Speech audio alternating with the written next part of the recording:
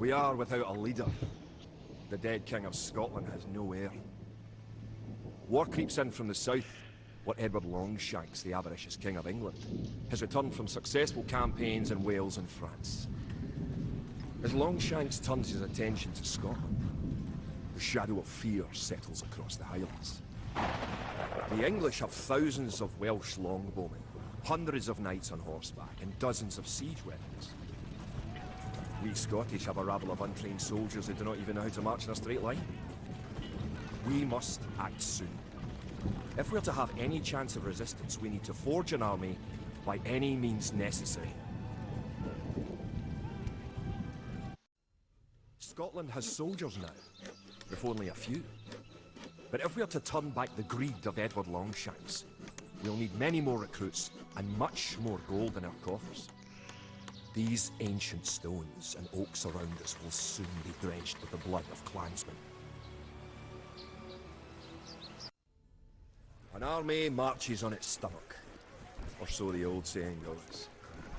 My clansmen have been farming and tending sheep for hundreds of years, but gathering enough food to feed an army is a different matter entirely. Without a strong economy, the meagre forces that we have cobbled together will collapse again. Edward Longshanks, for all his disrepute, has shown his military tactics in Wales, England and France to be very effective, if not cruel and ruthless. He is indeed an enemy to be feared. The English sacked the town of Berwick-upon-Tweed. With that I could call it a battle, but it was truly more than a massacre. Unless we organize our army, there will be more massacres to follow. I pray that we can be ready when Longshanks comes. In villages throughout the Highlands, there is grim talk of skirmishes between Scotland and England. We lost the town of Dunbar this week. Scottish defenders broke ranks and fled. The English have an army that is larger and better trained. To compete with them, we are going to need new recruits to pick up spear, sword and bow. We must transform these shepherds into soldiers. Now that we have militias stationed across the border, all four of them, the English have slowed their raids. But facing Longshanks' army will be another matter. The wicked English king is yet to bring his famous longbows to bear. Our militias can only get us so far. We're going to need more advanced weapons. Rumours creep in from the south of a giant who leads the forces of Scotland. His great sword driving through earth, man and horse alike. If this mythical knight can stall the English advance, it will give us time to develop the arms we need. Even now our smiths are forging swords and fletchers are crafting arrows and crossbow bolts. Longshanks has invaded, stormed and sacked the city of Perth. Worse, he has captured the fabled Stone of Scone and declared himself King of Scotland. we did that in the last one. If we cannot bring about a victory in battle soon, the Scottish armies will be too demoralised to put up any fight at all. If this mythical Scottish giant does exist, I wish that he would bring his forces up to Stirling, where we shall next do battle. The time for minor skirmishes is over. We now prepare for war. The villain Longshanks is poised to cross the River Forth and threaten the town of Stirling with a force of men-at-arms, heavy cavalry, and a multitude of archers. Our newly forged army marches southward to establish our own base and attack the English before they can ready their troops.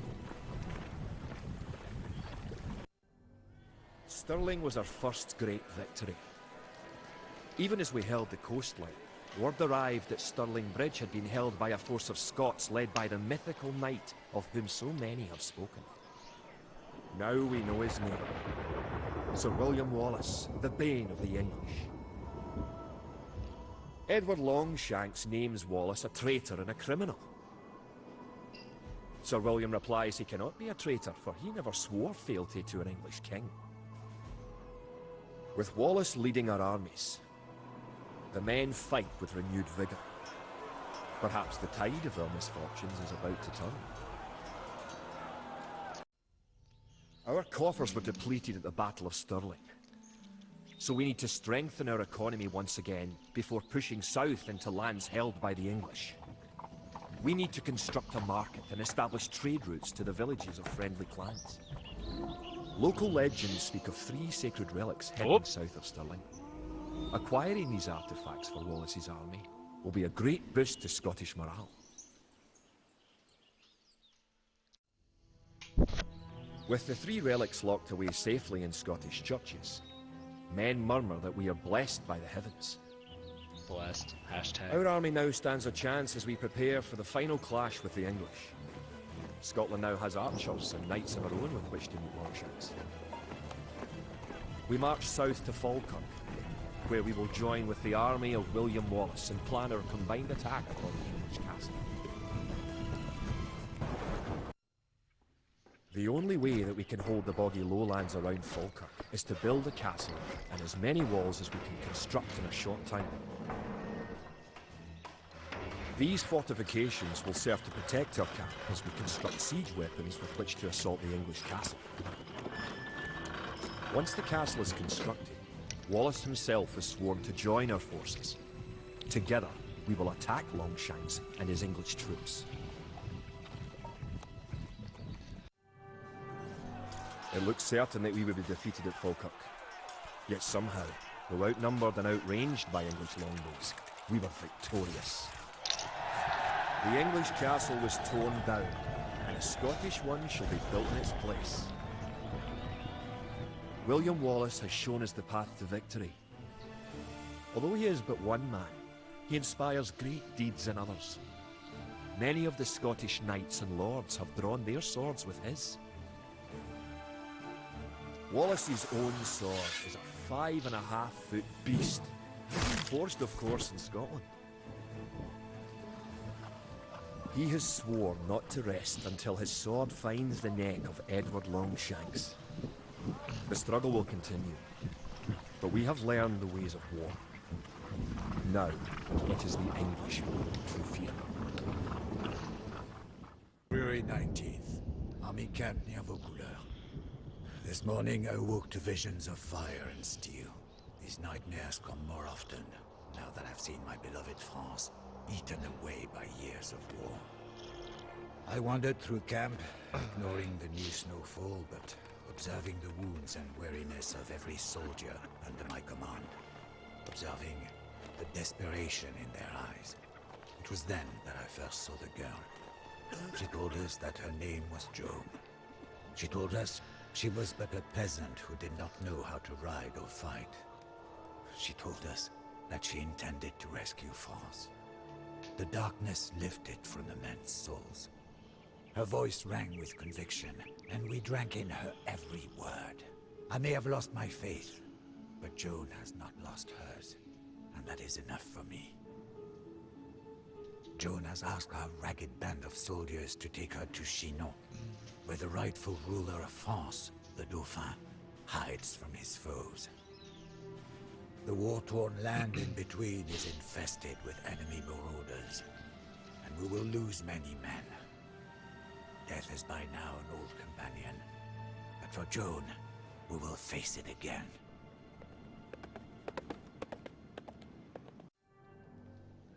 As Joan's footsteps echoed down the marble hall of the chateau, the fat and whispering dukes did naught but stare.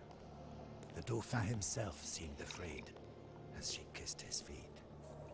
"My gentle Dauphin," she demanded, "why does England claim what is ours? Why are you not crowned King of France, as is your right?" The courtiers began to murmur. The Chamberlain whispered lies into the Dauphin's ear. But the Dauphin pushed the Chamberlain away and rose to meet Joan's gaze.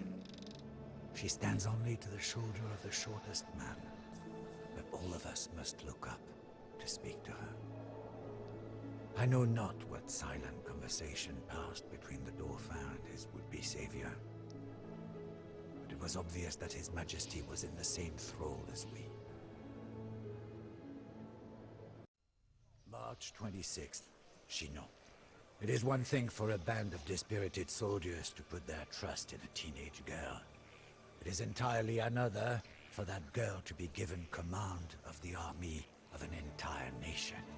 We were filled with pride when we heard the Dauphin's heralds pronounce Joan the Maid as commander of the army of France. So that she may look like a general, the Dauphin presented Joan with a great war horse and a suit of white armor. Joan instructed me to look for an ancient sword buried beneath the altar of a local church. I was skeptical, but not only did the man unearth a rusted blade, but we found that the sword had belonged to Charlemagne, grandfather of France.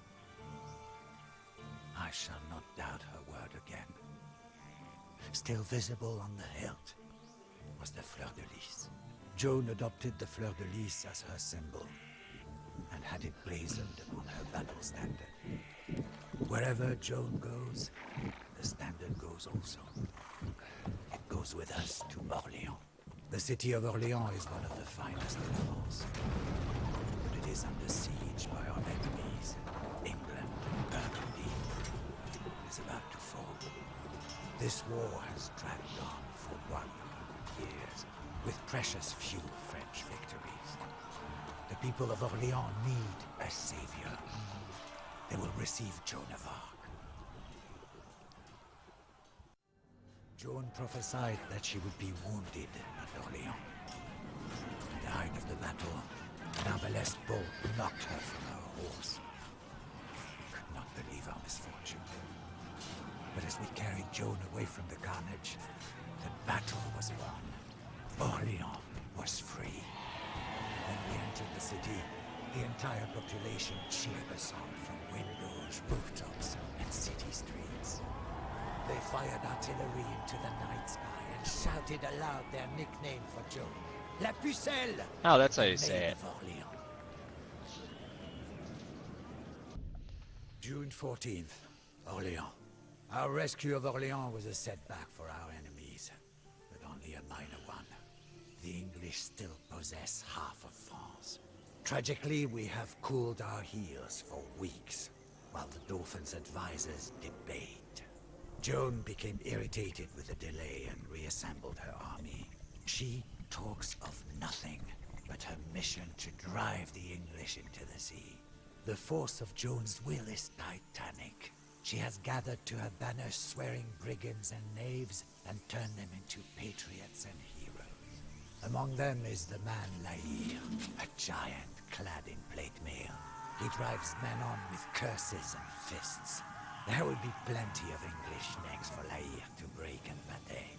Pâté is the gateway to the Loire River Valley. Oh, that's how you say The it. English hold the Loire in a grip of steel, whilst the huge army under Sir John Fastolf devastates the countryside. Joan leads us to Pâté to capture the English castles. However, we must avoid Fastolf's army until we are strong enough to face his veterans. After Pâté, the myth of English invulnerability was dispelled. Now, our army knows it is possible to win, but only if we are resolute and cunning. The English are a most deadly enemy, and their longbowmen have decimated the charge of French knights time and time again.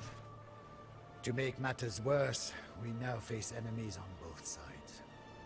The Dauphin's advisors spend more and more time wrangling, jealous of Joan's influence at court. I pray that Joan can complete her divine mission before the Dauphin's envious advisors betray her. June 25th, Orléans. Dead France is returning to life. Our army swells with new recruits. In olden times, men swore fealty only to their particular lord. Now, we fight not for the insolent lords and ladies, but for France. For all of us, Joan is France. There is no distinction in our minds. The Dauphin himself has arrived in Orléans. Never have I seen such a celebration. France needs a king, so we must escort the Dauphin to Reims, where he can be properly crowned. Yet, the city of Reims is dangerously menaced by the Anglo-Burgundian army. The cities of Troyes and Chalon also bar the way. Joan commands that we must liberate all three cities before the coronation, and we eagerly seek to fight. As we rode into Reims, a sea of peasants and lords knelt before Joan. Some even knelt to kiss her horse's hoofprints. Cannon thundered, and 1,000 flags danced in the breeze. In the enormous palace, the Dauphin knelt before the Archbishop and rose as King of France. Prayers, anthems, and sermons filled the great chateau. Interspersed among perfumed dukes and ladies were tattered soldiers from our army, many still bearing wounds. Joan herself was at the king's side, as was her bedraggled battle standard. Despite the celebration, I know in my heart that this war is far from over. Our fathers and grandfathers died fighting the English. Joan gives us hope, but I do not know if hope is enough to ensure victory. September 3rd, France. France has a king once more. However, as Joan gains influence with the people, jealousy grows within the court. The king's evil advisors now seek to destroy Joan. It is only a matter of time before they succeed in poisoning the king's mind. Joan must hurry to fulfill her mission. Paris, the jewel of France, has been under English tyranny for decades, and French patriots trapped within the city are eager to escape. We are now marching on Paris, hoping that the reinforcements we have been promised will arrive in time. Tragedy. As the refugees fled into the chateau of Compiègne, Joan was trapped outside. Burgundian soldiers knocked her from her horse and paraded around with their prisoner. None of us can sleep knowing our precious Joan of Arc languishes in a Burgundian prison. The soldiers stare at the uncaring sky, condemning themselves for being unable to save her, for being unable to save France. Paris was the first major defeat ever dealt to our army. Had the king sent the promised reinforcements, we would have captured the city. Now it is France's darkest hour. July 14th, Bordeaux. No Joan of Arc. A rich world made empty and poor. The English put her on trial as a heretic. Joan's mind was as sharp as her sword, and she avoided all the cunning verbal traps of her prosecutors. In the end, Joan would not renounce her mission. The English found her guilty and burned her at the stake. But her death is not in vain. La Pucelle is the rallying cry as peasant and nobleman alike take arms. My army is an army of the people. And even without the king, we are poised to strike at the English stronghold of Castillon. A victory at Castillon will crush the English pretensions in France forever. Should I die in this battle, I die for the Maid of Orléans. I die as a patriot of France. A century of English toil, blood, and victories was reversed in a little over a year by a teenage girl. 100 years ago has ended. Even more importantly, Joan's acts ignited a sense of French nationalism. Peasants and nobles alike no longer belong to lords and kings, but to France herself. We will not let Joan be forgotten. Already, statues and stained glass portraits have been commissioned in hundreds of towns and cities throughout France. Her verdict of guilt was rightfully reversed, and I expect that Joan of Arc will soon be beatified as a saint. Sometimes the outcome of history is determined by strength of arms, other times by happenstance. But in 15th century France, history was determined by the will of a young girl, the only person in history to command the armies of an entire nation at the age of 17. Oh, enough! You have troubled me for 3 blocks now, stranger. If you agree to cease this dogged pursuit and leave me to my lamentations, then I will answer your relentless questions. I will tell you why a dead man rides through the streets of Valencia. You see that castle on the hill? That is the home of Rodrigo Diaz, whom Moor and Christian alike call El Cid. It is from the Arabic Sayyid, which means Lord. He is the greatest man who ever lived. The Cid was a knight and loyal vassal of one of the old kings of Spain. When the old king died, his kingdom was partitioned between his surviving sons, Sancho and Alfonso. King Sancho ruled Castile, a windswept barren land named for its many border castles. The Cid continued to serve Castile and its new king, as was his duty. The sly King Alfonso ruled Leon, but openly plotted to become king of all of Christian Spain. There was soon open warfare between Castile and Leon. The struggle climaxed at the Battle of Colpejera, where the Cid attempted to capture the wicked Alfonso. Although the Cid defeated Alfonso's army in combat, the sly king knew there were more devious ways to win a war. Alfonso lured his brother, King Sancho, to a secret conference below the city walls of Zamora, and had him assassinated in the night. With the death of his brother, Alfonso became king of both Leon and Castile, the most powerful king in Christian Spain. The Cid could not trust King Alfonso, yet he was sworn to serve his king, and that man was now Alfonso. The Cid forced King Alfonso to swear an oath upon sacred relics that he had nothing to do with Sancho's death. Before his army and his court, a nervous Alfonso did make this declaration. In so doing, the Cid helped to cement Alfonso's claim as king in the hearts of the people, for they so trusted the Cid. King Alfonso did not recognize that the Cid had done him a service. Instead, Alfonso held a grudge against the man who was the greatest of his knights, forever doubting him. Alfonso also was jealous and suspicious of the Cid's popularity with the soldiers and the common man. He sent the Cid into dangerous battle again and again, but always the Cid emerged victorious. How do I know so much of my Cid, Rodrigo Diaz?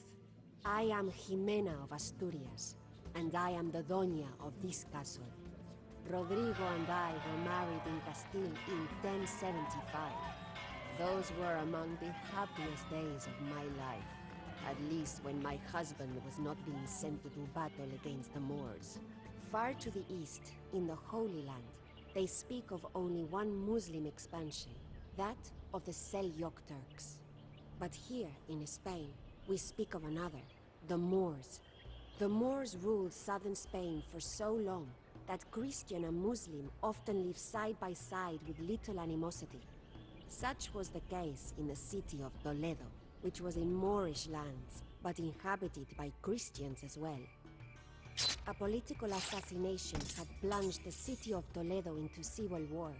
Seeing a chance to expand his empire, King Alfonso struck at Toledo under the pretense of restoring order.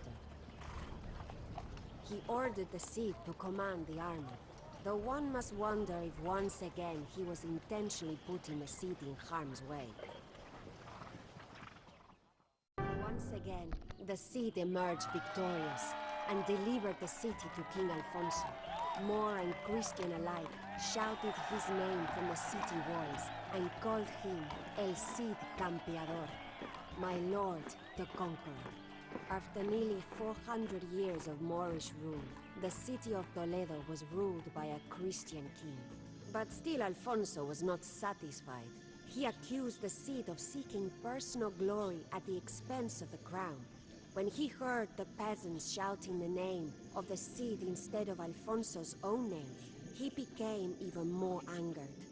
I knew then that our contented lives in Castile were about to end. King Alfonso sent his most loyal and able servant, Rodrigo Diaz, the Cid, into exile, with only his horse, Babieca. Myself and our 2 daughters were left at the monastery in Castile when Rodrigo and I parted. It felt like a nail being torn from its finger. Rodrigo rode alone into the Castilian winter. He was not alone for long. Everywhere the Cid went, mercenaries and soldiers were eager to follow. Soon, he had a small army of his own. But the Cid was not content to wander the wilds of Castile forever. He needed a castle and a lord to serve. These two he found in the most unlikely of places. Lord of Zaragoza, was a gifted leader of men, but like many of the Moors, he was also a poet and artist. The cultural achievements of the Moors made the rest of Europe seem barbaric in comparison. As the Cid parleyed with Lord Motamid in his sumptuous palace, he feasted on meals that came floating down an indoor stream. Motamid bestowed rich gifts on the Cid and made him a wealthy man. But the Cid, ever the loyal servant of Castile, convinced Motamid to ratify a treaty, making Zaragoza part of Castile. The Cid never fought openly against King Alfonso, though he did make enemies with Count Berenguer and other Spanish lords who wanted only tributes of gold from the Moors and were not interested in making alliances with them. Count Berenguer would remain the Cid's enemy for many years. King Alfonso watched with alarm as the combined Christian-Moorish forces of the Cid gained power and prestige. Finally, he could stand it no longer, and sent his own army against Motamid's Moors at Zaragoza. As much as he would have liked to come to the assistance of his friend Motamid, the Cid could not draw steel against King Alfonso, as he was still the Cid's rightful lord. Since the Cid could not assist him, Motamid was forced to seek help elsewhere. When he contacted the Almoravid Berbers who lived beyond the sea in Gibraltar, however, he received more than he bargained for. These veiled religious zealots waged a continuous jihad across the barren dunes of the Sahara. Their leader, the fanatical Yusuf, who never showed his face, immediately prepared to cross the ocean into Spain with thousands of men and camels. King Alfonso's army was certain to crumble beneath this new wave of invaders. Alfonso needed only have mentioned that Spain was in jeopardy, and the Cid would have come. And when the Cid did finally come to his king's aid, the Berbers were crushed, and their leader Yusuf was forced to flee back to Africa. The Cid bowed to Alfonso, ready to return to his rightful place as the king's champion. But King Alfonso was angered that the Cid had not arrived sooner and ordered him to return to his exile. This time, he seized the Cid's wife and children. Many long years did I rot in the dungeons of Castile. The Cid was in exile again, and this time there were no more Moors to welcome him in. He wandered the bleak rocks of Castile, and wondered if his tale was finally at an end. And yet, a remarkable thing happened. Many mercenaries and knights knew of the tales of the Cid, and were eager to follow him, even without the castle. As the Cid wandered Further south, more men, Christian and Muslim, joined his army. Eventually, the Cid had a large enough force to carve out a fiefdom of his own. King Alfonso had set his sights on beautiful Valencia, the jewel of the Moorish coast, but the Cid was closer and could get there sooner. If he conquered Valencia, the Cid would have protection not only from the machinations of Alfonso, but also a bulwark against the inevitable second invasion of Yusuf and the Berbers. Events would have unfolded simply then, had not our old enemy, Count Berengero Barcelona, picked that moment to strike back at the Cid. How abundant the orange groves and olive trees seemed to the conquerors who had come from bleak Castile. Valencia was a tropical paradise, complete with palm trees, a silk market, and abundant fish and waterfowl. After the Cid had secured the castle and saw to the defenses of the city, he sent for me and the children. Our reunion took place on the highest tower of the castle, before a sea that consumed the entire horizon. We turned Valencia into our own kingdom, uniting 8,000 Christian and 20,000 Moorish soldiers. It was the greatest of the Cid's accomplishments to date. We were far away from the reach of King Alfonso, and Count Berenguer himself was safely locked in Valencia's dungeons. In time, he would be ransomed, and one of our daughters married to his nephew and heir, to ward against future conflicts. If only the tale of the Cid had ended there, beneath the Valencian sunsets, but it was not to be. Valencia lay right in the path of the advancing horde of the frenzied Yusuf and his Berber warriors. We were trapped and alone in our kingdom of Valencia. The Cid immediately sent out messages for potential allies, but there were few to be found. The Christian kingdom of Aragon was too far away, and King Alfonso of Castile seemed in no hurry to come to the Cid's defense. Even the Cid's old ally, Motamid the Moor, was of no avail. Yusuf had sent him into exile in the Sahara Desert, where he spent the rest of his sad days composing poetry. The Berbers rode around the city for 10 days and nights, shrieking and banging their weapons on shields made of hippopotamus hide. But the Cid comforted his troops, prayed, and planned a counterattack. And then the unthinkable happened. During a brilliant surprise attack to capture gold and horses from the Berbers, Rodrigo Diaz, my Cid, was shot by a stray arrow. The surprise attack became a rout, and the Cid's men barely made it back to the castle with his broken body. Rodrigo and I knew he would not last the night. But we also knew that without their Cid to lead them, the soldiers of Valencia would never have the strength to stand against the Berbers. So as he breathed his last breath, I strapped my husband onto his horse, Babieca, and placed his sword, Tizon, in his hand. Babieca stood out above the city of Valencia. My one hope was that the men would not realize the charade. Realize that their Cid was already dead. Twilight of Moorish Spain. The Berber army had been broken, and Valencia withstood the siege.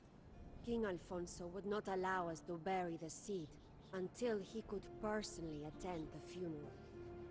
When he arrived, he dispelled all thoughts of interring the Cid into the earth. Instead, the Cid's body was preserved and placed near the altar of the church, seated on an ivory stool that he had captured from the Moors, clothed in precious silk, and holding his sword, Tizon, in his left hand. And who was left to rule in Valencia? King Alfonso of Castile or Count Berenguer of Barcelona? No. Valencia is mine. It is I, Jimena Diez, who claims rulership of my dead husband's kingdom. And if the Berbers return to Valencia, it is I whom they shall find commanding the soldiers of Rodrigo Díaz, el Cid Campeador. Frederick Barbarossa, huh? Better order us another round. Maybe 3. You see, it is a great tale. But then again, everything about the man was great.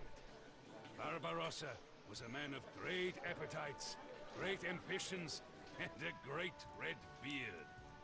But the question, huh? The question you want to know is, was that enough? Is the will of one man enough to forge an empire? For there was no Holy Roman Empire at that time. Only a gaggle of quarreling city-states. These dubiously loyal princedoms were more interested in a loose confederation than a unified empire. But Barbarossa, he believed that he was the emperor by the will of God, and he intended to bring the Holy Roman Empire back to its former glory. If that meant crushing all of the German princes, well, so be it. They have called Barbarossa the scourge of Europe, but he was as skilled a diplomat as he was a warrior. He united the German principalities with more than just a sword. He established a set of legal codes known as the Land Pieces. He helped the hungry by fixing an official price for grain after every harvest. The provinces of Germany quickly became the wealthiest and most powerful in Europe. The Holy Roman Empire was so successful, in fact, that it quickly became strong enough to expand. The Empire was in full bloom, and her population was rapidly growing. The people felled forests, drained marshlands, and reclaimed land from the sea itself. This newfound prosperity made expansion too tempting to resist. Eager to test his military might, Barbarossa set his sights east, towards the Kingdom of Poland. To assist in his invasion, Barbarossa called up one of his mightiest vassals, Henry the Lion. Henry was a powerful prince of Saxony, and his decadent palaces outshone the Emperor's own. While he swore fealty to Barbarossa, some questioned whether Henry the Lion did not want the Empire for his own.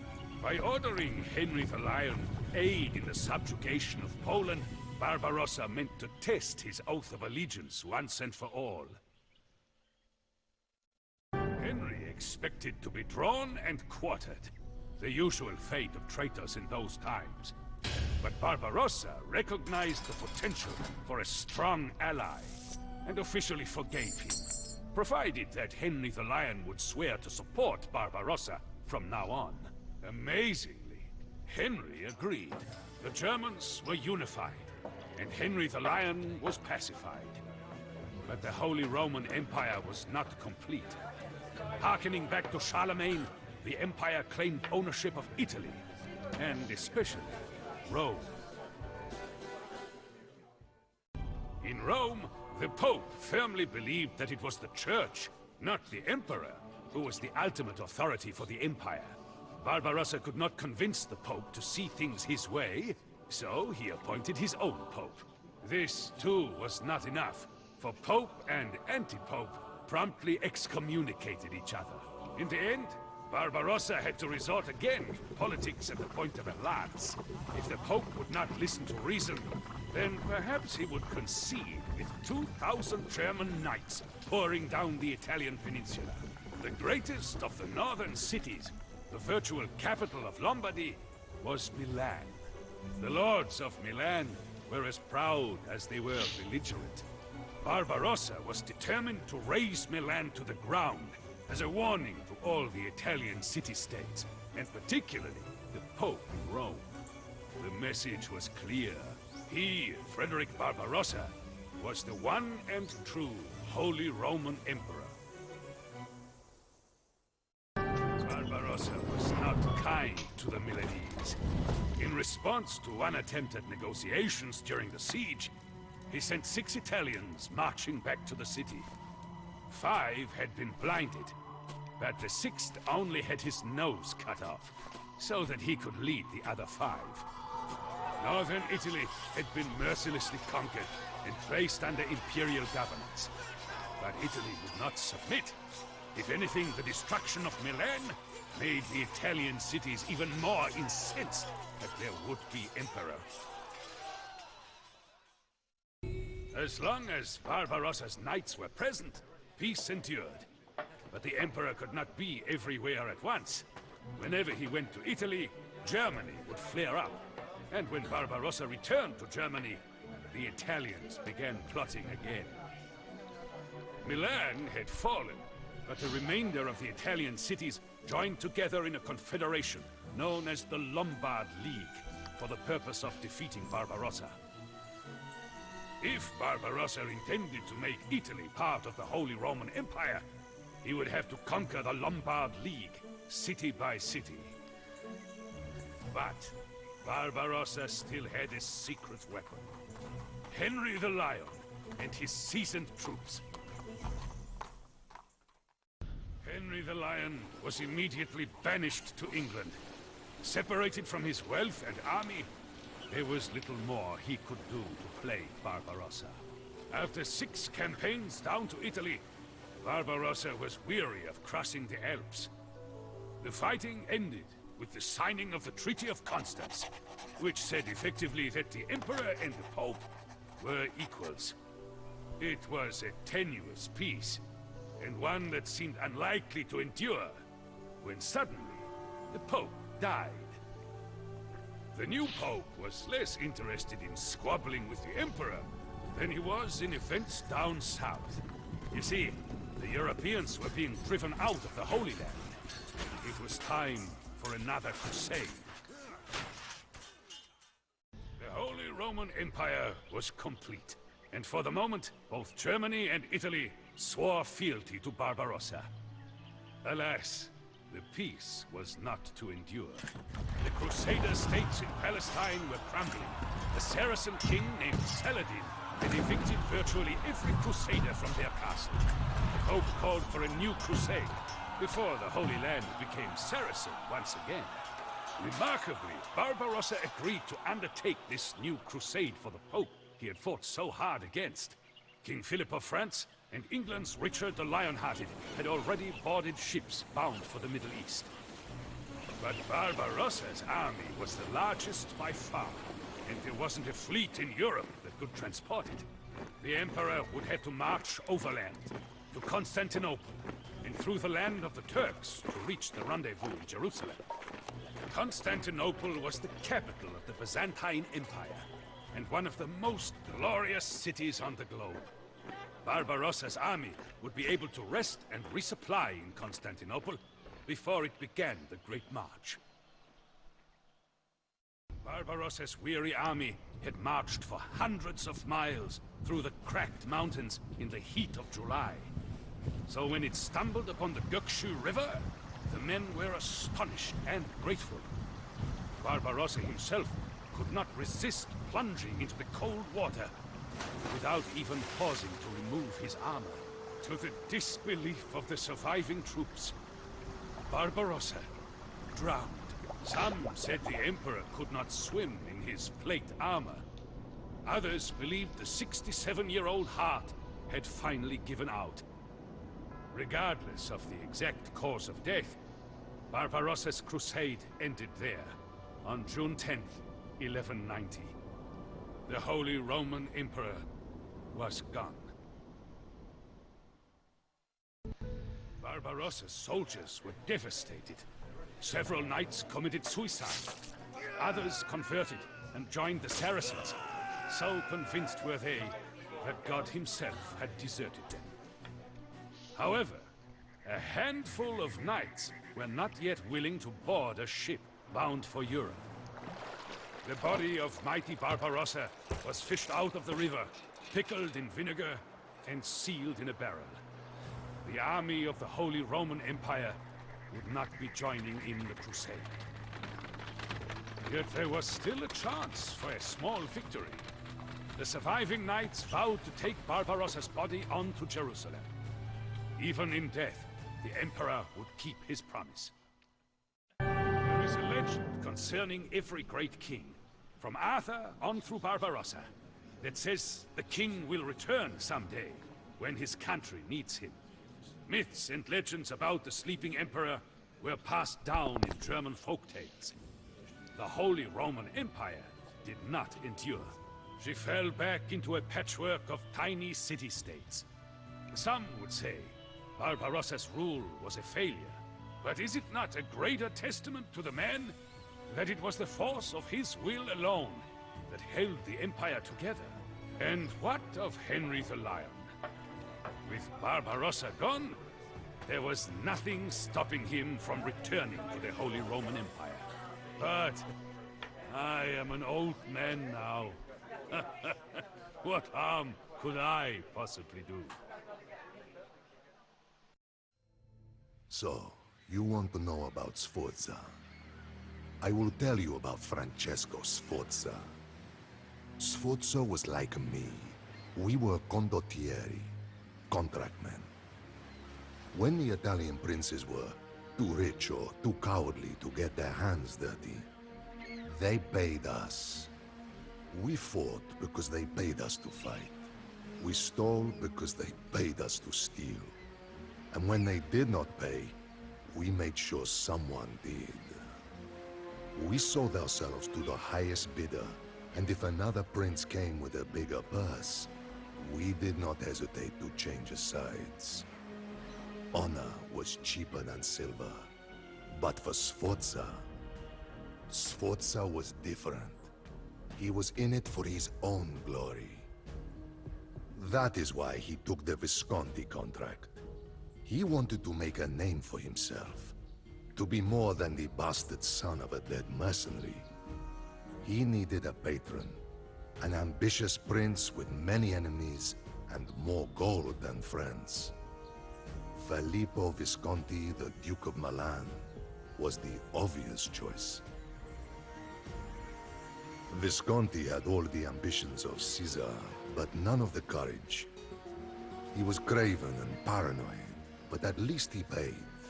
Well, most of the time. And whether his ambitions meant war with Florence or with Venice, Visconti always needed contractmen. That is why he hired condottieri like Sforza and Niccolò Piccinino, hungry men looking to make a name for themselves. Visconti distrusted and hated us, but I do not blame him. His own brother was murdered by a condottiero on the steps of a church. Visconti saw Sforza's successes as a threat and plotted to have him killed. But instead of running to safety, Sforza confronted the Duke directly. To our surprise, Visconti was so impressed by this boldness that he dismissed the charges against Sforza and betrothed the soldier to his daughter Bianca. This made Sforza the Duke's heir. I will say this about Sforza. He was a scoundrel, but he was no coward, and his courage was always repaid. After the wars with Venice, Visconti made sure he got his gold's worth out of us. He sent Sforza south to enforce the Duke's claims in Romagna. I think the Duke was having second thoughts about Sforza. After we left, Piccinino and his men followed us. Sforza could see through the plot. Although he was betrothed to the Duke's daughter, he knew Visconti was fickle. He also knew that being a landless condottiero was a risky proposition. Sforza needed to be his own man and have his own land. A refuge if the machinations of his employers turned against him, or if they demanded justice for Sforza's own treachery. What better opportunity than to use Visconti's weapons and money to his own benefit, by making himself the ruler of a city. Sforza and Piccinino were like two alley dogs fighting over a scrap of meat. They were natural rivals, precisely because they were so alike. Of the two, Sforza had a certain pedigree. if you could call being the bastard of a mercenary captain pedigree. From his father, Sforza inherited his forbitia, cunning, and used it to get the best of his rivals, his patrons, and his women alike. Piccinino, the son of a butcher, came into the profession as a soldier. He rose through the ranks and became an advisor to a trusting, yet incompetent condottiero. In this position, Piccinino lured his captain into an ambush and took command of the company. That Sforza and Piccinino would, years later, become blood enemies was as inevitable as two dogs fighting over a single piece of meat. If Sforza thought taking territory would make him safe, he was a fool. The King of Naples looked hungrily northward to the cities so easily taken by a rogue mercenary. Sforza needed allies. Sigismondo Malatesta came with a Venetian force, as did Sforza's ever-loyal cousin Micheletto. But the condottiero needed a more powerful ally. He took his biggest gamble by going to meet an old friend. You might have thought that when Sforza walked into the Milanese court, that Visconti would have ordered him arrested, or that Piccinino would have personally killed him. But surprisingly, Visconti accepted Sforza like a father accepts his wayward son. Sforza and the Duke's daughter were finally wed, and the implication was obvious. Sforza would rule Milan when Visconti died. Whatever the Duke's intentions, this favoring of the prodigal son incensed Piccinino. He furiously tore his contract and stormed out of Milan. If Visconti would not see Sforza for what he was, Piccinino would find another patron. Pledging himself to the King of Naples, Piccinino had one goal: to destroy Sforza. The battle between Sforza and Piccinino was the centerpiece of the war over Italy. Sforza served Milan against Piccinino's Neapolitans. And then, Piccinino returned to Milan's service while Sforza went to the Venetians. No matter which banners they fought under, the rivalry between the two men became the one constant of the war. But Sforza's forbitia proved to be decisive. He defeated Piccinino in battles across northern and central Italy. The disgraced Piccinino was finally relieved by Visconti, and spent his last breaths in Milan cursing Sforza's name to his two sons. With his rival and equal finally defeated, Sforza seemed destined to fulfill his grandest ambitions. Then, by a twist of fate, Filippo Visconti died, undoing all of Sforza's plans. Visconti's death left Milan in turmoil.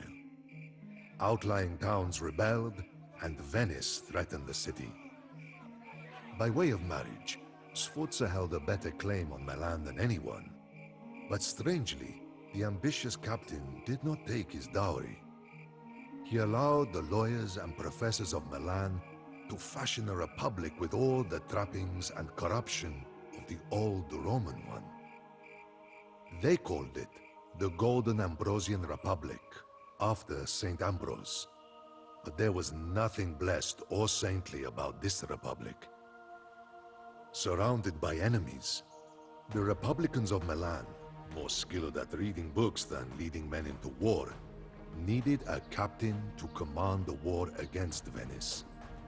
Sforza, by now employed by the Venetians along with his compatriots Malatesta and Micheletto, did not miss an opportunity to once again betray those who paid him, as well as those closest to him. Rescinding his own claims on Milan, he agreed to serve the Republic against his own cousin Micheletto in exchange for control of the city of Brescia. The leaders of the Republic agreed, even though there were many rumblings that Sforza could not be trusted. After all, for a piece of land, he was now marching against his own blood. Though Milan grew stronger with Sforza's victories, the Republicans came to fear and hate him. They saw Sforza as a Caesar intending to topple their new republic. These bookish professors and lawyers listened intently to two agitators who had returned to Milan. Two brothers with harsh words and a fierce vendetta against Sforza. The sons of none other than Piccinino swore vengeance upon Sforza. They incited the Republicans to betray him by signing a secret truce with Brescia before Sforza could take that city. This, of course, angered the Condottiero. He had agreed to serve the Republic only in exchange for the city. Stifling the ambitions of a man like Sforza was a fatal mistake. Milan was prepared for the siege. Bronze cannons lined the walls and a vast militia was trained. Even the hoarding merchants sold their possessions to arm the mercenaries of the Piccinino brothers. Milan sent emissaries to convince the Duke of Savoy that Sforza would threaten all of Italy. Thousands of Savoyard troops marched against Sforza. But battles are not only won on the field with men and horses. They can also be won in a dark tent over a barrel of wine. In one such tent, Sforza met with Malatesta, now commander of the Venetian troops. Malatesta listened as Sforza ranted furiously of Milan's treachery. He knew that Sforza was not angry that the Republic had betrayed him, as much as that it had done so before Sforza could betray the Republic. But Sforza offered an opportunity for Malatesta and his Venetian employers. While Sforza hurled his men and his riches against Milan's walls, the Venetians would be free to conquer the rest of northern Italy.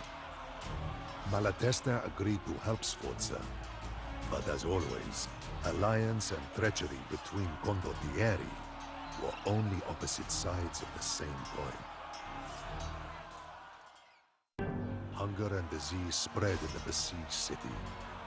The soldiers left the walls and turned their weapons inward to the cloistered professors and lawyers who had promised them liberty, but at a great cost. Is it better to be feared or loved? In that moment, Sforza was both. Milan opened her gates, and Sforza lavished the people with all of the grain, their own grain, that he had taken during the siege. The grateful, if foolish, people crowned Sforza, that treacherous, conniving, selfish bastard, Duke of Milan. It was not his final triumph, but it was his grandest. That is the story of Sforza, from one who fought with him and against him. Do I wish ill upon him? No more than I would wish ill on the fox who raids the henhouse in the black of night. It does only what a fox does and cannot be blamed for it. I do not blame Sforza any more than I would blame myself. After all, Sforza's blood is in me, for I am his cousin, Micheletto. Sforza is like me. We are condottieri. We are the contract men of Italy. I left the walls drenched in the sweat and blood of the tenacious Norman besiegers. My comrades and I usually would rush straight to the inn after a fight, but not today. My father, the heroic Michael Nauticus, savior of Bari, awaited me. I found the wizened old man staring out the window towards the enemy camp. Foul, treacherous mercenary scum. Son, the inhabitants of this peninsula have courted mercenaries for centuries. Not one bit of good it did them. Weary of discussing Normans whose nature I knew all too well, I inquired about our rich family heritage. I asked my father instead to tell me of our ancestor, Panos. My father spun around, his eyes gleaming. You wish to hear the story of the family? Our Greek blood runs back generations. Nauticus, our surname, It is so because we came as sailors. In the year 869, the knight Paunos Nauticus answered the summons of his Byzantine liege, Emperor Basil II. He was to lead a force by sea to aid our ally Louis II, the Frankish king, against the Emirate of Bari. Paunos was offered lordship of Bari after his victory, but he declined, wishing to live out his days in peace. Having brought glory to his house, he settled down and started a family. The old man mused for a while, his memory slowed by wine. Louis, on the other hand, ran into trouble with the Lombards. They were not fond of yet another Frankish conqueror treading on their soil. Suddenly, a bell rang, signaling an attack and calling the city to arms. I donned my armor and rushed out the door, leaving my father to his thoughts. I walked downstairs the next morning in a daze. The battle of the previous night was fresh in my mind, and it chilled my blood. I whirled around and found myself staring straight into my father's eyes. Nothing shakes the ghosts of battle like a fine story, son. Come sit down to a meal, and I shall tell you of the rebellion of Melus. The sun shone onto my father's gaunt face. He had a head of thick gray hair, and his limbs remained strong from years as a sailor and a soldier. I have donned mail since the year 1005, when I was but a lad in the service of Melus, the highest-ranking nobleman in the city. Ambitious and eager to prove myself, I soon became his best man. Melus was passionate, but his withdrawn, stealthy manner began to stir my distrust. When he invited all manner of mercenary troops into our beautiful city, I began to fear the worst. My father stood up to tend the fire. 1011. It had been 2 years since I had stood in the courtyard of Melius's castle in Bari. With the rebel garrison defeated, Bari was once again in Byzantine hands. Unsurprisingly, the local Katapan, or Lord, asked me to remain at the head of the force that I had recruited. Most of Melius's family was captured and imprisoned, but Melius and his brother Datus were still at large in the countryside. The rebellion was far from over. My father coughed and took another draught of wine. Melius sought aid from Salerno, while Datus fortified a tower on the Garigliano River. From there they gathered support and renewed their strength. Melius reached far for help. Lombards, Germans, and Apulians answered the call, eager for glory and plunder.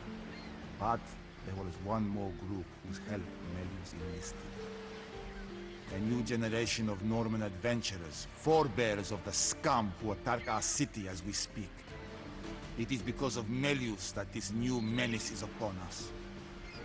In response, the Byzantine Emperor sent the General Basil Boyanis and an elite force of the fabled Varangian Guard to meet Melius in the field and crush the rebellion for good.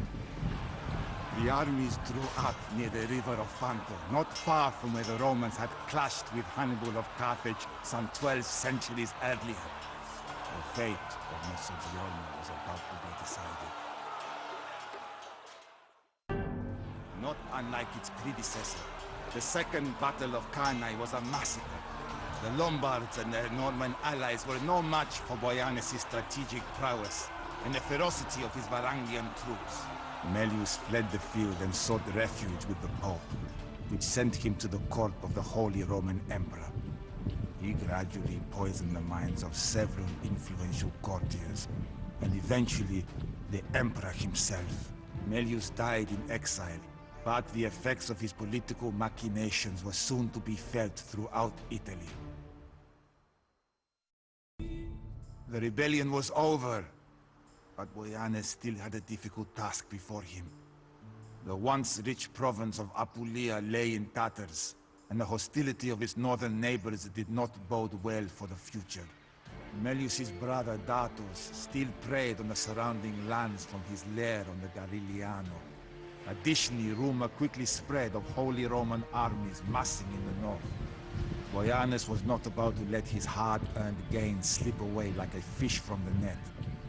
The odds were against him, but he had a loyal army and a plan. The Apennine Pass was the gateway to southern Italy, and Boyanus intended to fortify it. Thousands of soldiers and masons followed him to the ruins of Acre, an ancient Roman city near the mountains, and began construction of a citadel named Troia. Boyanus would restore the grandeur of Byzantine power in Italy, or die in the effort. The Holy Roman Empire was no trifling opponent. Many good men fell parrying the assaults on Troia. Boanus' forces struck out at Datus' tower on the Garigliano and dragged him from it. Following the ancient Roman custom, Datus was confined in a leather sack with a rooster, a monkey, and a viper, and cast into the sea. Byzantine Italy flourished under Boyanus' tenure as Catapan. Alas, that the incompetence of his successors have brought us to this dreadful pass. Young men seek renown on the battlefield, thinking war a noble affair. Little do they know that their quarries are in vain. There is nothing but chaos, the screams of dying men, and the stench of death. I longed for peace and cheer. I can hardly remember the sound of music in the streets, and the noises of a bustling city on market day. They have been replaced by the din of battle, the whistling of rocks hurled by Norman catapults, and the solemn evening tales in the taverns told by those who cannot forget the carnage of each day. My father approached, holding a sword and his old helm, breastplate, folds, and greaves. They are yours now. For 200 years, our family has proudly served this city. But today, you must leave this place. I am too old for the journey. But if you live, my death will not be in vain. Someday you will tell your son this story with the same pride as I have. Fight well today, escape, and secure yourself that future. The morning sun shone on the shores of the Aegean. I was speaking to a miller when I heard shouts from the harbor. Racing to the docks, I recognized several Barians disembarking from a battered vessel. The tidings were grim. Bari was in Norman hands, and my father had fallen valiantly along with it. I thought of his parting words, but I doubt that I will ever don his armaments again. Like my ancestor Panos, I have seen enough battle for 10 lifetimes. I think I shall travel the Empire, from Thessaly to Anatolia, seeking work as I go. With all luck, I will earn enough wealth to buy a house in the countryside, and raise miles of vineyards on the hillside. Perhaps one day, when I recount the tale of my family to my children and grandchildren, I will be able to conclude it with how we have found peace at last. Each night, I have the same two visions. One of a field of wheat stalks swaying in the wind. Another of bright, burning flames, trampling horse hooves, and loud screams. My people, the Visigoths, came to Roman lands not as an invading army, but as a people running from a scourge. No, a plague sent by God himself. We warned the Romans of the impending danger, but they ignored us. They despised and distrusted our kind. They treated us poorly, gave us barren lands, and when we suffered famine, they made us sell our children for food. Inevitably, we went to war, and our great army struck a decisive blow to the Romans at Hadrianople. We slew their emperor and forced them to allow our people to settle in Roman lands. Our victory taught the Romans to not underestimate Gothic warriors. In exchange for the land they gave us, our young men would serve in the Roman armies, fighting alongside our former enemies. As wars broke out between the eastern and western halves of the Empire, we gathered our spears and served Rome in battle. The dead bodies of young Goth warriors littered the flanks of the Julian Alps. For all the blood we shed, the Romans did not give us even a crumb of gratitude. A Gothic commander in the Roman army encouraged us to desert and go back to our people.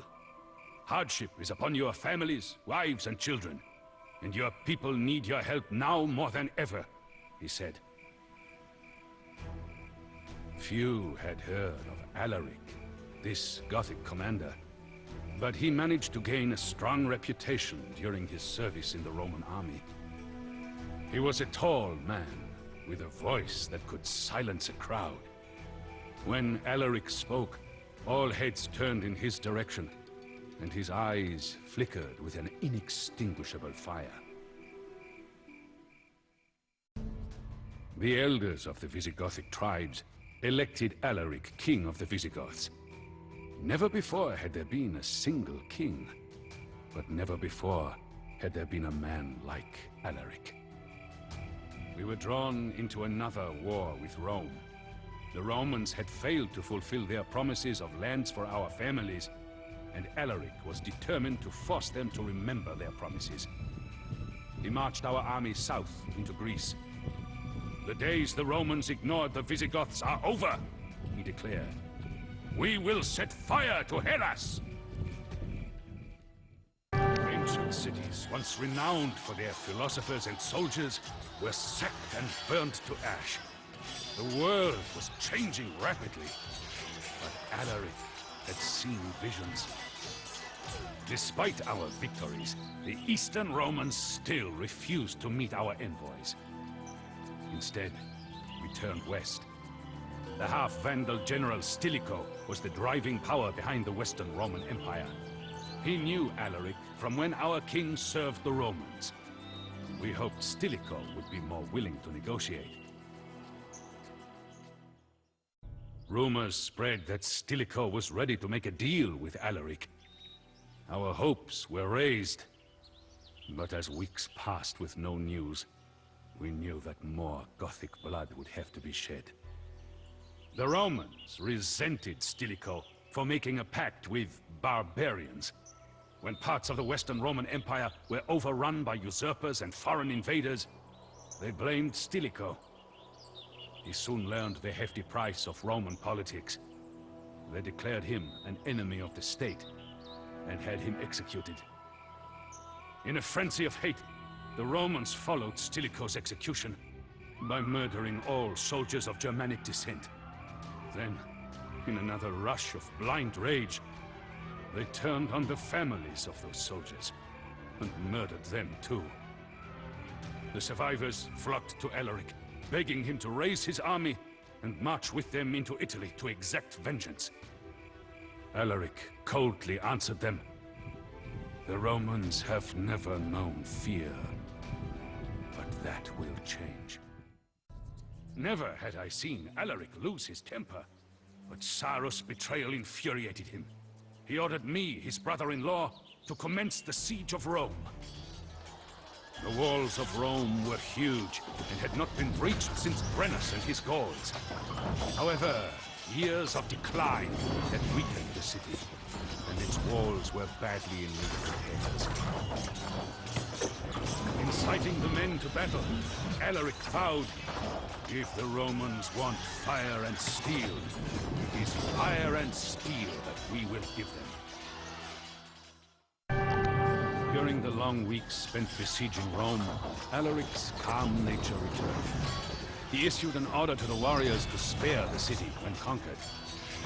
In his heart, he could not find the will to destroy the empire he had served, though it had betrayed him one too many times. Our brave soldiers breached the walls, and the defenses quickly crumbled before the weight of Visigothic men rushing into the breaches. Our men looted the city for days.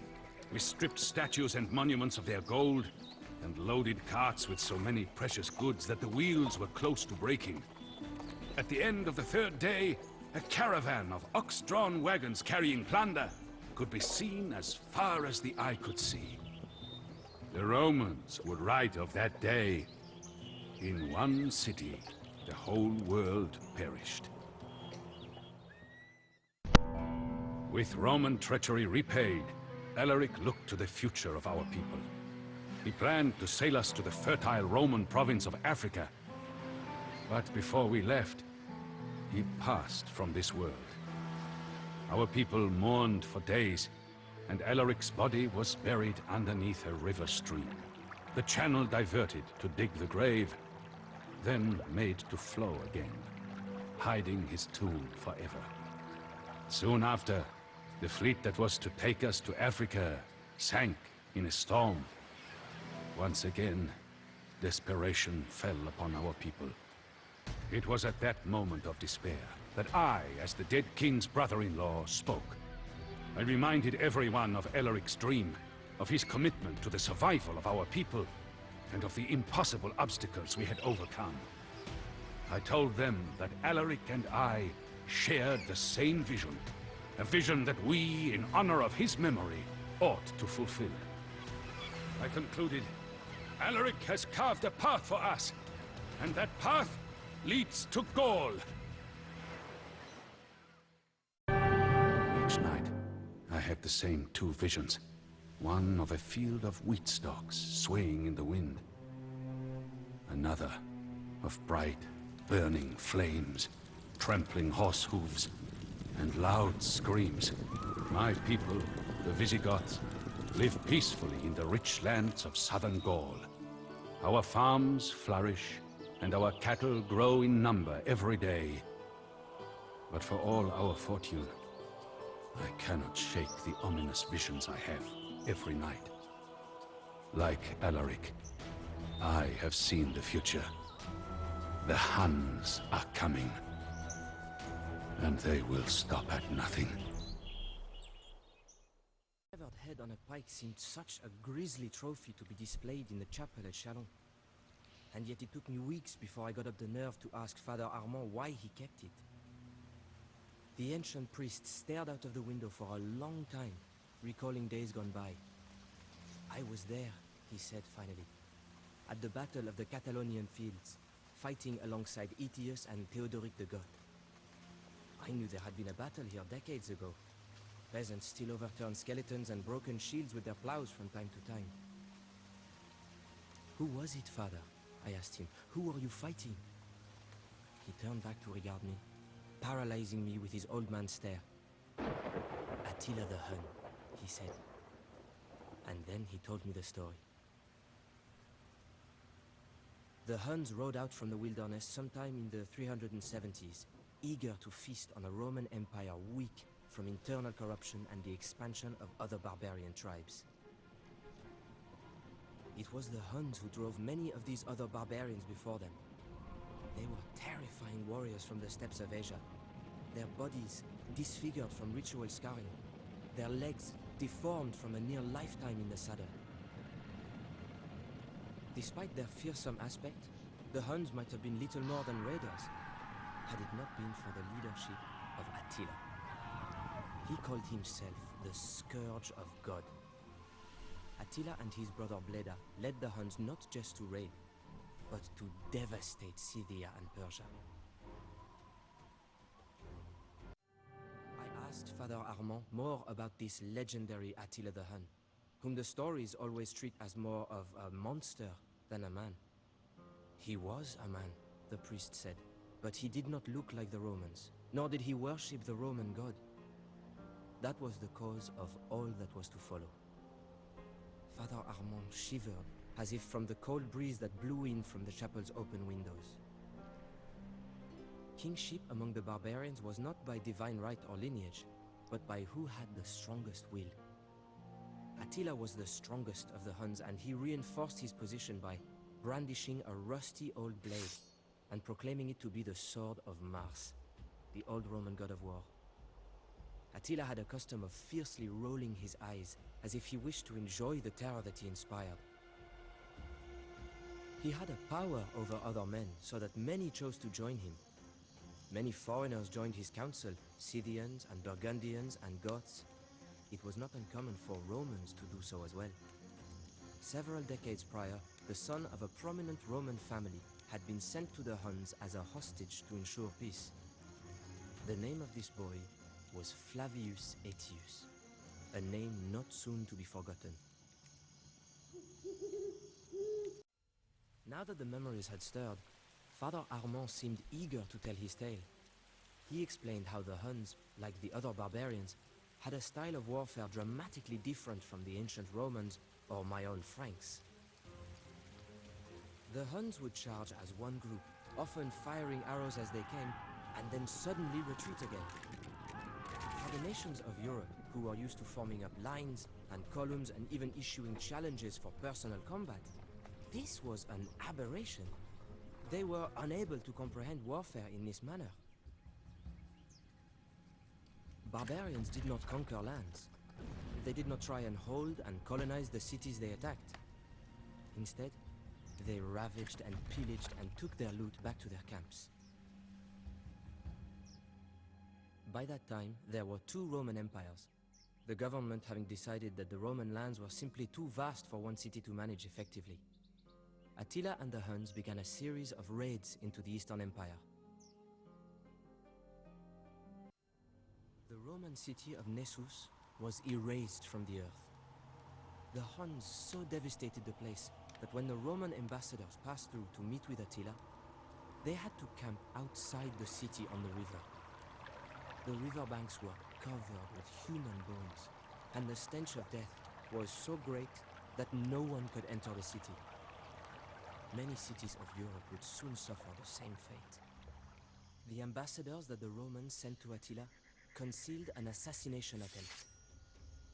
Somehow, Attila knew of the attempt on his life and sent the terrified assassin back to his emperor with the gold he had been paid to do the deed in a sack tied to his neck. Following such a demonstration, the Huns had no difficulty convincing the Eastern Roman Empire to start paying them tribute, protection money to stave off the inevitable Hun invasion. By this time, the Romans had considerable experience dealing with barbarians. They could civilize the raiders, to some extent, by offering them otherwise useless land on the Roman borders as a token tribute. Before Attila, this tactic seemed to be working on the Huns, who settled in the Danube River Valley. All that changed when Attila seized command. He was much more aggressive and unpredictable than the previous Hunnic kings. He demanded that the tributes from Rome be increased, and when the Romans refused, Attila made war on the Eastern Roman Empire. He marched on the great city of Constantinople, whose double walls had never fallen. Attila was done with raiding. Now the Huns advanced slowly, eradicating everything in their path. The Romans would reinstate the tribute, or they would be destroyed. Who was this man, I asked, to threaten the Roman emperor? Titles such as emperor meant nothing to the Huns. Attila was not an appointed ruler, only the strongest among the Huns. The amenities of his office meant nothing to him. While his chieftains and council ate off of silver plates, Attila's own plate and goblet were hewn from simple wood. His Scythian guards had jewels on their sword hilts, and their cloaks were clasped with gold. But Attila showed no such affectations. He was interested only in conquest. Some said that he was trying to build a legacy to rival that of Alexander the Great.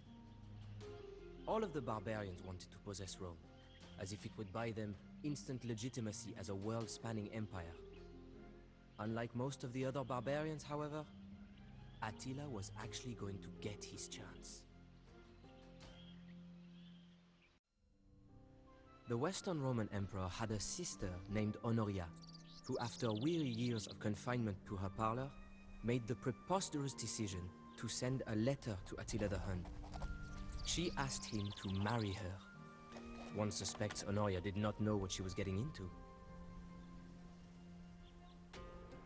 Attila was plentifully supplied with wives, but he immediately saw the advantage that such a union could put him in. Suddenly, his plans changed. He would not invade the Eastern Roman Empire at Constantinople, but the Western Empire at Rome. Indeed, he claimed half of the Western Empire as his dowry. Attila sent the Huns to march across the Rhine River and made alliances with the other barbarian chieftains. Some, namely the Burgundians and Ostrogoths, joined the Hunnic Confederation, while others, such as the Visigoths, sought to seek Roman favor by opposing the Huns. When Attila entered the Roman province of Gaul, he could claim that he merely sought by force what was his by right of betrothal to Honoria. The old priest hung his head as he related what happened next, and I could tell the weight of the memories caused him great sorrow. Attila would stop at nothing until he reached his fiancée Honoria and his goal of ruling the Roman Empire. The ravaging of Gaul was unprecedented. People were tortured, their bodies torn asunder by wild horses, or their bones crushed under the weight of rolling wagons. Their unburied limbs were abandoned on the public roads as prey to dogs. Heads on stakes stretched from Gaul clear back to the Danube, from whence the Huns had come. They lay siege to Orléans, for Attila had learned much of siegecraft since he had faced the walls of Constantinople.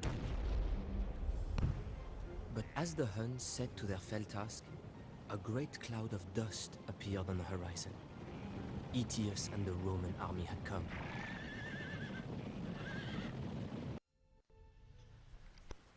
And now, said Father Armand, is where I enter the story. The battle between Hun and Roman was fought at the end of June 451. The Romans were commanded by Aetius, a brilliant and celebrated general who had been held hostage by the Huns when he was a boy. Aetius knew Attila, and he knew the Hunnic ways. Since he had returned to the Western Empire, Aetius had done more than any man to keep Rome alive throughout the period of barbarian invasions.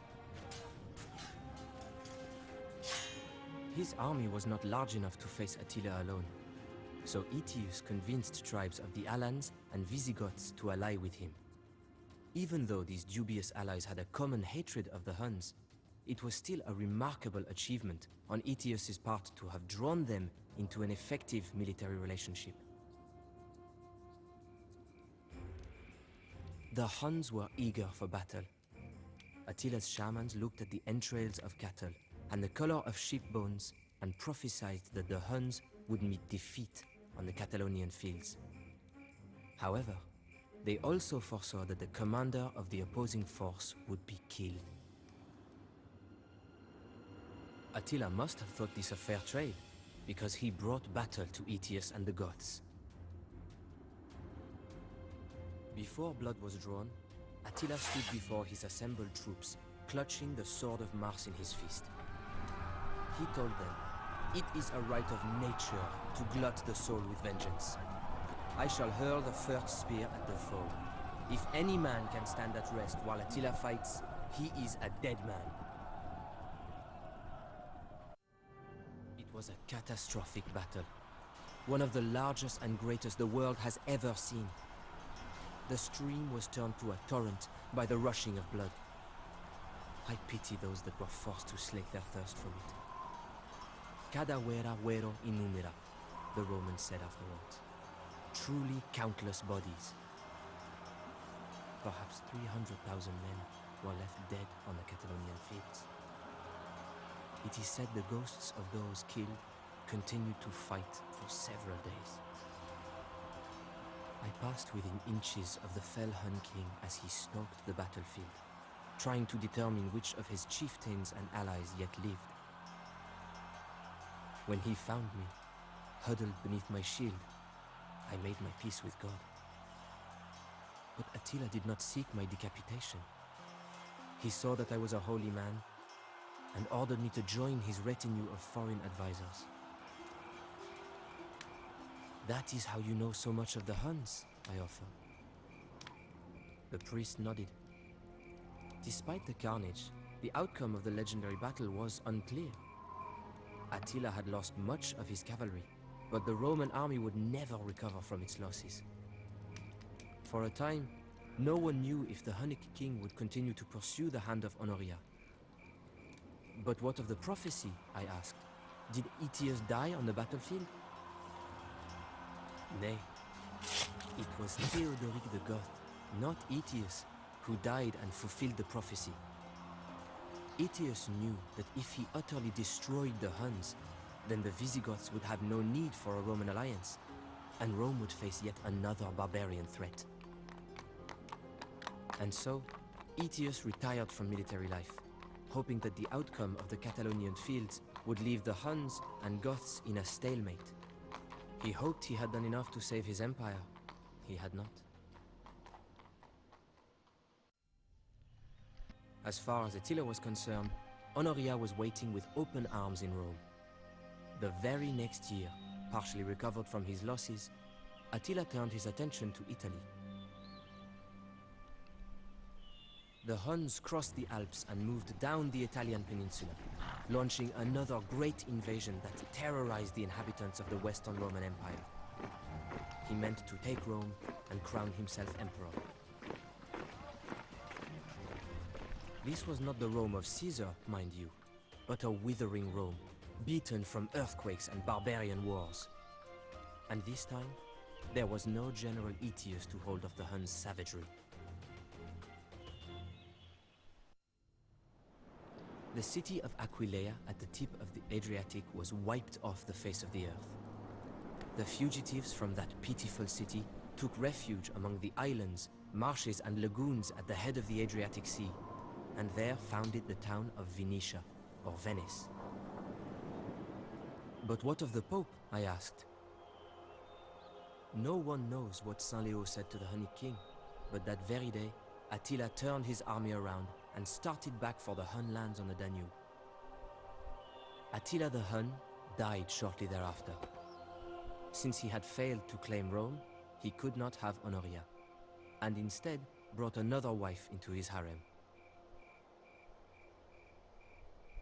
On his wedding night, Attila suffered a nosebleed and choked to death. For a man who had boasted that, "Where my horse has trodden, no grass grows," it was a curiously anticlimactic death. The Hunnic warriors cut their hair and gashed their faces, so that the king should be lamented not by tears of maidens, but by the blood of warriors. Attila's bloody reign of conquest lasted 19 long years. Father Armand was silent for a long time. He glanced over at the head on a stake. "A Hunnic trophy," he said. "I think the man was a Visigoth. He died at the Battle of the Catalonian Fields. I keep it here so that I may see it every day and remember." "Remember what, Father?" I asked him. The scent of a burning village, the sound of butchery, the way peasants would flee before the Hun riders, the way we would ride them down, the way it felt to conquer alongside Attila and the Huns. He leaned so close I could feel his breath. Sometimes, I miss it. Like a swarm of locusts, the Mongol horde emerged from the east, driven by a madman named Genghis Khan. When we first heard the rumors of their approach, we thought the Mongols were but mere bands of raiders, not unusual on the steppes. But when spies from the east told us that the Mongols had utterly destroyed the Persian Empire, putting its civilians to the sword and burning its cities to ash in 3 short years, we realized that we had severely underestimated them. Not much later, our own people faced this new scourge. Our Kipchak brethren to the east fought bravely, but were easily defeated, and several of their khans were captured. The Mongols buried the Kipchak khans alive underneath a podium on which the Mongol commander, Subutai Bahadur, sat to celebrate his victory. The Mongols called it An honorable death, only reserved for nobility and royalty. I believe that these Mongols are evil demons sent to torture us. Only the western part of our once mighty confederation remains, and with it, the great Cumania has become a mere shadow of its former self. However, one of the Khans, Gotian, recognizes our peril and is rallying all of the tribes to unite against the invaders. Putting aside his pride, he has turned to our sworn enemies, the Rus, and is asking them to join the fight. They may be hostile towards us, but we have no other choice. The Mongols will scourge this earth and enslave everyone on it. Let us hope that the Rus princes come to realize that too, before it is too late. The Rus principalities were not easy to persuade. However, when news reached the Rus princes that a large Mongol army was riding west toward the Dnieper River, they accepted Gotian's offer. Now, a united army of Rus soldiers and Cuman horsemen stand together to face the incoming Mongol horde. It is a magnificent sight to behold as our combined armies march to meet the Mongols on the field of battle. Beams of sunlight dance on the shields of the Rus foot soldiers, the full body armor of the boyars, and the iron-clad Cuman horsemen. If this odd coalition of Rus and Cumans can stand united, we might have a chance of withstanding this scourge from the east. Don't really care what it is. The sky has turned dark with the smoke of burning tar. Through it one can see the bodies of men and horses scattered on the battlefield. Despite our large numbers, our armies were swept away from this earth like dust on the field. The Mongols knew perfectly how to exploit our weaknesses and divide our forces. The hooves of the charging Mongol horsemen sounded like thunder, and their arrows poured down on us like rain. Smoking projectiles fired by Mongol catapults caused confusion among our ranks and blocked our line of sight. We saw Rus princes charge into the smoke, never to be seen again. After 9 long days, the combined Rus and Cuman armies were completely annihilated. Morale is at an all-time low for those who survived. We Cumans know that all hope is lost for our ancestral homeland. To escape certain death or slavery, we will retreat beyond the Dnieper River to rally and ride west. At least Khan Gotian survived the battle, which gives us a tiny bit of light in these dark times. His calm presence and confident voice can still give hope to the men. When looking into the empty eyes of the men sitting in front of the yurts, it is hard to imagine that these men were once fierce steppe horsemen. Warriors who were feared by European kings and Byzantine emperors alike. Our Khan is devastated by the recent events as well, and has not eaten since the battle. Each time Gotian emerges from his tent, his face appears older and more gaunt. Pressured by the Mongol horde, we have no other choice than to keep moving south. At night, Tatar and Mongol raiding parties ambush Cuman guards who wander too far away from the camp. It will be yet another sleepless night for the men. And here we go. Although many of us had given up hope, Khan Gotian still believed in our survival. The messengers that he had sent west returned with good news. Even though we did not expect much grace from the Europeans that we raided for so many centuries, King Bela IV of Hungary offered our people asylum in his country. For the first time in months, our people rejoiced. However, before we leave for Hungary, we must first save our kinsmen trapped by Mongol and Tatar raiders in nearby Wallachia. The situation is dire, but news reached us that a fellow Khan named Gurgen is fighting off the enemy raids, trying to rescue our people.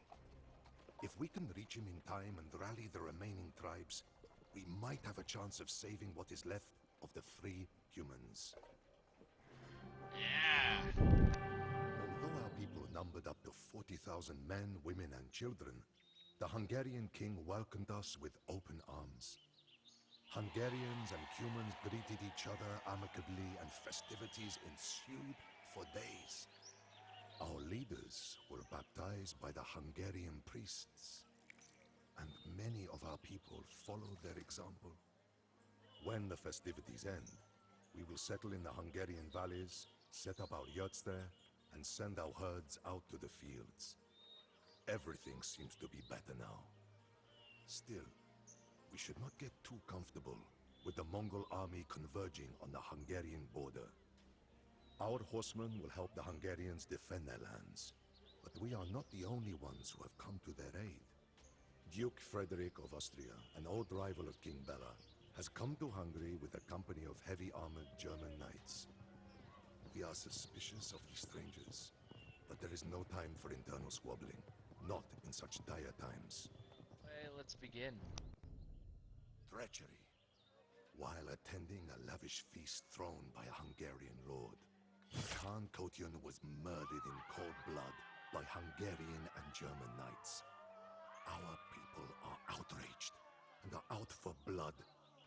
The Hungarians think we will scatter without Kotion's leadership, but they are wrong. They have united us in pursuit of one goal: to avenge the death of our one true Khan. Our clan leaders have come together and taken an oath according to the old human traditions. With sword in hand over a dead dog cut in two, they swear not to dismount their horses until Kotion's death has been paid back in blood.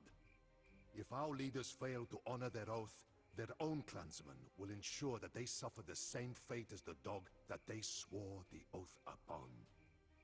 That is the way of the Cumans. We will act before the combined armies of Frederick and the Hungarian lords arrive. We know that there is a safe haven to the south in Bulgaria. The Bulgarian emperor is of Cuman descent and is ready to provide safe passage for our elderly and young. In the meantime, all men and women able to mount a horse will venture out to raid the Hungarian countryside. Our vengeance will be swift and thorough. We will show no mercy. Hungary will burn. Thank you. We left no stone unturned and spared no living being. Every shack, hovel, and hut was burned to the ground, all livestock killed, and all farms trampled to dust. After we had plundered the last village before crossing into Bulgaria, I looked over my shoulder and saw nothing but a nightmarish vision of red and black, as if we had brought hell to the surface of the earth itself. The Hungarians will think twice in the future before double-crossing us. That cringe out of the... After we left Hungary, weakened and defenseless, the Mongols invaded, defeated King Bela and his army, and devastated the country once more. The kingdom is in such a poor state that refugees say that the church bells in Hungary have been quiet for weeks, and wild animals now roam the streets of the cities. King Bela fled to Austria, where Duke Frederick used the king's weak position to extort land and make him swear fealty to the Holy Roman Emperor. Just like us, King Bela fell for the treachery of the Austrian Duke and the Hungarian nobles. Our people stand at the crossroads. We received a letter from King Bela pleading with us to return to Hungary and help him deal with those who wronged us. Many of our leaders are not convinced and still wish to go to Bulgaria. It is not an easy decision, but it is I who have to make it. For I am the new great Khan of the Cumans, and they depend on my wisdom. I am no Kotion, but I will follow in his footsteps and ensure the survival of our people and their legacy. Something which he had fought so hard for. It has been years since I last saw the lands of my ancestors. Although I still often find myself awash in fond memories of my younger years on the Eurasian steppes, I do not grieve, for it is fate that has led us here. Our people have spread out to all corners of the world, leaving a strong mark on it. In Hungary, the daughter of Kotian married the eldest son of King Bela, and many of our people live there in peace now. The Cumans, who were enslaved and sold by the Mongols years ago, have carved out a new empire in the Middle East. I even heard that these Mamluks, as they are now called, have defeated the Mongol army invading Syria, halting their relentless expansion once and for all. Much blood has been spilled, but I can see a bright future for the people of former Cumania. One where we, like our ancestors before us, will keep on shaping the records of history. We could not make camp in the damp forest glade, so I led my companions along an old path towards the base of the mountain. It was overgrown with all manner of foliage, and the footing was difficult. Armor and weapons littered the path, and stakes stood tall, covered with vines and moss. Glancing around, I spotted a magnificent blade.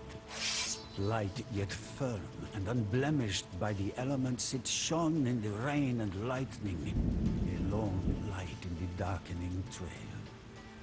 The hilt was fashioned from steel inlaid with silver and gold to form the figure of a defiant, wingless dragon.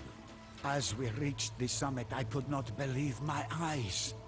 A ruined yet imposing castle loomed above us. Quietly rejoicing, my comrades moved towards their new camp. Then we heard the howls. Two massive wolves bounded out of the door of the castle towards my soldiers. Fearing for their lives, they drew weapons, only to hear a voice from the shadows address the wolves or the men in a thick Wallachian accent. "Stand down, fellows!" Throwing large slabs of meat to the ravenous wolves, he calmed them and satiated their hunger. Then he turned to us. "Welcome to Polyanari Castle, the ancient stronghold of the Draculaesti." The mysterious man raised his hands in a gesture of welcome.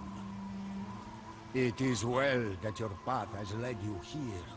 Come inside, sit by the fire and feast, while I tell you the tale of Vlad Dracula." I stepped forth, holding out the mysterious sword and scabbard for our host to inspect. "The Order of the Dragon," he said at once. "What you have just brought me is the lost blade of Vlad Dracula himself." I was shocked and immediately demanded an explanation. Our host's eyes flashed, and there was a strained look on his face. Finally, the rush of memories seemed to slow and become more controlled. That is a long story.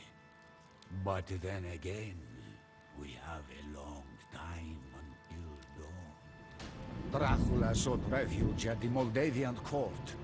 There, he learned that Vladislav II had begun to mediate peace talks between the Ottomans and Hungarians, securing his position as Voivode of Wallachia. Furious, Dracula swore vengeance on Ottomans, Wallachian boyars, and Danish clansmen alike. Dracula knew that he needed to enlist the aid of the Hungarians against Vladislav II, whose policies favored the Ottomans. He also remembered his education under the Crusading Order of the Dragon, and wanted to honor his vows. The Order was a powerful ally, and their Crusader knights would serve Dracula well against his enemies. As he paced the streets of the Moldavian capital, Dracula mused over his plan to reclaim his kingdom. As the mysterious old man paused, I rose up to take another slab of venison. The old man stared into the fire, watching the flames dance as if they were soldiers involved in a raging battle. His eyes flashed again as a thought entered his mind, and he grasped the majestic old sword. Meanwhile, Sultan Mehmet II had ascended to the Ottoman throne. Dracula loathed Mehmet from their time in Edirne, and he knew that the Turks would be a thorn in his side for years to come. In 1453 they had conquered Constantinople, but they were presently occupied with campaigns in Greece and Serbia. Bogdan II, Dracula's cousin and the new voivode of Moldavia, had heard of his kinsman's plight and offered his help. If Dracula could cross the Carpathian Mountains into Transylvania and ally with Hungary, then they could launch a three-pronged assault on Vladislav II and the Turks. The elderly man gave a thin smile. Tenacity of mind can compensate for other disadvantages. As Dracula slaughtered untold numbers of enemy troops, the large circle of impaled men outside Targovista grew to awe and disgust travelers for weeks to come. Dracula owned Wallachia once more, but it was not the land his forebears ruled. Barren from endless wars, it was rife with corruption, crime, and poverty. Aghast, I asked my host how Dracula managed to reform a ruined shell of a country so quickly. Grinning, the light flashed across the old man's eye again. Dracula despised dishonesty and crime, and sought to eliminate it. He knew that Wallachia had to become strong enough to face its enemies, and soon. And so, his reforms began. The punishment for all offenses was death. For Dracula needed to make an example of criminals. Under his strong rule, trade was reopened and the economy blossomed. Proud of his achievement, Dracula placed a golden cup in the central square of Targovista. The cup was never once touched throughout his reign. I was shocked. The share of the stake was surely enough to prevent crime, but to rule Wallachia while simultaneously evading the plots of the boyars was no small feat. Dracula invited all of the boyars to a feast and asked them how many rulers they had seen perish due to treachery. None had seen fewer than 7 reigns, while some had even seen 30. Furious, Dracula arrested them all and marched them here to the former ruin of Pulinari Castle. For months they labored to rebuild the castle, toiling even after their clothes fell off. Those who survived were slain.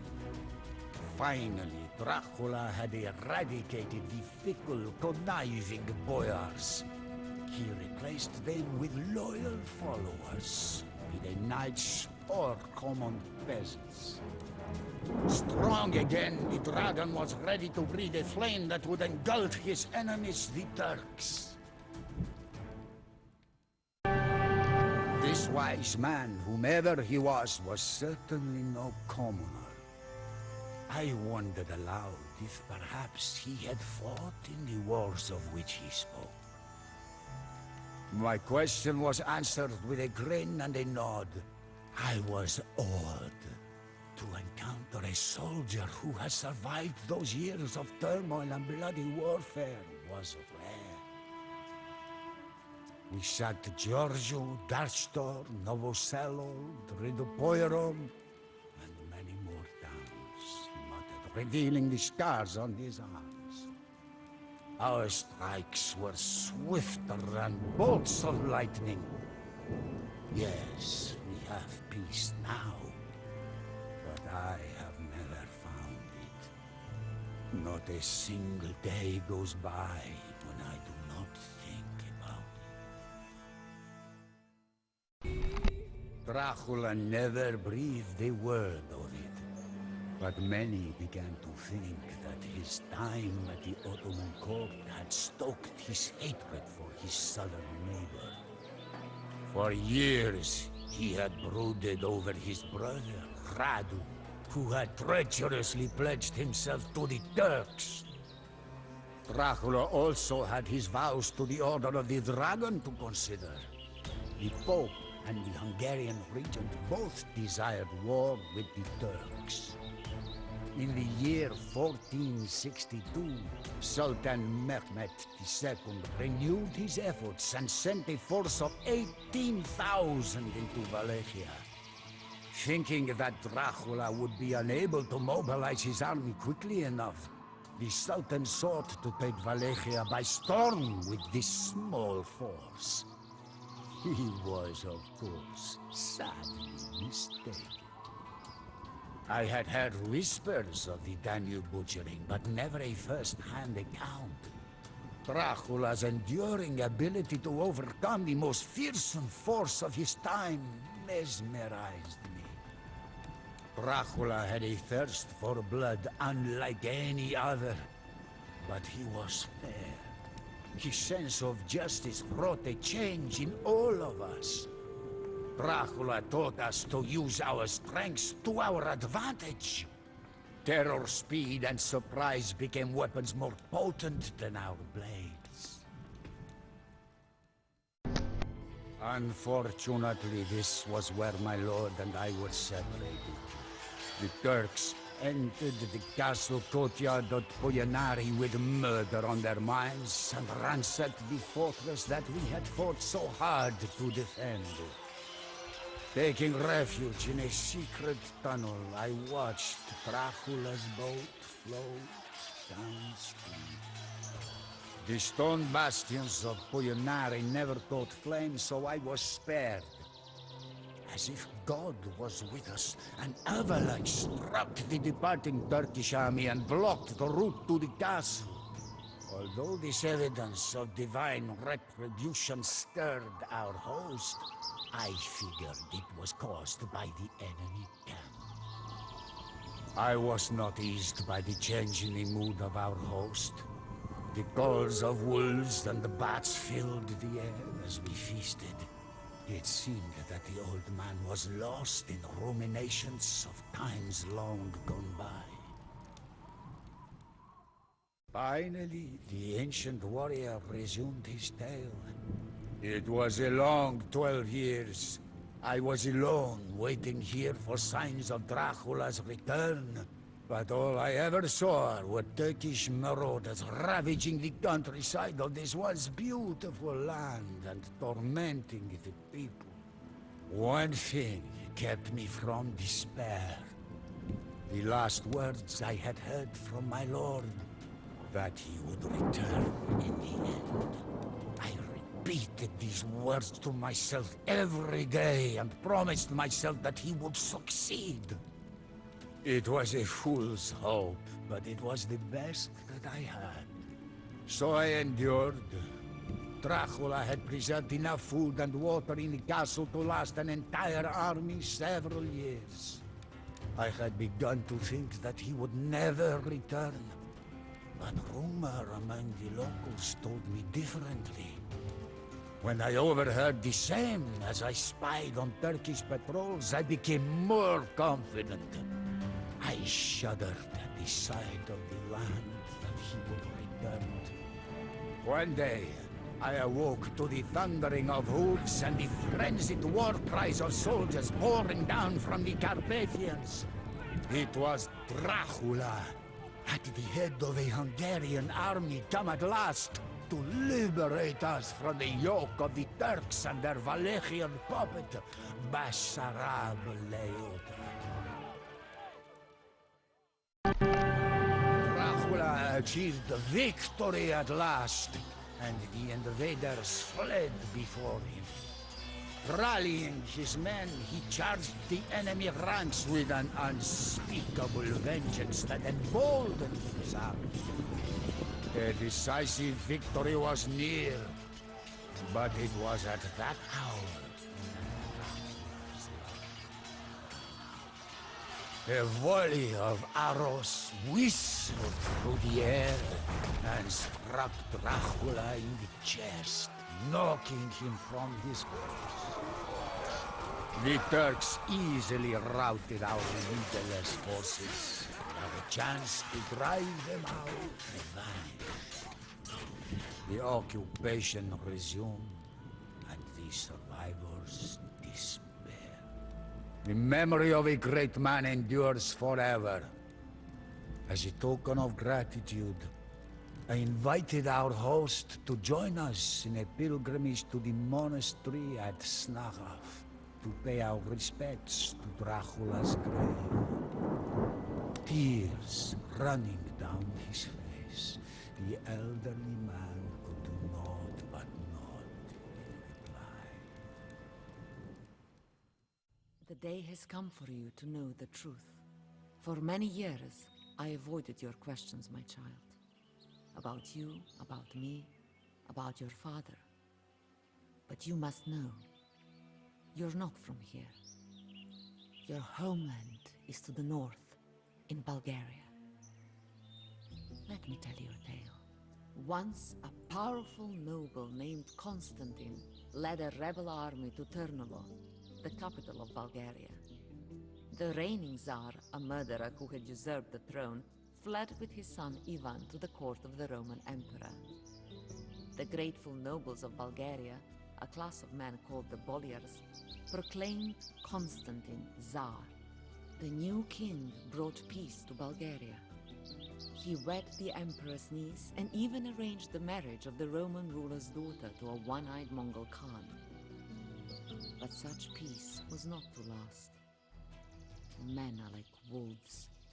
They smell weakness. While riding, the Tsar fell from his horse, shattering his legs and spine. The crippled Tsar watched helplessly as his kingdom descended into anarchy. Tatar raiders invaded his lands, while the Bolyars busied themselves with increasing their own power. For fear of the raiders' torch, the peasants accepted the Bolyars' whip. A most unlikely man changed this fate. A common pig farmer appeared in a small village. His hands were calloused, and his weathered face was like that of any man who worked for his livelihood. But this man was different.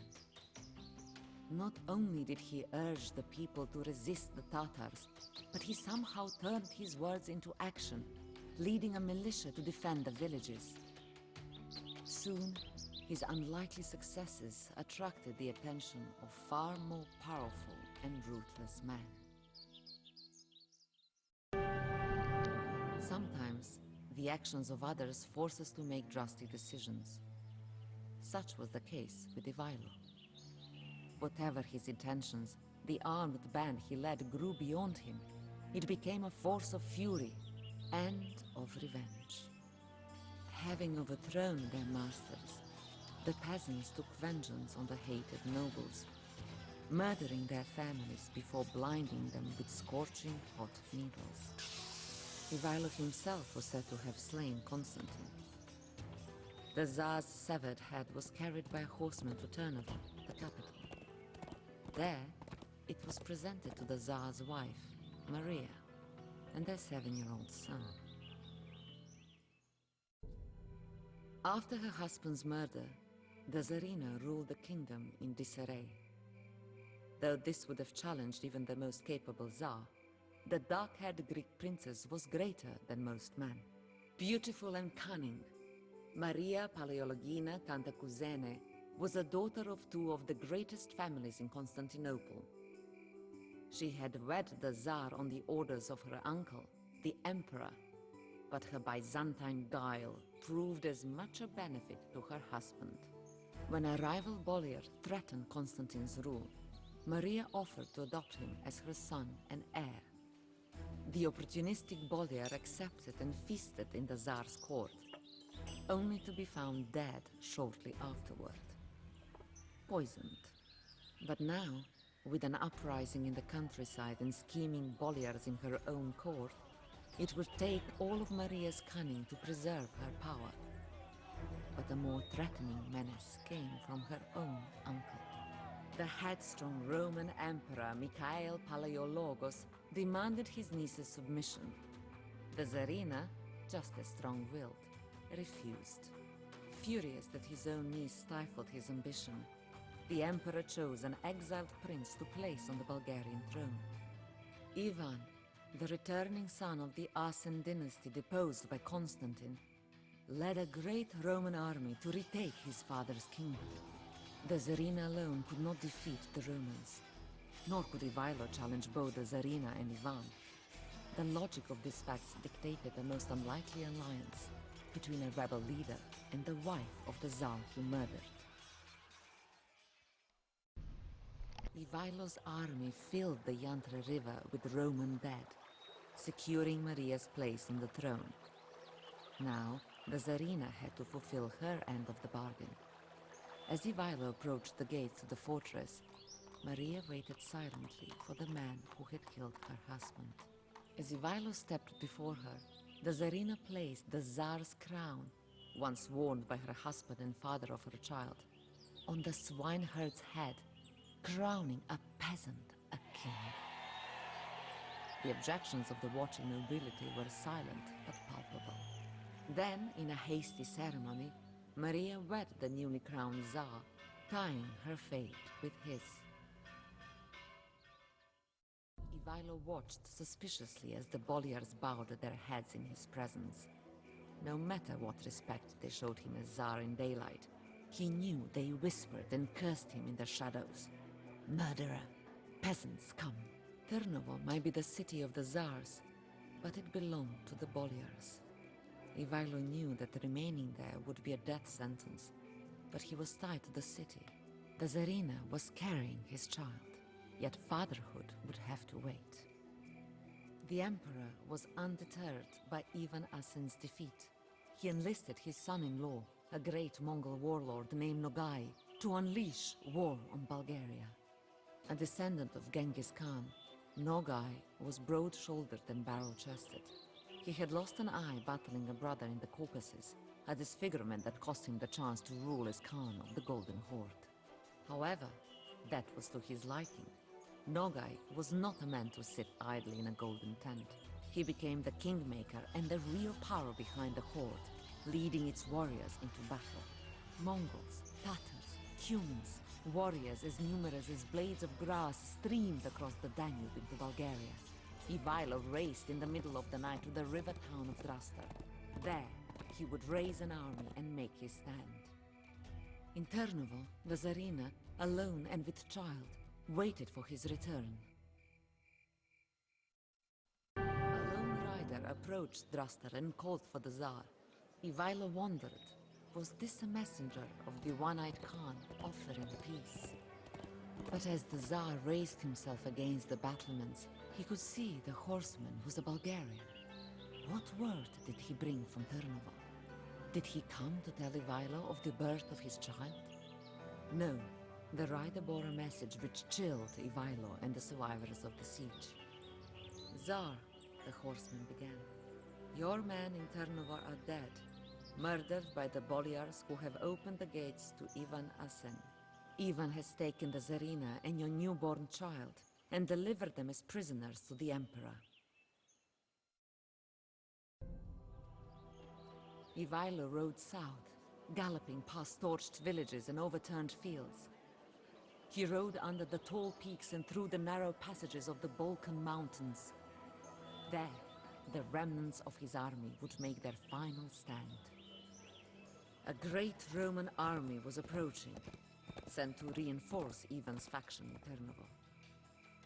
The army was commanded by the general, Mikhail Glabas, who had strengthened his already impressive numbers with Tatar mercenaries. With Ivan in the north and the Romans marching from the south, Ivailo knew neither refuge nor retreat remained for his last followers. His men would win or die in these mountain passes. But these valleys had witnessed impossible victories before. Here was where Bulgarian khans and czars etched their places in history.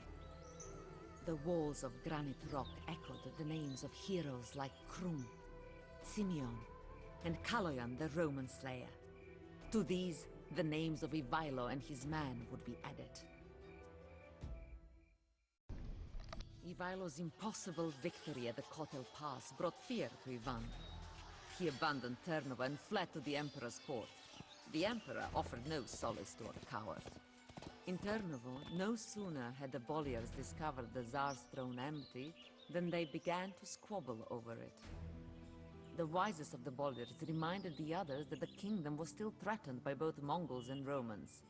Bulgaria needed stability, and that would mean all Bolyars would need to unite under a single banner. From among their ranks, the Bolyars found a warrior to defend and unite the kingdom. A man descended from the tribe of the legendary Cuman warrior, Kotyan. They chose Georgi Terter as Tsar. Of all royalty to be compared with their forebears. My illustrious father built himself a kingdom in his youth. Now I can barely hold on to it in mine. I hear all of the nobility's whisperings at court. They say that I may be King of England by birth, but I will never be so by merit. That I, Edward II, am unworthy of my father's name. How much longer until these whispers become cries of rebellion? My heart quivers when I visit his tomb in the abbey. I am racked by fear. It claws at my soul like the talons of demons. Fear that I will prove them right. That I will disgrace this family's legacy, as my grandfather did. Yet I must not give in. I will study my father's reign, and hope that it will imbue me with his strength, the fortitude that I so lack. My father, Edward, spent his youth watching in disgust as his ineffectual father, Henry, drove England to the brink of ruin. When his subjects could bear his ruinous reign no more, a rebellion led by the Baron Simon de Montfort deposed Henry, leaving his kingdom in tatters. After the disastrous Battle of Lewes, the baronial forces captured and jailed my father and grandfather in Hereford. Some kings begin their rise to the throne from within the palace. Edward began his from the anguish of imprisonment.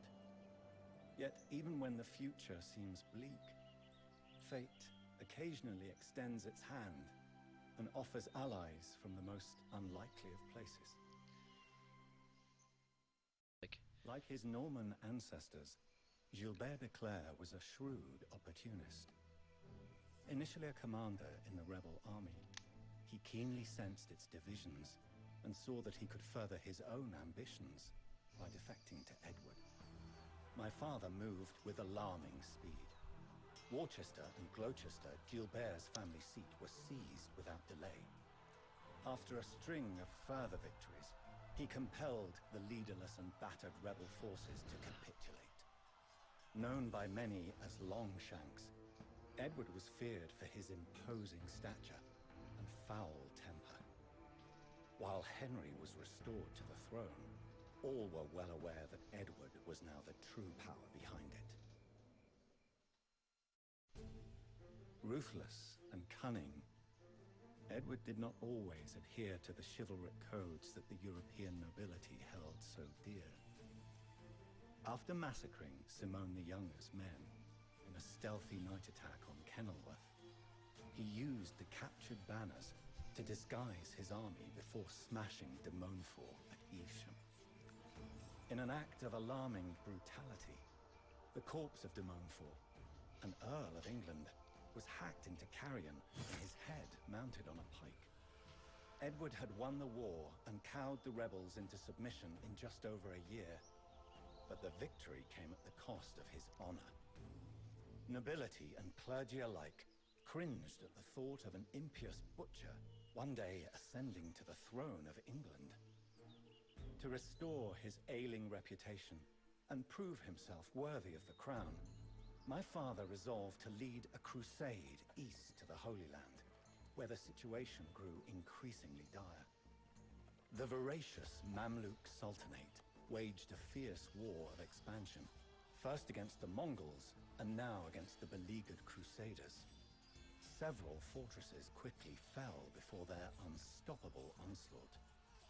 Their leader was Sultan Baibars, a man not unlike my father Edward. Originally a slave of Cuman origin, he rose to prominence through military service and had recently taken power after murdering the reigning sultan. Having just slaughtered the population of Antioch, his armies now threatened Oka and Tripoli from the east, converging on both cities in a suffocating siege. Edward's army arrived in Oka to find the inhabitants desperate, but not beyond hope. The fighting was vicious. Droves of Crusaders and Mamluks alike fell, spattering the battlements and the fields surrounding Oka and Tripoli with blood and gore. Throughout the crusade, my father proved his mettle as a tactician and as a statesman. Fearless when faced with peril, he led a daring raid that devastated the enemy towns of Nazareth and Cocoon. That's how you say it. Following these victories, he convinced the terrifying horde of the Mongol Ilkhanate to descend upon the Mamluks, devastating the region around Aleppo. The hitherto invincible Baibars was overwhelmed and forced to withdraw. But before doing so, he sent a Nizari with a poisoned blade to remove his capable rival. Edward slew the assassin, but a wound in his arm left him bedridden for months. Wow. Edward left the Holy Land in an uneasy truce. Baibars had promised to keep the peace for 10 years, 10 months, and 10 days. Nice. Now, with more pressing matters developing back in England, my father could only hope that the Sultan would keep his word. While Edward was away on crusade, building his reputation as an honorable and capable leader, his father Henry died, leaving him the English crown. He returned to an England both stable and eagerly anticipating his arrival. On August the 19th, 1274, the Lord Edward was crowned Edward I of England. Wishing to expand his new kingdom, Edward set his sights west towards Wales, an old enemy that had supported Simon de Montfort during the baronial rebellion. The Welsh prince Llewellyn ap Griffith constantly antagonized the Anglo-Norman marcher lords on the border.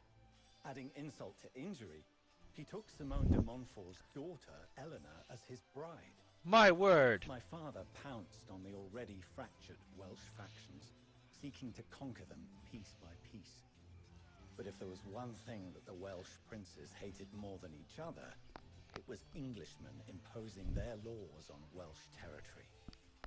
Llewellyn's brother Dafydd joined the fray, and the brothers waged a war of stealth and ambushes, defeating Edward's southern armies under Luc de Tanny and Gilbert de Clare.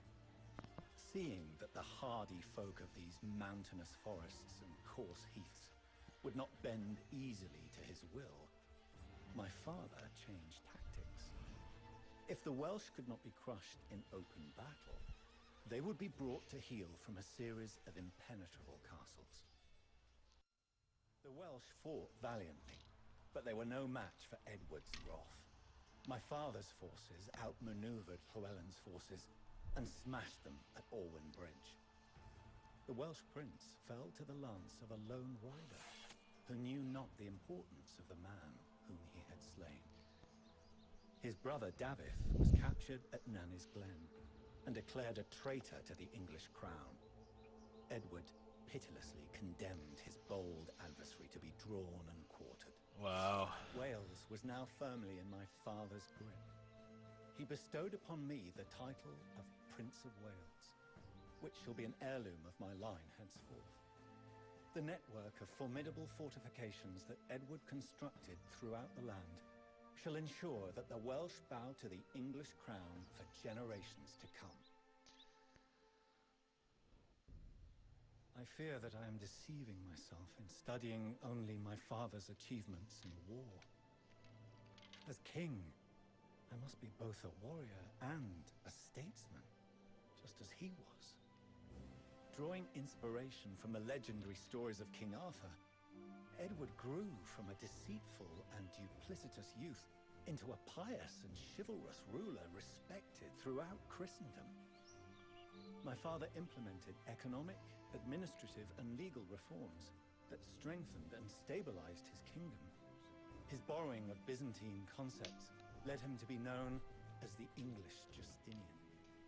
Yet to Edward, this was just another part of ruling effectively, and everything that he did furthered his fierce desire to rule over all of Britain. When Alexander III of Scotland died without a male heir, that ambition suddenly seemed within reach. My father first strove to marry Alexander's young granddaughter, Margaret, to me, the heir apparent to England. When she died, unexpectedly, just a year later, Edward instead installed John Balliol as king in Scotland. The proud Scots would not suffer themselves to be ruled by an English puppet, whose master sought to conscript them into war with France. Instead, they allied themselves with the French and rose in open rebellion. Edward's fury was unbridled. If Balliol could not hold his subjects in line, my father would seize Scotland by force. Father was unspeakably cruel to the Scots. In retribution for an attack on Carlisle, he seized and sacked the wealthy town of Berwick, slaughtering some 20,000 inhabitants. Balliol, the puppet that Edward had installed as king in Scotland, proved himself a traitor. He marched the Scottish army south against the English, but it was viciously drubbed at the Battle of Dunbar. Begging for mercy, Balliol capitulated to Edward, who scornfully stripped him of his coat of arms. This disgrace earned him the moniker Tomb Tabard, empty coat. As a final humiliation, Edward seized the coronation stone from the monastery in Scone and placed it in a chair in Westminster Abbey. That hallowed stone of Scone, a symbol of Scottish royalty, shall now sanctify the destiny of an undying line of English kings. The Scots did not take their humbling well. A year after Balliol's defeat, they rallied around the fiery knight, William Wallace, and poured out of the Highlands like rabid wolves. Wallace was said to be a 7-foot-tall giant, who lopped off the heads of horses and men with a 5.5-foot sword. A barbaric match for my own ferocious father. After a string of unexpected victories, Wallace's rebels were scattered at the Battle of Falkirk and forced into hiding. Like a vengeful spectre, he continued to harry English troops and convoys from the shadows. Undaunted, Edward and his commander, Aymer de Valence, approached Stirling Castle. Accompanying them was Robert the Bruce, a Scottish lord sworn to Edward, but known to covet the Scottish crown. Keep your friends close, but your enemies closer, as the ancient adage goes. Taking after his famed predecessor, Richard the Lionheart, he ordered the construction of a massive set of trebuchets near the walls of Stirling. His warning to the defenders was simple and dreadful. Surrender, or face bombardment more ferocious than a rain of hellfire and brimstone. William Wallace's body was butchered, and his remains were scattered across Scotland as a grim warning to any who might fancy themselves a heroic rebel. Yet the effect was the opposite of what my father hoped for. The dying embers of rebellion were kindled into a raging flame as the treacherous Robert the Bruce renounced his vassalage and raised his banners. With his last war still raging, my father, the mighty King of England and Hammer of the Scots, passed away. England is now mine to rule. His vision mine to fulfill. Or to squander. Robert the Bruce remains a threat, and unrest brews throughout England. Even my own barons openly show their contempt, and demand that my powers be diminished. I have studied all that my father did, and still the task at hand terrifies me. He faced every adversity and grew to be a great king. Yet I already feel my soul buckling under the weight of the crown. I am king now. But what king shall I be? Should I be deceptive, as my father was in his youth? Should I be the pious and chivalrous administrator?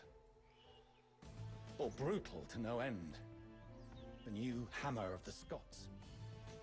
However can a man become so great as to fulfill all of these roles? I fear that there is no answer.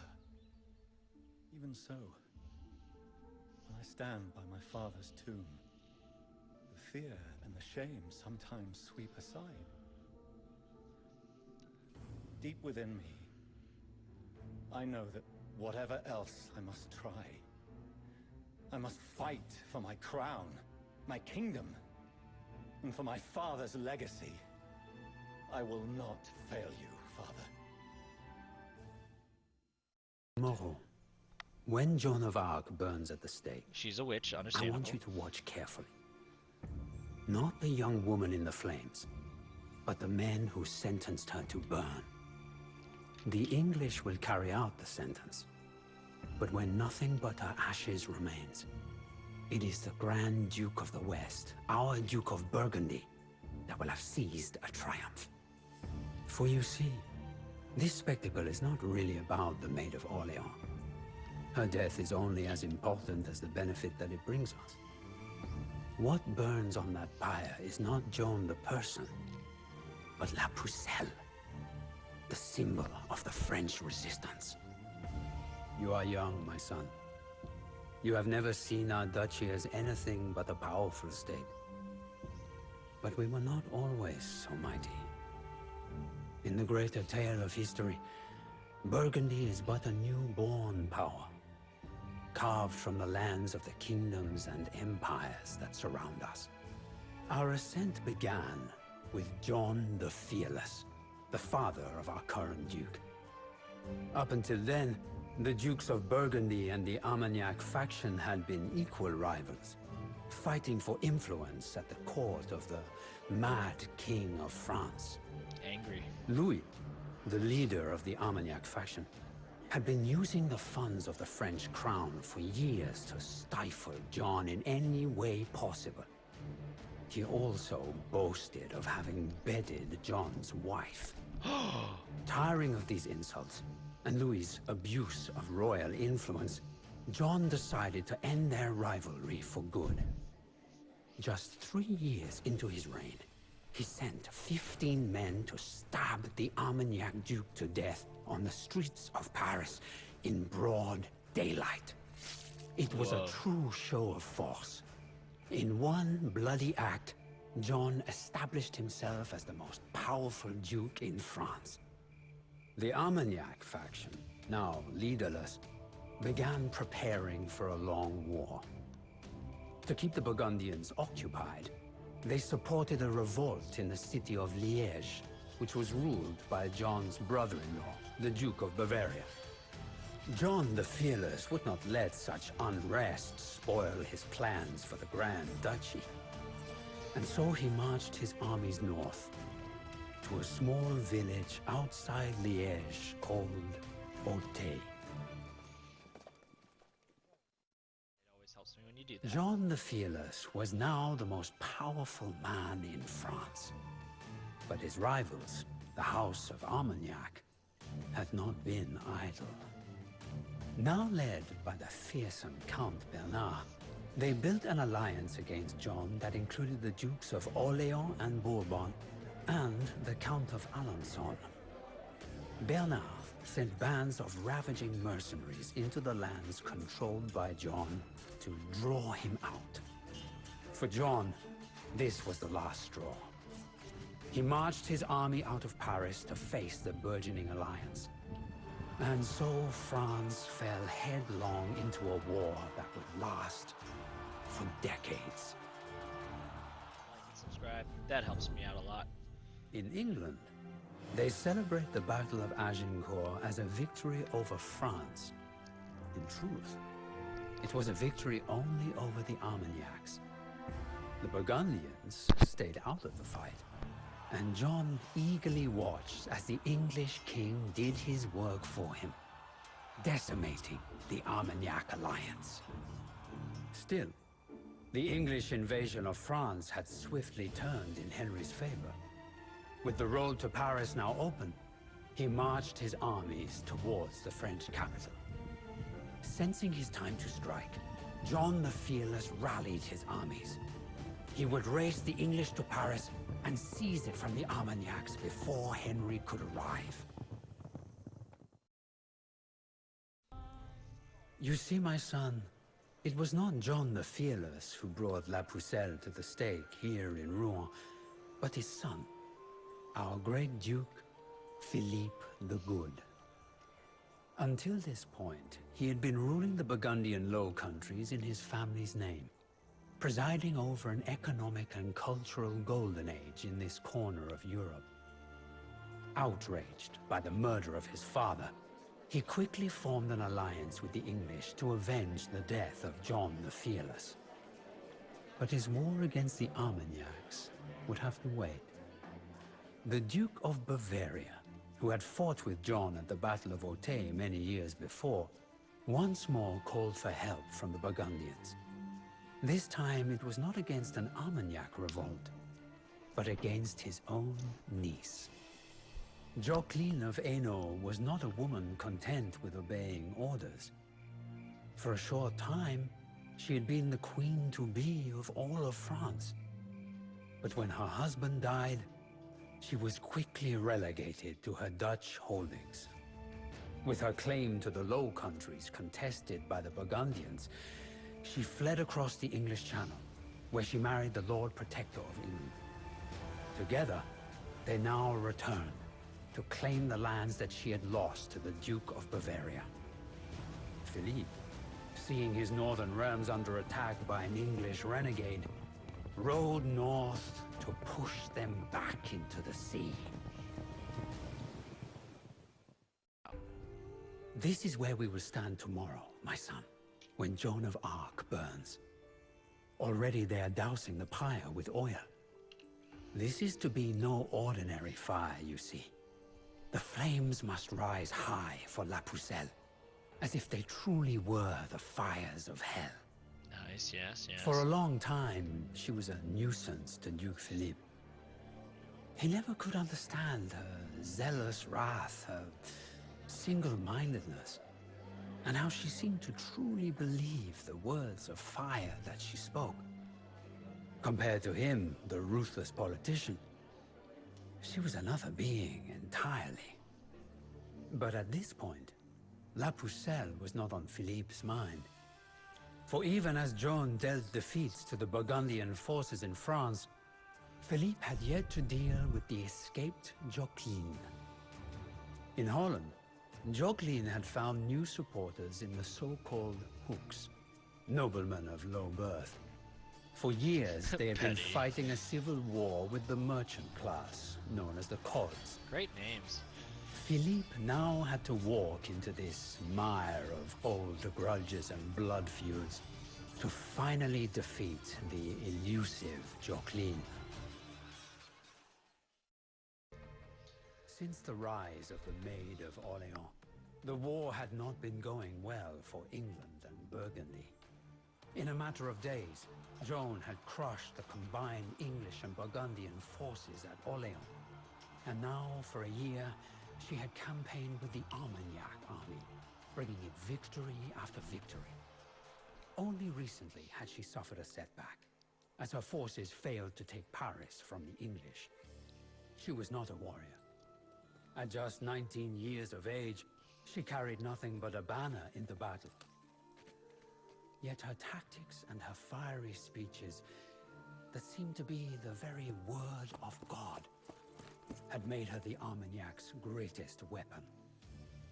Philippe resolved to put an end to her for good. His forces were laying siege to Compiègne when word reached him that Joan and her loyal followers had snuck into the city to aid the defenders. This would be the day that the Maid of Orléans fell. Oh, my king. I said to the young Frederic Roger as he entered the garden, "It is time for your studies. Your German tutors have no doubt told you of the deeds of your What is that? Teutonic grandfather." "I knew that story by heart," the boy king replied proudly. "Indeed," I said with a wink. "But I will tell you of the other side of your family. For you are firstly a son of Sicily. Ah, dear Sicily. A kingdom like no other, where three peoples were fused under the southern sun and formed the jewel that lies between east and west. It was the Norman side of your family that made it all possible. Normandy was a cold northern land of steel and chivalry, but it was also overflowing with the younger sons of minor barons, men aspiring to a greatness that exceeded the constraints of birth and station. This story, your story, begins with your great-grandfather's brother, Robert de Hauteville, a man of immense stature, with fair hair, broad shoulders, and eyes that all but shot out sparks of flame. Robert was driven and possessed that incorrigible confidence that melts away doubts and allows ambition to keep pace with imagination. More cunning than any foe he faced, he was ever vigilant to seize any advantage, win through any means, and remain unbound by the rules of lesser men. "You speak of him as a great man, but what did he do?" the boy king asked, his eyes now wide with childish enthusiasm. I answered, "Robert was the first to unite all Italian Normans under a single ruler. But his origins were very humble. He came from Normandy to Italy with scarcely 30 followers, and sought fortune in this land that so often rewards those with the daring and brilliance to seize it." Stories of Robert's successes in Italy inspired a Normandy broken by civil war. The Norman Duke, William, had not yet earned the title, the Conqueror, and was still a controversial young bastard, barely clinging to power. Many Norman knights, bloodied by civil war and lured by southern riches, set out for Italy. Robert's youngest brother, your great-grandfather, Roger de Hauteville, was among them. But he was different. Where Robert was ruthless and cunning, Roger was patient and chivalrous. He was motivated by love. Judith Devereux, cousin of Duke William, had stolen Roger's heart, and the two wished to be married. Judith's father, however, would never entertain the thought of his daughter marrying a mere landless knight. Roger had no choice but to go to Italy to prove himself worthy of the woman that he loved. But Robert Guiscard, like his brother before him, expected Roger to make his own way in Italy, as he had done years before. He offered Roger no lands and no knights. Fortunately for Roger, there was still a prize awaiting a man of his talents. An island ruled by Muslims for 2 centuries, but now divided between rival emirs, Sicily beckoned. Stories of Robert's successes in Italy inspired a Normandy broken by civil war. The Norman Duke, William, had not yet earned the title, the Conqueror, and was still a controversial young bastard, barely clinging to power. Many Norman knights, bloodied by civil war and lured by southern riches, set out for Italy. Robert's youngest brother, your great-grandfather, Roger de Hauteville, was among them, but he was different. Where Robert was ruthless and cunning, Roger was patient and chivalrous. He was motivated by love. Judith Devereux, cousin of Duke William, had stolen Roger's heart, and the two wished to be married. Judith's father, however, would never entertain the thought of his daughter marrying a mere landless knight. Roger had no choice but to go to Italy to prove himself worthy of the woman that he loved. But Robert Guiscard, like his brother before him, expected Roger to make his own way in Italy, as he had done years before. He offered Roger no lands and no knights. Fortunately for Roger, there was still a prize awaiting a man of his talents. An island ruled by Muslims for 2 centuries, but now divided between rival emirs, Sicily beckoned. Don't forget to like, share, and subscribe. What did my great-grandfather do next? Asked the boy king. I know that you want to hear more of Count Roger, my young king. But there are many lessons to learn from the other Hautevilles. While your great-grandfather was uniting Sicily, Robert Guiscard looked east to a Byzantine empire reeling from its crushing defeat at Manzikert. He arranged for an Orthodox monk to claim that he was a deposed emperor in need of Guiscard's support. Guiscard recognized, however, that he could not devote his full attention to such a campaign. The ceaseless feuds between Pope and Holy Roman Emperor would inevitably draw him back to Italy. He therefore assigned the command of the expedition to his eldest son, Bohemond. 20 years before, when Bohemond had been a boy, Guiscard discarded Bohemond's mother to marry a local Lombard princess for a momentary advantage. The first marriage to Bohemond's mother was ruled invalid by a compliant pope, reducing Bohemond to a bastard. Oh my stars! By tradition, nothing of Guiscard's would pass to Bohemond. This art, though. But this obstacle only hardened the warrior prince. He had all the individual heroism, tactical brilliance, and religious conviction to inspire men to follow him to the ends of the earth and challenge even an emperor. What Bohemond had not accounted for, however, was the power of a woman. Bigot. And let's begin. Bohemond never forgave Count Roger for siding with his younger brother. But other events would draw Bohemond away before he could threaten Norman unity. As bands of knights and foot soldiers passed through Sicily on their way to the Holy Land, Roger arranged for Bohemond to linger amongst them. Lured by the promises of lands and eternal glory on crusade, Bohemond, too, set out for the east. Bohemond retraced the path through the Byzantine Empire that he had taken only a few years before, while warring against the Emperor Alexios Komnenos. Now, however, he came to Constantinople as an honored guest, kneeling before his old adversary, and promising to restore the Empire's territories in the Holy Land.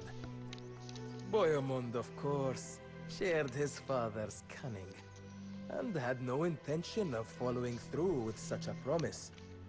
When the Crusaders besieged the ancient city of Antioch, Bohemond resolved that it should be his. Mustering the cunning of his heritage, Bohemond told the Emperor's men that the other Crusaders planned to assassinate them, causing them to return home. He then bribed a local garrison commander to open Antioch's gates, but only after he had secured the sworn promises of the other Crusader princes that the first among them to enter the city would rule it. Unfortunately for Bohemond and the Crusaders, a great Turkish army was on its way. Already worn down by 8 long months of siege, Bohemond would need every ounce of his courage and his skill to survive. Our story is coming nearly to an end, my young king. Final mission confirmed. But I have not yet even told you of your grandfather. He who first wore the crown that now rests upon your head. It is a story that should sound familiar to you. Your grandfather's father, the great Count Roger, died when Roger II was only a boy. Like you, he was raised by his mother in a cosmopolitan court among Greek and Muslim tutors. While such an upbringing meant that the young Roger lacked the martial confidence of his forebears, he instead gained skills for diplomacy and statecraft that would prove far more valuable. At that time, Norman Italy was divided into 2 lordships. Apulia, ruled by Robert Guiscard's grandson, and Sicily, ruled by Roger. When his cousin in Apulia died, childless, in 1127, Roger claimed all Haute-Vie lands in Italy, forming the United Kingdom of Sicily. But this growing power, and Roger's tolerance for peoples of all faiths, raised the suspicions of the Pope. Look at that Pope. Railing against the half-heathen prince, the Pope called a crusade. Roger's Norman vassals, led by his own brother-in-law, rose in rebellion, while a mighty German army, headed by the Holy Roman Emperor himself, marched down the length of Italy. But Roger had grander ambitions than fighting Normans and German princes. He had a kingdom to build. Magnates quarrel, the realm trembles, and commoners bleed. My beloved Bohemia has been enveloped by a grim shadow, led by the devious and cruel Heinrich of Rosenberg. Some of our more ambitious lords have formed the so-called Union of Nobility and deposed King Wenceslaus. In a world governed by God and greed, it seems that not even monarchs are safe. Now I too have been swept up by this chaos. They call me Jan Žižka for the eye that I lost in my youth. For most of my life I tended to my family's small estate in Trocnova, while all around me our homeland slowly went to the dogs. Once I inherited the land, I sold it to seek my fortune in Prague, where I became a retainer of the court. Now, with no king to serve and enemies closing in on all sides, I must once more forge a new life for myself.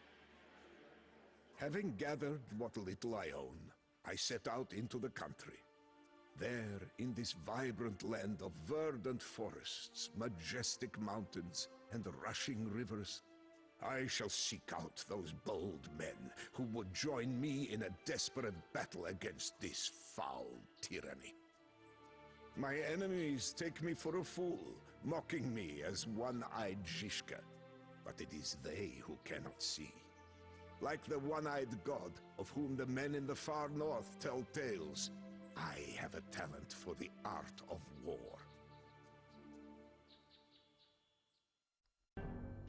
It is strangely gratifying to destroy the livelihoods of those who have extinguished your own. Yet, life on the road as a hired sword is perilous. When you walk the edge of a knife, any While I was busy razing the Rosenberg fortress to a smoldering ruin, Heinrich's forces captured a mercenary band led by my own brother. For refusing to give us up, he was cruelly slain along with his men. I came too late to rescue him, and my rash decision left me chained in a cell, awaiting my grim fate. I can only pray to God that I might prove as steadfast and unyielding in the face of torment and death as my brother was. Just as all hope fades, an angel swoops in to deliver the desperate from the abyss. Such is the way of things. Jan Sokol, my patron and benefactor, is now also my savior. The generous man who backed my expeditions exhorted King Wenceslaus, now restored to the throne, to demand that I be spared from a horrific death. After securing my release, Sokol bestowed yet another honor upon me and made me an officer in his army of sellswords. Now, I march at the head of that force. But for now, our sights are not set on Bohemia. To the northeast, a savage conflict has erupted between two age-old enemies. The Teutonic Order, a fanatical brotherhood of Crusader knights, wages war upon the growing Kingdom of Poland. King Władysław Jagiełło of Poland, still known as Jogaila by his Lithuanian relatives, has taken the initiative and struck deep into Teutonic territory. Knowing that his Polish and Lithuanian army is not enough to achieve his ambitions, he has enlisted our famed company of Bohemian mercenaries. We are among the best swords in Europe, but the Teutonic Knights and their Crusader allies are a formidable match. On the plains near Grunwald, courage will yield coin, or else a glorious death.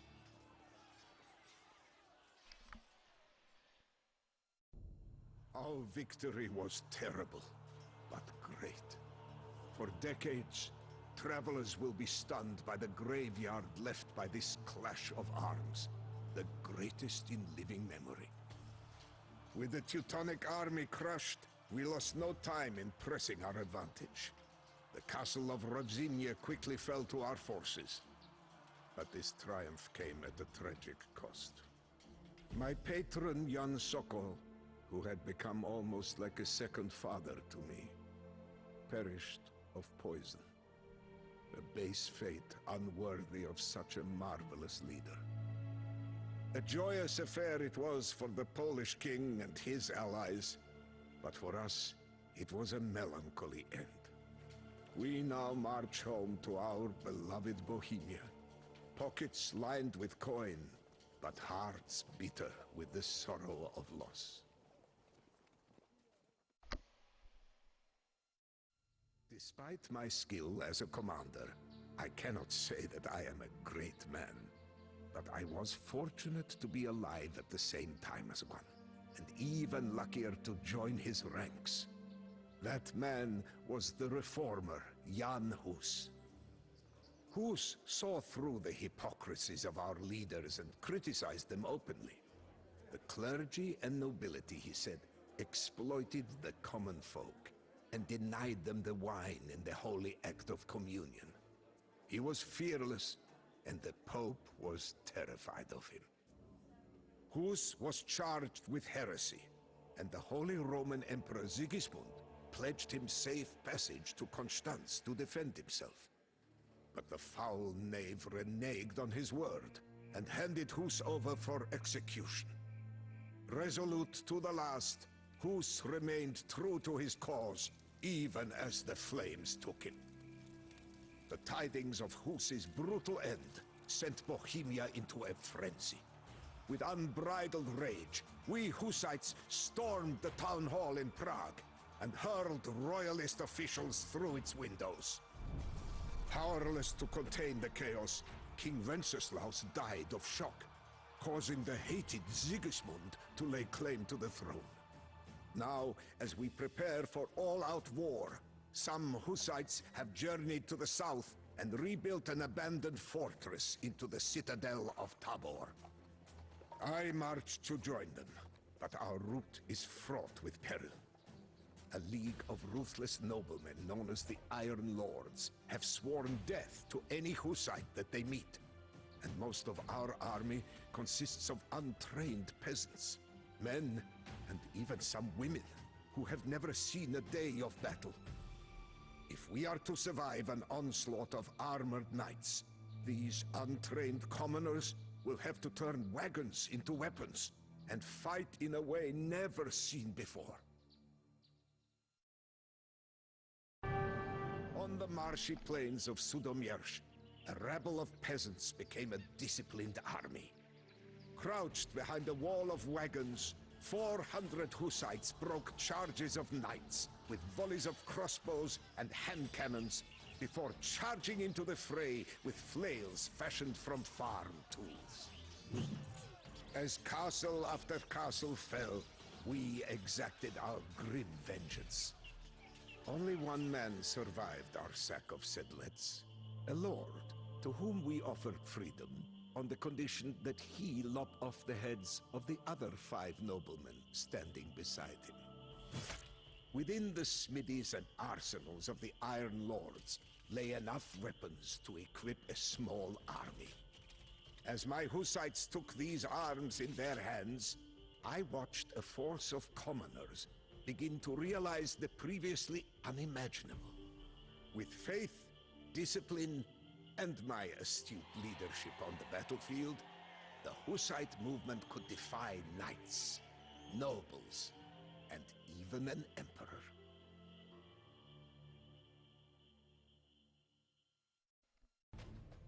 Bloodied and battle-hardened from our defeat of the Iron Lords, my Hussites were not content merely with surviving within the thick walls of Tabor.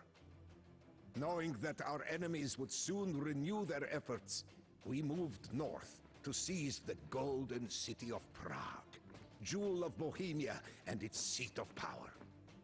Straddling the Vltava River, Prague is not easily defended. We hold all of the city on the east riverbank, but enemy forces have overrun the sector across the river to the west. The glorious Charles Bridge that connects the two will soon become a bloody battleground.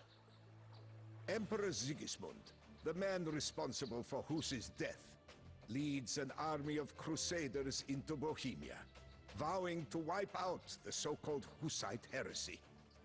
It is the ultimate irony for an oath-breaker to claim the moral high ground, but not unexpected from a snake like Sigismund. His forces seek to encircle the city and suffocate us within our walls. This cannot happen, so we will array our wagons and make our stand on Vitkov Hill. These fanatical crusaders can keep Rome for all I care, but they will never claim our beloved Prague. Into the battle line for Hus and dearest Bohemia. A drawback of a comfortable, noble life, or even a life of crusading against disorganized heathens, is that you become unaccustomed to true adversity. As they faced our new, unconventional battle tactics, the armies of Sigismund were a relic of a bygone age, and they melted away like snow in the sweltering heat of the summer sun. Failing to break through our line of wagons, the enemy forces were hurled back by a fierce counterattack. We drove them to the edge of a precipice, and then over it. Sigismund will return, I am sure. But for now, we have humiliated him. One image from the battle is etched into my mind. That of a fearless woman who led a defiant charge in the heat of battle, martyring herself in defense of our cause. Her name may be unknown, but her legend will live on forever. As I suspected, Even after being humiliated time and again, Emperor Sigismund is still determined to quench the fire started by the great Jan Hus. That two-faced scoundrel invades Bohemia once more with an army of crusaders. I would shed a tear for my homeland, but I no longer have the means.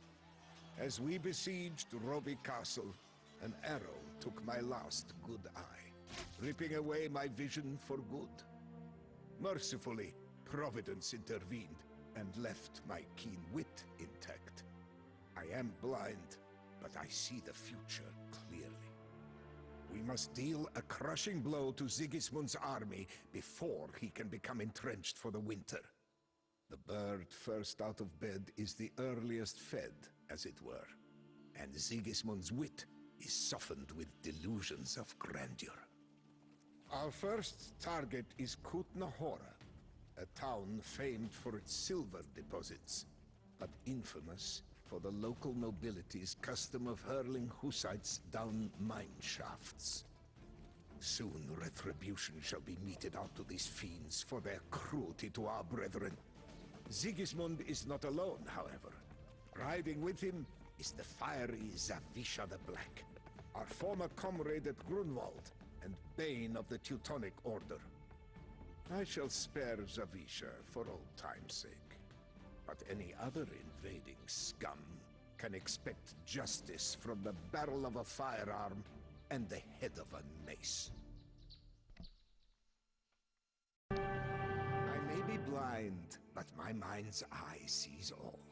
And there are few things quite so sweet as witnessing an overconfident fool like Sigismund degenerate into a despondent wretch. His frustration is my elation.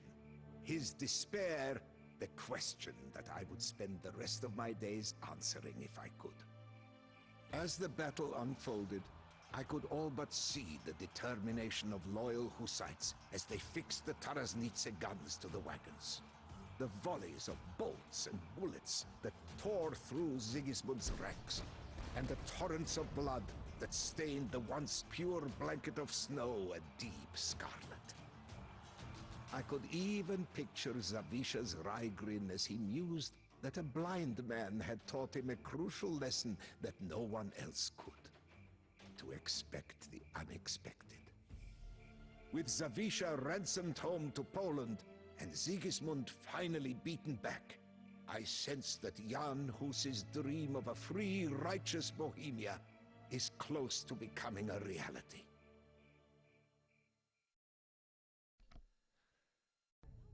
War turns fine men into circling ravens and makes tyrants of us all. The faithless falter, and new enemies rise as old ones fall. With Sigismund gone, I turned to smashing the few remaining pockets of royalist resistance. The Hussite dream of a Bohemia independent from the grip of foreign imperial powers was nearly achieved, when misfortune struck us once more.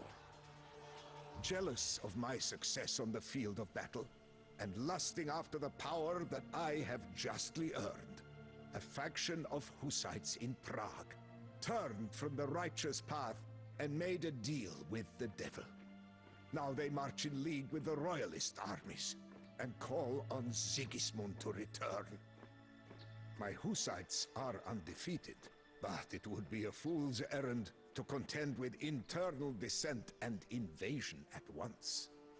I have appealed to my former comrades in Poland and Lithuania for help, and one man and his army have answered the call.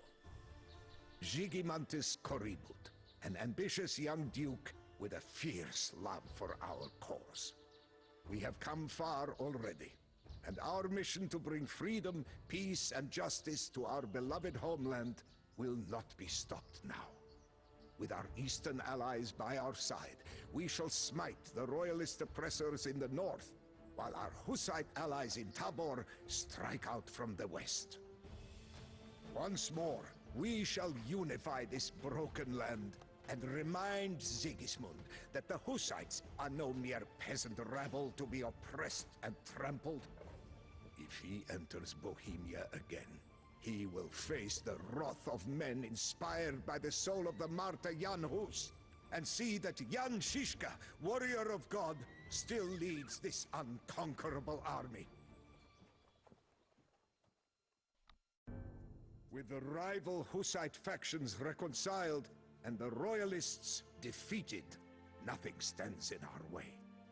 We will honor Jan Hus by building a Bohemia free from the corruption of the Church in Rome and the avaricious talons of foreign emperors. Yet I, Jan Žižka, will not be there in earthly form to see it. To everything there is a season, and a time for every purpose under heaven. And my time under the sun is nearly over. Even now, I can feel the bubonic plague coursing through my veins, swiftly stripping the warmth and life from my aged bones. Ye who are warriors of God, hear my dying wish. After I expire, you will flay the skin from my corpse and use it to build the drums to whose beat this army will march henceforth. When our enemies hear the ominous din of those drums and the joyous clamor of thousands of valorous Hussites singing battle hymns, they will know one dreadful truth. Jan Žižka still leads this army from beyond the grave. 15th, 1399. You can hear a distant bell tolling as the first light of dawn glitters on the Vistula River, an industrious friar. Somewhere in the outskirts of Kraków, hailing the arrival of the new day, long before the priests in our own cathedral have risen from their beds. It has been a long time since I noticed such things, the little things of beauty that season our days of war and toil and make them almost palatable.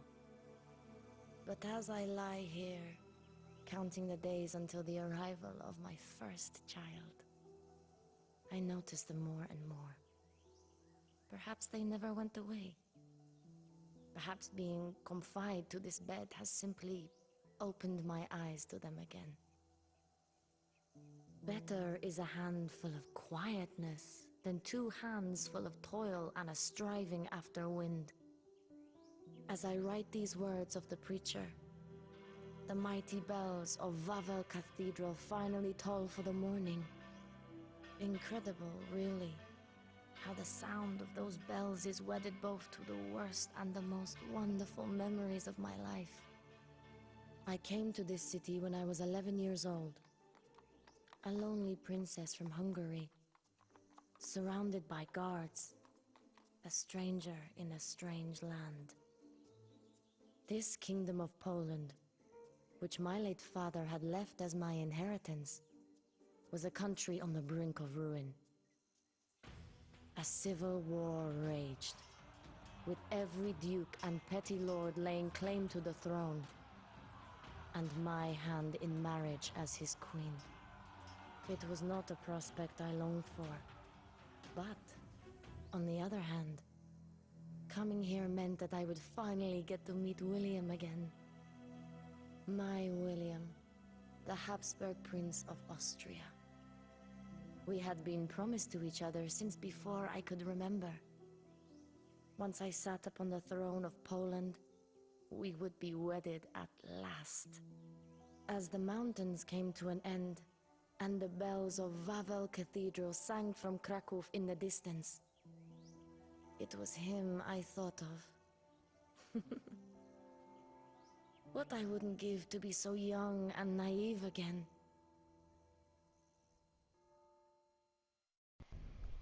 It was at the end of the war that William arrived outside the castle gates. When I heard the news, it was as though a pulse of sunlight came from my heart, and I ran to meet him, only to see him surrounded by my own guards. I threw myself at the gate, but the guards pulled me away. And William disappeared in a crowd of uniforms and glittering steel. The Archbishop, his otherwise kind eyes, gray and hard, spoke almost in a whisper, as if the words stung his throat. Your marriage to Prince William has been annulled, my queen. We have found a more suitable king for Poland. His name is Jogaila, Duke of Lithuania. I felt my heart shatter. The noblemen of Kraków had never intended to honor my vows to William, as they didn't want Poland to fall under Habsburg influence. And so they had made a secret deal with Jogaila of Lithuania. A deal they now expected me to fulfill. For a long time, I insisted that I would marry my William. But after many days and nights, in tears and in prayer, I could see no other way out than to break that vow. I would trade my own happiness for the happiness of the Polish people. I would marry Jogaila, the pagan duke, and do my duty as queen. God forgive me. Jogaila. It was like the name of a demon in those early days. He was a handsome man in his way. He had a face of stone and steel, and eyes like frozen pools. It was not until months later that I saw his features soften, his eyes becoming warm as he looked at me. His child bride, the key to his political legacy. I was not immediately swayed by this pagan that the nobles had saddled me with. He was not a man of the heart. He thrived in the royal court and on the battlefield, and every choice he made was to further his political goals. He was nothing like my William. But as the months went by, I began to warm to him. Before ascending to the Polish throne, he was baptized. And he swore to Christianize the whole of Lithuania. He even changed his name to Władysław Jagiełło, to sound more Polish, more Christian. But to me, he would always be Jogaila. As ruthless as he was to his opponents, he was always a good husband. My words, whether private or given as political advice, mattered to him, and I often felt that we were equals on the throne. What a strange, powerful feeling. After the Civil War, our first aim was to rebuild what had been lost. Nowhere was this more necessary than in the province of Galicia. And so we traveled there, together, to right the wrongs of the recent past. As the noblemen of Halych surrendered, the last embers of insurrection in Galicia went out. Poland was at peace, and Jogaila was now the unquestioned king of the country. With Poland unified and Lithuania on its way to being Christianized, it seemed as though nothing could stand in our way. Unfortunately, Jogaila was not the only warrior duke that his house had spawned.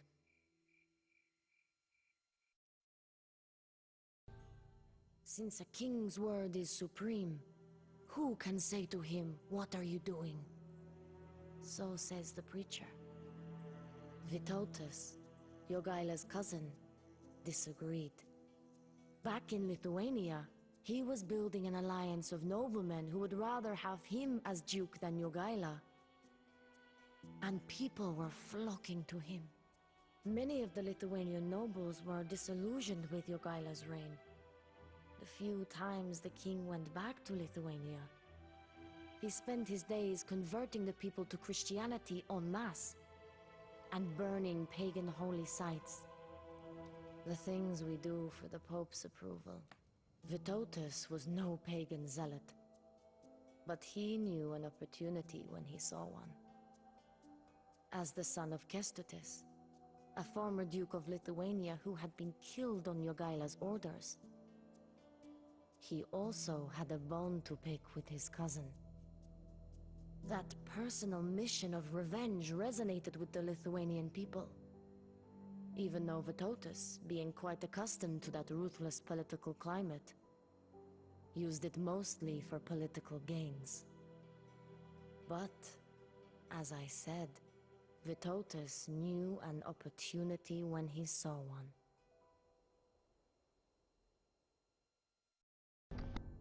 Vitotus, much like Jogaila, was at heart a pragmatist. Apparently that is what they called themselves.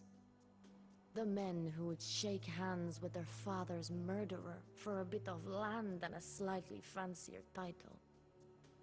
As total victory proved impossible, Vitotus settled for a partial one.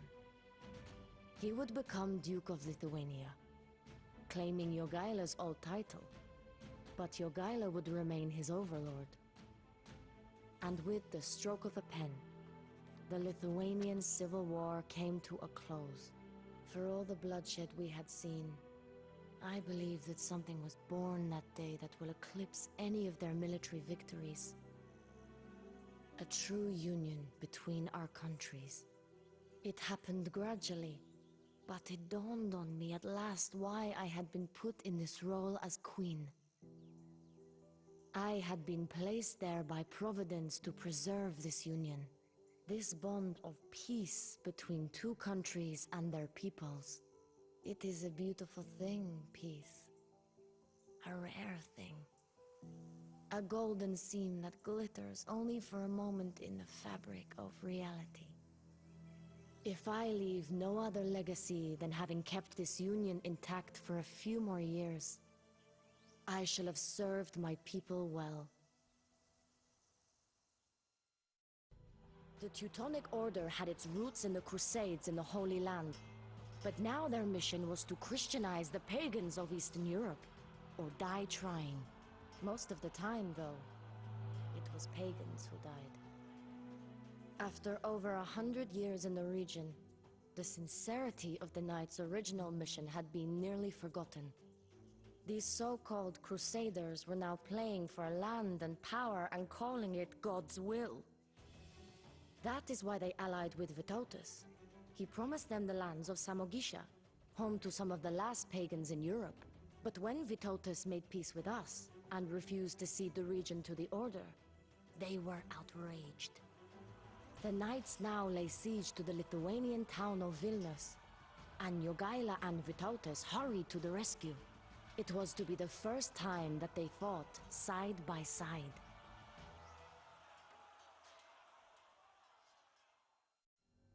On that day, the combined forces of Poland and Lithuania drove the Teutons back to their Prussian domains. But more importantly than the victory in the field, was the fact that the alliance between Jogaila and Vitotus, the former rivals, had held fast. Those imposing men eyed each other after the battle, never exchanging a word. And I believe, realizing at last that they could accomplish things together that neither could do on their own. Though a man might prevail against one who is alone, two will withstand him. A threefold cord is not quickly broken.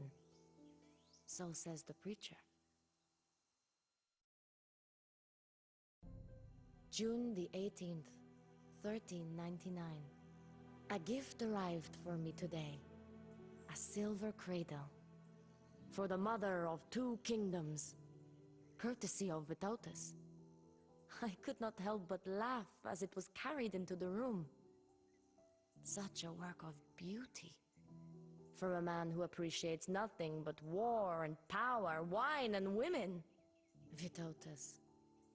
I am not sure he ever gave up on his dream of being sole ruler of Lithuania. He certainly never acts like he is Jogaila's subordinate. For the past few years, Jogaila has been rebuilding our war-torn kingdoms, while I have worked to prevent further conflicts from breaking out.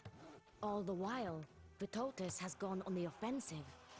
He has now gone off to conquer Tatar Ruthenia, where he has befriended a deposed Khan, one Toktamish. Together, he claims, they are going to conquer their way to the Black Sea. June the 22nd, 1399. I have received no news of Vitotis' escapades in Ruthenia for some days now. I pray that he is successful. And yet, I fear that his insatiable hunger for power will be the downfall of everything I have striven for. But for now, I must not worry about Vitotis. I have more pressing worries. And my mind is racing with fear and anticipation. My body swells and aches and changes. To walk is exhausting, and to lie down is no relief. For days I have written in this journal to keep my mind occupied. But now I can barely even do that. Any day now, I will give birth to my first child, Jogaila's firstborn. The heir of 2 kingdoms, whose union I have worked so hard to foster. I look out of the window, breathing the crisp morning air. Kraków is beautiful in its thin dress of mist and sunlight. The Vistula glitters. Birds sing their praises to God, from trees and bushes and tufts of grass.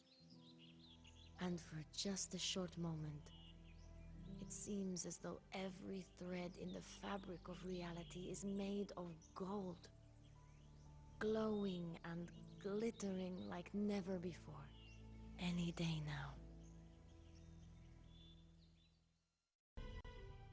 June the 3rd, 1410.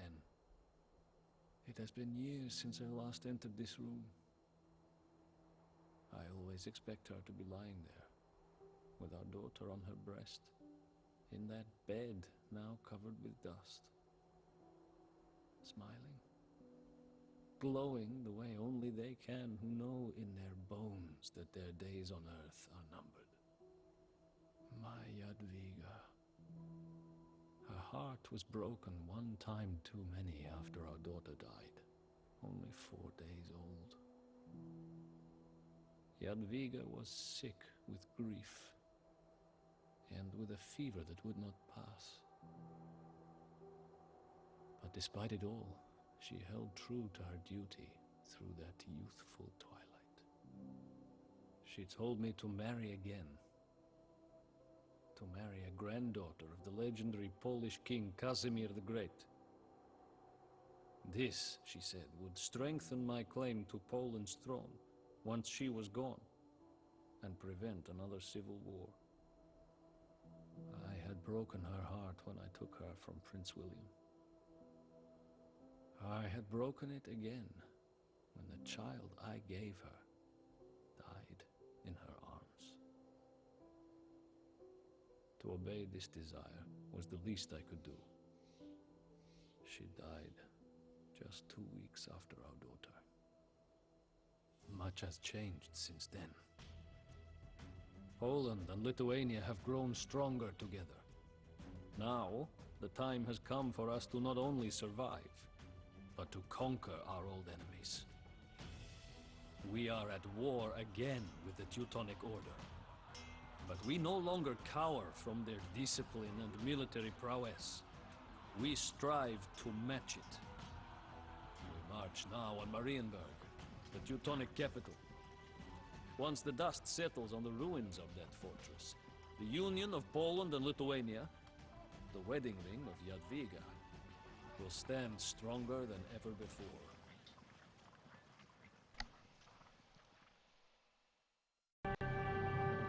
We were able to take the fortress of Marienburg. But in the end, it did not matter. The Teutons were crushed. Their masters lay slain on the fields of Grunwald, and the Order would never truly recover. We held a wild celebration. Vitotus was more drunk with pride, joy, and wine than anyone else after that Tatar maneuver that helped win the battle. After a few hours, I could no longer stand the heat of that great tent.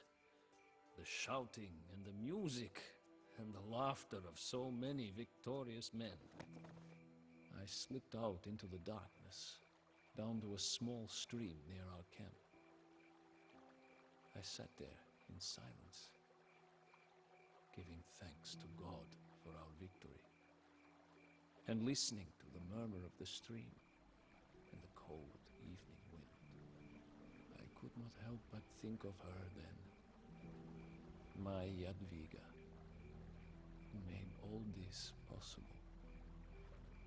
I lost you too soon, and Poland lost its brightest star. But now, at last, I know that your dream will live on, where you could not. I could hear a bell tolling then. A friar, somewhere in the distance, hailing the arrival of the night with that deep, resounding music. It has been a long time since I noticed such things. The little things of beauty that season our days of war and toil and make them almost palatable. I ended up here, foreigner. You dare ask such a question as if we were equals. Very well. I will tell you the story, my companion in misfortune. If there is one thing of which we are not deprived in this bloody dungeon, it is time. I aimed for the throne, yet I ended up in this dark, moldy prison cell. Beyond these bars lies the land of my fathers, Lithuania. Its swamps, deep forests, and raging rivers are not exactly the heart of civilization, if you ask our enemies. Which makes it all the more astonishing that they have tried time and again to subjugate it. It began when some chosen ones felt called on to bring the light to Lithuania. They named themselves the Teutonic Order, and under the banner of the cross they promised deliverance, yet they brought only death and perdition. Lithuania was not easily cowed. Our ancestors learned how to fight by battling the forces of nature and the beasts of the dark primeval forests. Every one of our soldiers is steeped in that same tradition. But the more that we resisted the Crusaders and their god, the more ruthless they became. Slowly, we began to see their true faces. They called themselves holy warriors, but they were nothing more than robber knights.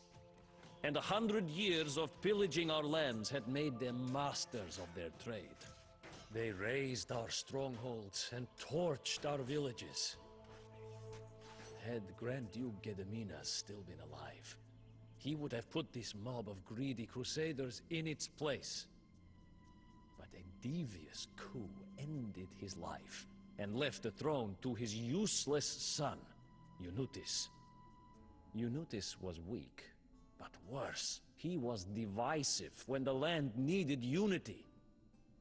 He turned away from our old beliefs and accepted the Christian God.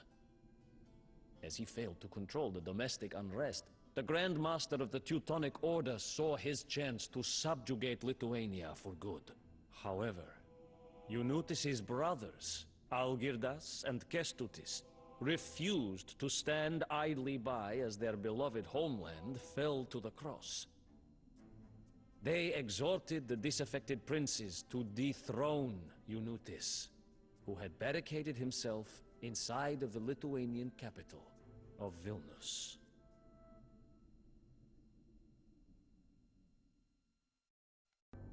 To seize power is one thing. To keep it is something else entirely. Only a fool declares himself the victor after winning the first battle of a war.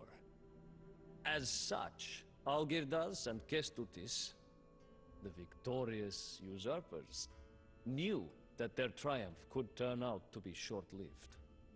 The two of them, however, were a different breed than most rulers of their time. Instead of quarreling as their brothers had done, and as most people expected them to, for who had ever heard of two men sharing power? Algirdas and Kestutis agreed to rule Lithuania together. It was a remarkable move, and it showed that they cared more about the well-being of their subjects than personal power. This, of course, did not go unnoticed by the Teutonic Grand Master. He knew that he would have to contend with more formidable opponents from now on. Come to the east, do God's work and be rewarded not only with nebulous concepts of salvation and eternity, but also with land and plunder. That was the promise of the Teutonic Order, and the reason that they could rely on a steady supply of battle-hungry knights. Christians of low noble birth, who were easily tempted to try their luck in Lithuania. It was a scheme as ingenious as it was devious, and far from the holy mission that they spoke of publicly. After the Saracens ousted them from their holy land and stripped away their Middle Eastern estates, these crusaders now planted their iron heels on our backs to sate their lust for blood and plunder. When Algirdas was forced to deal with the defiant city-states of Ruthenia, wreaking havoc on the Lithuanian borderlands, the opportunistic Teutons saw a chance to invade our homeland yet again. Believing that western Lithuania lay open while Algirdas was occupied in the east, they marched into our lands. They were not expecting to face Kestutis, who had stayed behind to hold the heartland. But Kestutis was expecting them, and lay in wait, eager to teach these sword-swinging marauders a lesson. The Grand Master of the Order had greatly underestimated the resourceful brothers. It seemed that Algirdas and Kestutis were invincible whenever they joined forces. Exasperated, the Teutonic Order was forced to give up its invasion plans, at least for a time. The war with the Order was a long and bloody affair, but in the end, Kestutis repelled the invaders. He was thenceforth known as the Steadfast, for his stubborn defense and loyalty to his brother.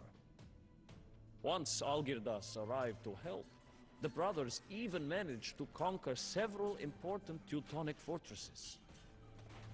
But their quick triumph made steadfast Kestutis careless.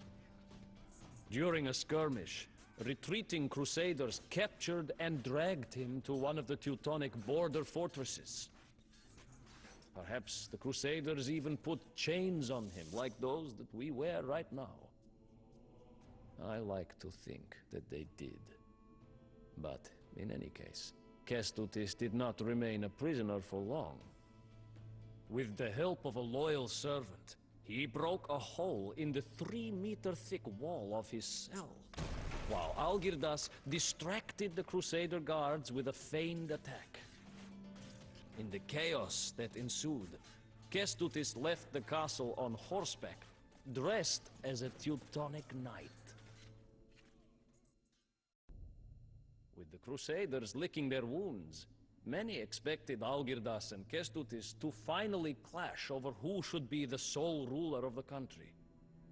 Yet again, their unprecedented loyalty to one another kept the peace, allowing the brothers to focus on expanding their realm. To the southeast of Lithuania lay the city-states of the former Rus, The Tatar yoke weighed heavily on these once flourishing cities. 100 years of exorbitant tributes to the Golden Horde had bled them dry, while the Khans built golden palaces on the banks of the Volga. With the Horde weakened by internal disputes, many of the oppressed cities welcomed the Lithuanians as liberators. But some were not so eager to simply replace one overlord with another. The inhabitants of the newly independent city of Kiev saw the Lithuanians as the greater threat and sought an alliance with their former Tatar masters. A move that Algirdas and Kestutis would not leave unanswered. The Lithuanian army marched south with determination, storming the principalities of Chernigov and Pereslavl in quick succession. The brothers aimed to face the Golden Horde and its allies on the steppe. A bold move, and a tremendous risk that none had dared to take before. Despite their internal squabbles, the battle-hardened Tatar-mounted archers were still considered invincible. But Algirdas and Kestutis were determined to prove otherwise. We often call members of the Golden Horde Tatars, but in reality, the Horde consists of a multitude of Turkic peoples. Among its ranks are flail-swinging riders from Volga, Bulgaria, Cumans from the Kipchak steppe, and Mongols from Siberia.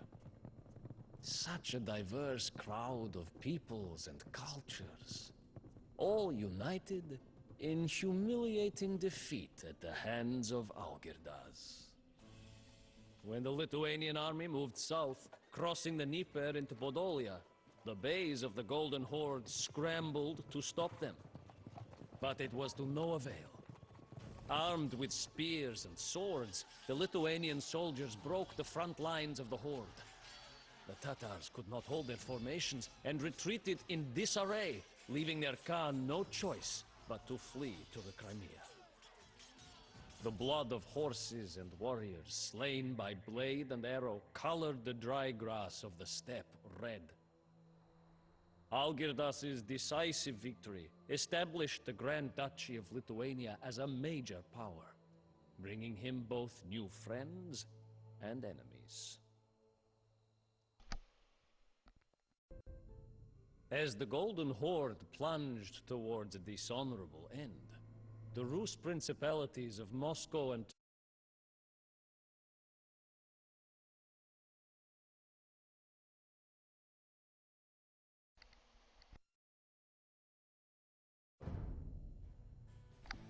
That was weird. Let's try it again. As the Golden Horde plunged towards a dishonorable end, the Rus principalities of Moscow and Tver emerged as the primary beneficiaries of its demise. While the Tatars quarreled with one another, these duchies had quietly grown into powerful states. The Grand Duchy of Moscow was ruled by a prince named Dmitri, who had succeeded in taking on the Khan of the Golden Horde through sly politics.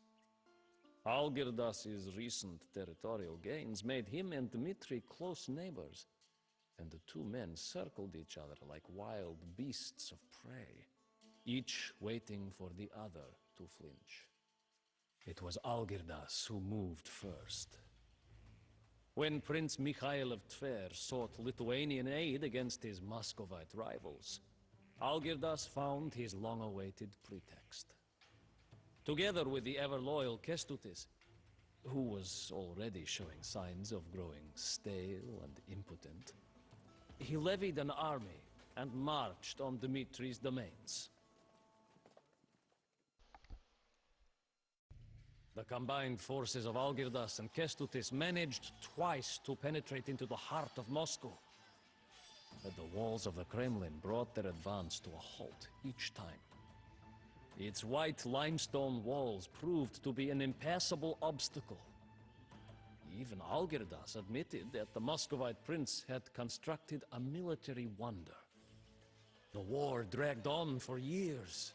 Neither the Lithuanians nor the Golden Horde, which intervened late in the war, could force a decisive victory. In the end, the only remaining option was to sign a treaty that allowed all parties to return home without losing face. Keeping this peace was Algirdas's last great feat. For a man so shaped and defined by war, it was an odd end. But it meant that he died undefeated. We burned his corpse according to the old custom, on a ceremonial pyre with 20 of his beloved horses and many of his favorite belongings. When the flames began to consume his lifeless body, I looked into the blaze in silence. My father had created an empire stretching from the Baltic Sea in the north to the Black Sea in the south. And I, Jogaila, would be his heir. When Lithuania was in dire straits, my father did not hesitate. He seized power and kept it. I tried to follow his example, and you can see where it has taken me. I aimed for the throne, yet I ended up in this dark, moldy prison cell. It was old, steadfast Kestutis who locked me up, calling me a traitor for coming to an understanding with our old enemy, the Teutonic Order. Yet he was the one who forced my hand. My father chose me as his successor. I was to rule with Kestutis the way that he had. But Kestutis no longer wanted to share his power. I admired him once, you know? He truly was the steadfast, a tempering influence on my father's bold, adventurous personality. But without Algirdas to animate him, Kestutis has turned into a stale, weary, reactionary leader. Now, Kestutis the stubborn clings to a throne that he no longer deserves. Like all weak rulers, he fears the younger generation. The chains on my hands prove that. But I will not be kept from my rightful inheritance. If any sense remained in that aging mind of his, he would know that my father's heart, that boisterous heart of a wild predator, also beats in my chest. And as befits the leader of a pack, I have loyal followers who will not let me rot forever in this dungeon. We have come a long way, foreigner. We met as strangers in a filthy dungeon, and now we stand together in the throne room of Vilnius. Wolves still surround Lithuania, enemies that long for our downfall. But I shall not stray from the path down which I have started. I will rule as my father did, and one day I shall surpass even him.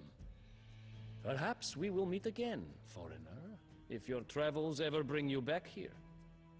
But even if we do not, I have the feeling that this will not be the last time that you hear the name Jogaila, Grand Duke of Lithuania.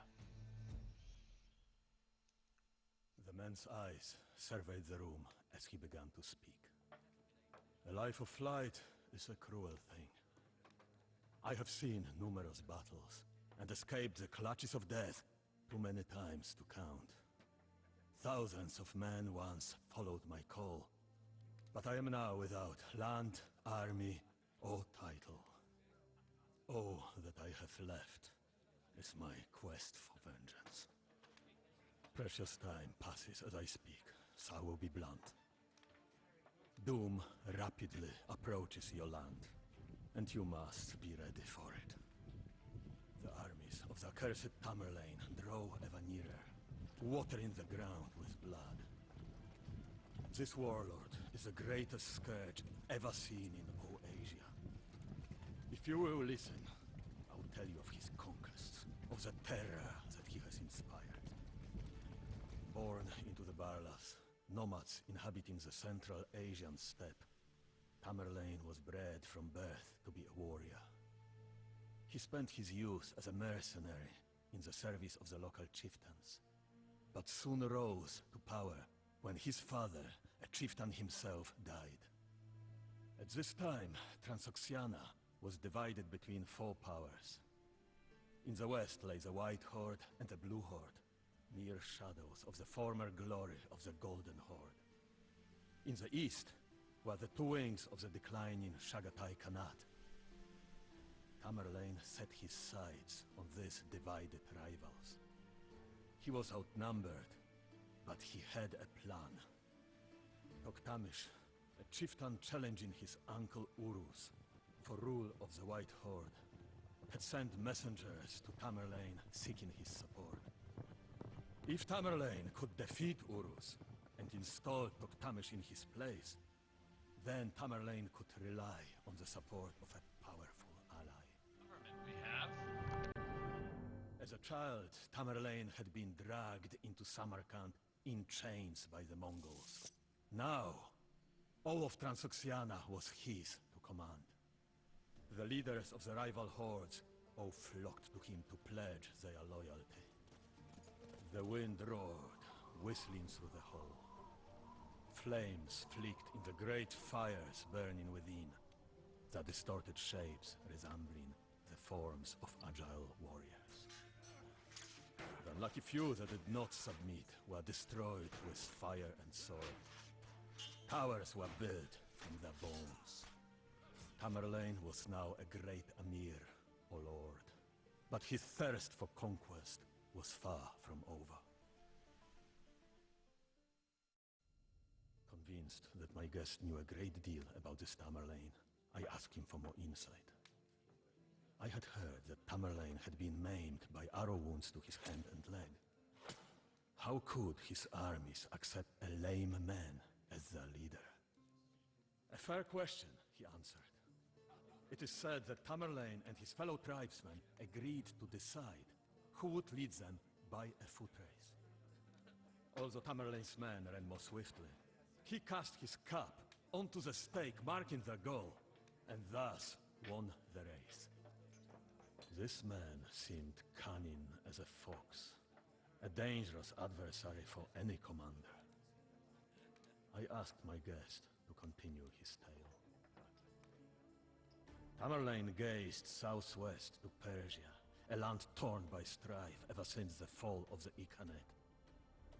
Persia was vast, its terrain a challenge to any ambitious conqueror. It would not be easy to take. Tamerlane, however, could count on the support of his ally Toktamish, who had reunified the Golden Horde. Together, they would ride down the squabbling Persian kingdoms. Toktamish's betrayal brought Tamerlane to a rare burst of fury. The man that he had regarded as a son, for whom he had sweated and bled, had stabbed him in the back. Tamerlane was forced to halt the Persian campaign to cope with this treachery. Thousands of battle-hardened cavalrymen ceased their pillaging and thundered northwest through the steppe to the lands of the Golden Horde and its allies in Russia. As if foreshadowing the tale to come, the snow of early spring began to fall outside. Winters lasted a long time in these parts, and even the nobles in the hall, clad in their furs, shivered. Tamerlane's vengeance was fearsome to behold, the man whispered. That cringe out of the way.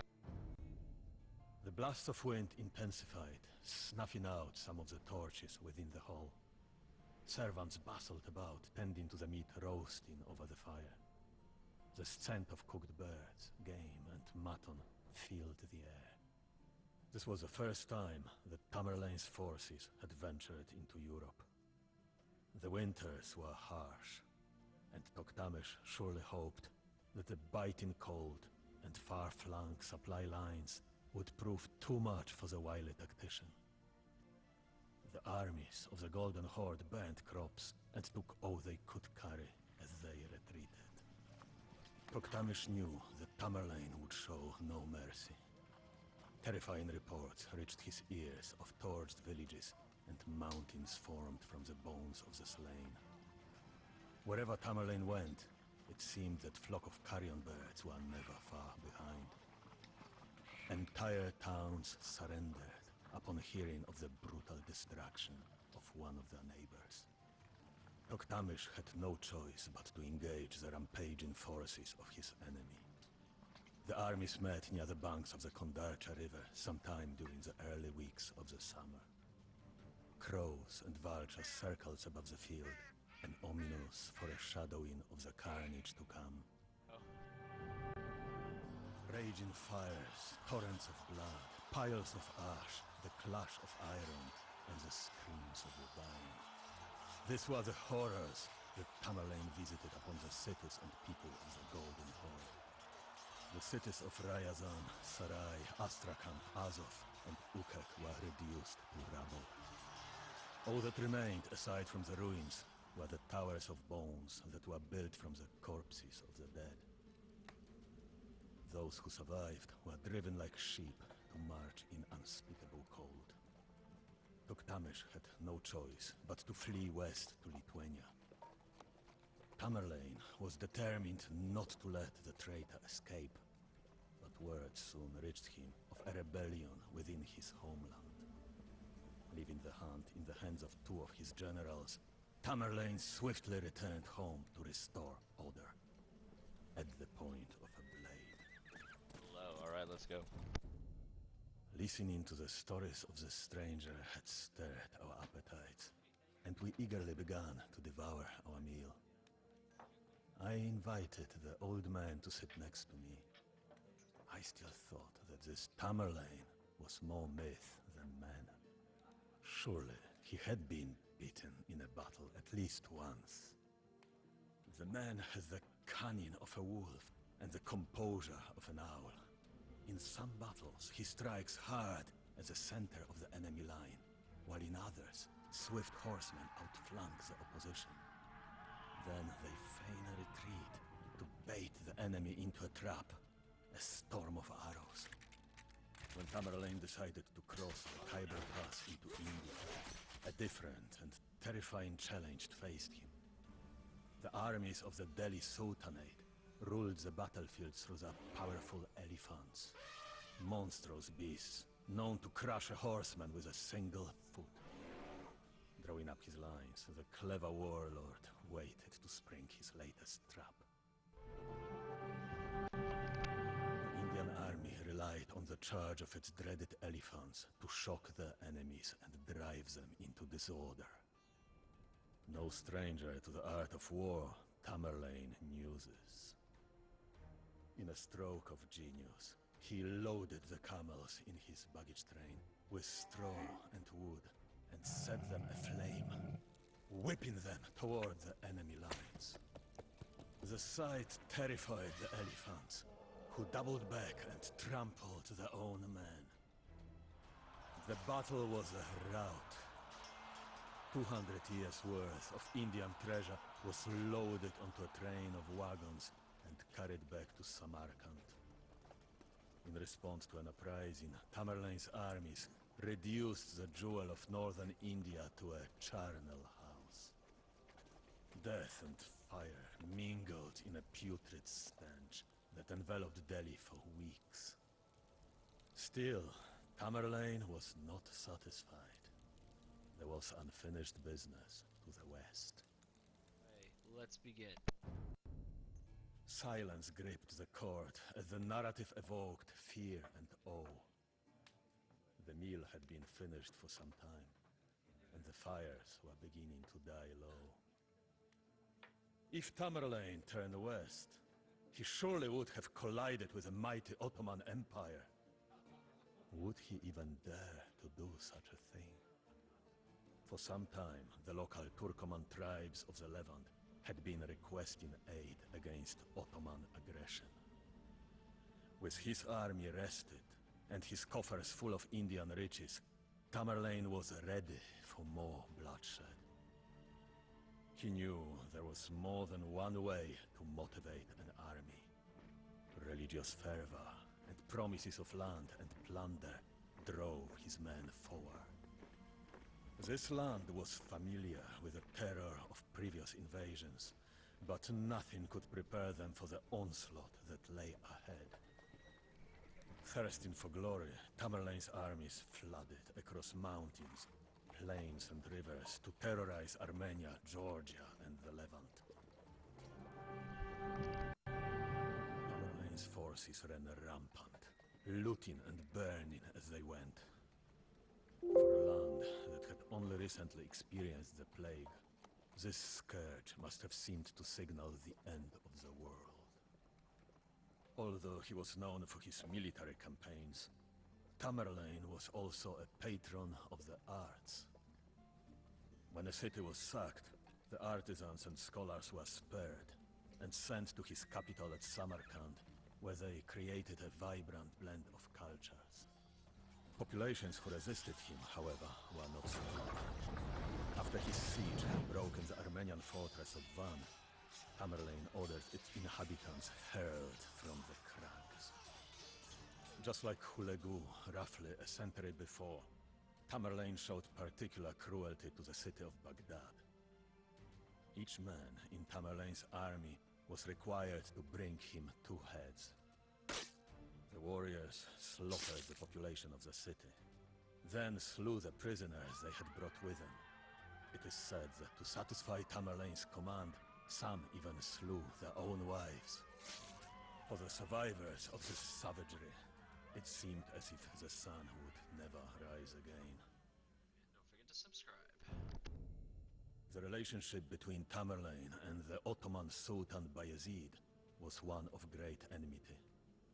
The two of them had been exchanging scathing letters for years. Finally, Tamerlane had the opportunity to crush his rival, whose armies were weary from wars in Byzantium and Hungary. Even so, the Ottoman Empire was no trifling opponent, its army driven by intrepid leadership and the power of its Janissaries. The Ottoman force marching to meet Tamerlane was large, but divided. Turks, Serbs, Tatars, and various other vassals all contributed troops to this powerful yet volatile force. If some of them could be pried away and convinced to defect, the tide would turn in Tamerlane's favor. This would be his greatest test yet. The fate of 2 empires hung in the balance. The Battle of Ankara was a catastrophe for the Ottomans.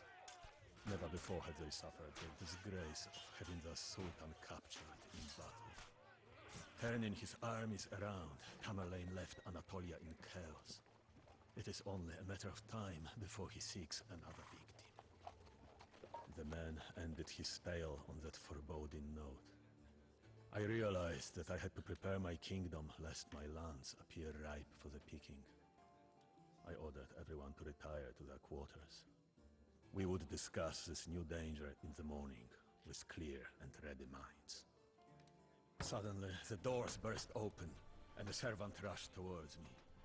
Sire, a messenger from the Waldrot Tamerlane is here to speak to you. He claims that you are harboring someone of interest to him. I turned to the old man who had not heard the messenger, and asked for his name. His weary, dark eyes met mine, and he answered in a grim voice.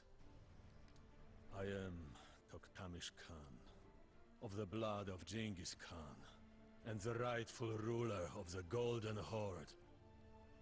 Landless and friendless, all I have left is my tale. Oh, Lord Buddha, keep my mind sharp and my memory clear as I recount this tale. I tell of warriors and weapons, faith and fury, and a man whose like we shall not see again. Devapala, son of Dharmapala, the greatest ruler of the Pala dynasty. From his ancestors he inherited the fertile earth and thick jungles of Bengal, a realm where tigers prowl, reptiles swim, and the sacred waters of the Ganges empty into the sea.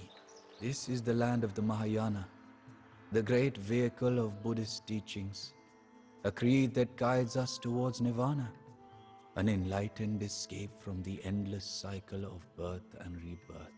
Some call the life of a monk difficult, but they know nothing of that of an emperor. We monks must only care for the spiritual welfare of our people. An emperor, however, taints himself daily with their material concerns, miring himself in dissatisfaction.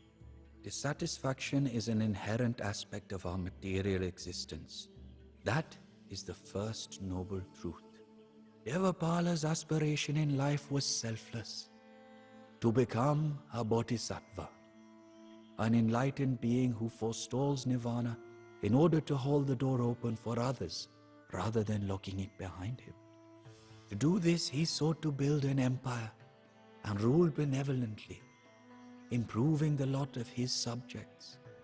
A noble aim, but one not easily accomplished in such violent times.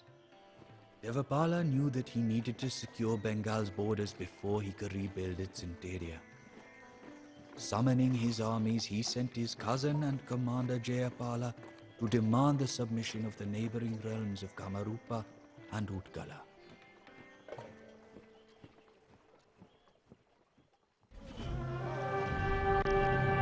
While Kamarupa submitted almost instantly, Utkala fought hard. As the bodies of the slain piled up, Devapala began for a moment to doubt the virtue of his cause. Yet as the months passed and the wounds of the realm healed, these doubts slowly vanished. His heart bloomed as he observed the prosperity of his land and the contentment of his people. We are what we think, and what we think we become. Our thoughts shape the world, said the Buddha. Devapala's shaping of the world had only just begun. Your dad. An idea developed and acted on is better than an idea that merely exists as an idea, said the Buddha. Devapala's successes in Kamarupa and Utkala filled him with increasingly ambitious ideas. The first he acted on was his desire to control the sacred city of Kanauj, a place that rulers and empires had coveted for centuries. To hold its central temple would be the ultimate stamp of legitimacy. Desire is the source of dissatisfaction and is inextricable from it. That is the second noble truth. Devapala was not alone in his ambition, however. Two other great powers, the Pratiharas of the west and the Rashtrakutas of the south, rivals of the palace for generations, also lay claim to the glorious city. Formidable figures led the enemy armies. The young Pratihara king Mihira Bhoja had just subdued his neighbors and bolstered his cavalry with a new breed of horses, the swiftest to be found in all of India. Amogvasha, pride of the Rashtrakutas, oozed confidence after crushing a series of rebellions with a deadly force of infantry and elephants. Old family friends indeed, as Utkala had so eloquently put it. Endurance is among the most arduous disciplines, but the final victory makes its way to the one who endures the most, said the Buddha. So it was with the Palas, who often won battles not with tactics, but with an uncanny ability to outlast their rivals. Devapala's orders were clear. Kanauj was not to be damaged. The man who would be a bodhisattva would not see this holy site defiled by the evils of war. Battles raged outside of the city for days, until the Pratihara and Rashtrakuta armies finally sounded the signal to retreat. Following his victory, Devapala invited into his entourage a Brahmin, the priest who had first welcomed him into Kanauj. That man was I, humble Viradeva, who would soon grow closer to the Emperor than anyone. And here we go. To destroy what is around us is to destroy ourselves. To cheat another is to cheat ourselves, said the Buddha. The Hunas, predatory horse lords of the northern plains, were a living mockery of these words. Long had they lain dormant, drunk on wealth and decadence, but the chilling memories of their wretched work, of village cities and plundered crops, of burnt monasteries and butchered monks, were as vivid in our minds as the sheen of the morning sun on the snowy crowns of distant mountains. Equally dreadful were the rumors that these Hunas, who watched with glee as their neighbors whittled each other down, had begun to stir once more. The Pratiharas and Rashtrakutas may have been long-time enemies of Devapala's family, but unchecked, the Hunas posed an even greater threat. Renunciation of desire will bring an end to one's dissatisfaction. That is the third noble truth. So Devapala renounced his struggle with his forefathers' rivals and marched his forces north into the demon's lair to crush the foul Hunas forever. Evil must exist so that good can prove its purity, said the Buddha. The Pala army shone like the brightest of lights as it plunged into lands darkened by the Hunas' corrupt and wicked ways. No obstacle was too great for it, no foe too fierce. Some Hunas saw the error of their ways and pledged themselves to our monks' teachings. Those who did not were struck down or vanished into the shadows. As Devapala strode through the ranks of his cheering warriors, I was elated by our victory.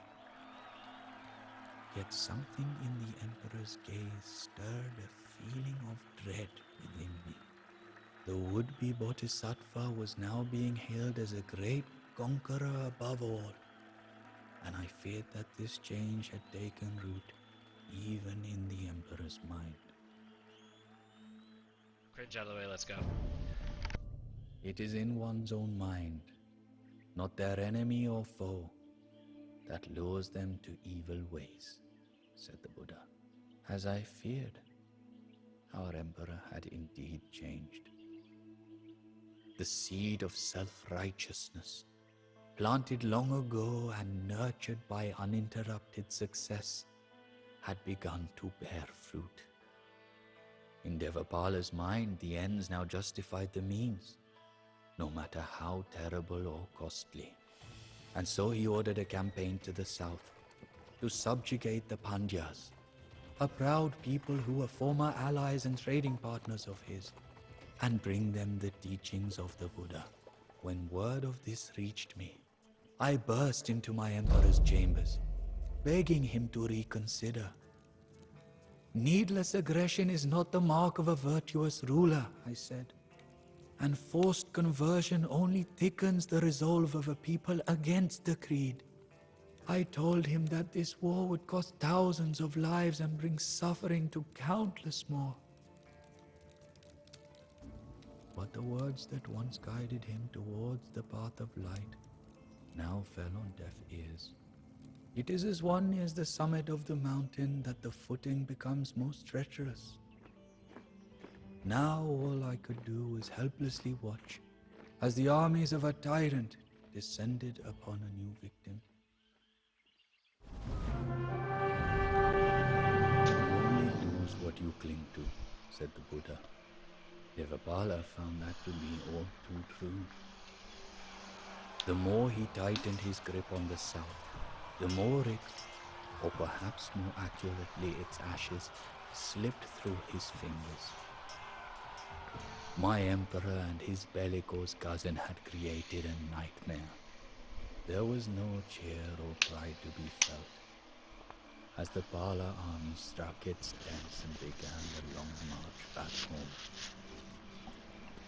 The stench of death and smoke choked the air, punctuated by the haunting wails of the broken people that my emperor and his forces left behind, tormented by the recognition of his arrogance and its price. Devapala breathed not a single word during the entire week-long journey home. Alright, let's go. Just as a snake sheds its skin, we must shed our past, time and time again, said the Buddha. Devapala sat meditating in silence for days in the great temple, refusing to eat and only occasionally sipping the water beside him. Finally, he turned to me, took my hands in his, stared into my eyes in regret, and pledged to make amends. Dwell not on the past, nor dream of the future. Focus your mind fully on the present moment, I told him, repeating the words of the Buddha. The Noble Eightfold Path is the way by which one can renounce desire, end dissatisfaction, and attain enlightenment. That is the fourth noble truth. I told Devapala that he still had a realm to rule, people to care for, and borders to protect. That the fate of an entire empire rested on his weary, half-starved shoulders. As I stared into my emperor's sunken eyes, I saw a glimmer of hope ignite into fiery resolve. An otherworldly energy possessed him, emanating from every aspect of his being. And right then I knew that the old Devapala had returned for good. He would need that unfaltering resolve in the coming months. Infuriated by his foray south, and emboldened by his failure to hold on to his new possessions, the Pratiharas and the Rashtrakutas leapt at their weakened prey. Devapala still had one last war to fight. Wow. It is better to travel well than to arrive, said the Buddha. My emperor and I pondered these words as we gazed across the city from the palace tower. It was curiously soothing to observe from above, as the monks returned to their temples, the scholars exited the university, and the bustling townsfolk rushed home for the evening. With our former rivals gone and an agreement reached, all of these people could now look forward to peace for the foreseeable future. It was a heartwarming thought, to none more so than my emperor. Perhaps we may never arrive, he mused, watching the glow of the sun fade into a rich muted orange as it sank towards the horizon. But with you by my side, I am sure to always travel well.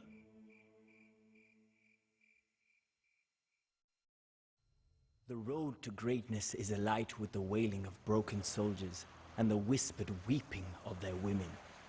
Yet the men who are the cause of this suffering must pay them no heed.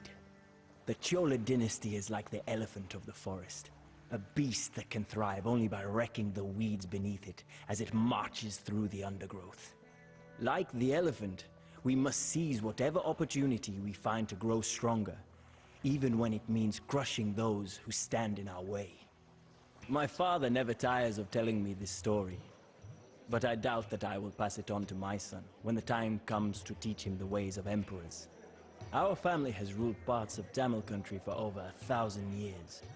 Other dynasties rose and fell in the time that it took our ancestors to blink, yet greatness continued to elude us. That all changed when my father came to power. As a newly crowned ruler, he took the name Raja Raja, the King of Kings, a name that turned out to be prophetic. He has conquered many of our neighbors and turned the small Chola kingdom into a powerful empire. An empire which I am set to inherit. It is my destiny to be as great a ruler as him, perhaps an even greater one. Despite his many accomplishments, there is a shadow in his gaze. He has achieved the greatness that he sought, but in doing so, he has become corrupted by darkness. He tries to instill this darkness in me, with these fables of greatness through domination. But I do not believe that greatness and corruption are inseparable.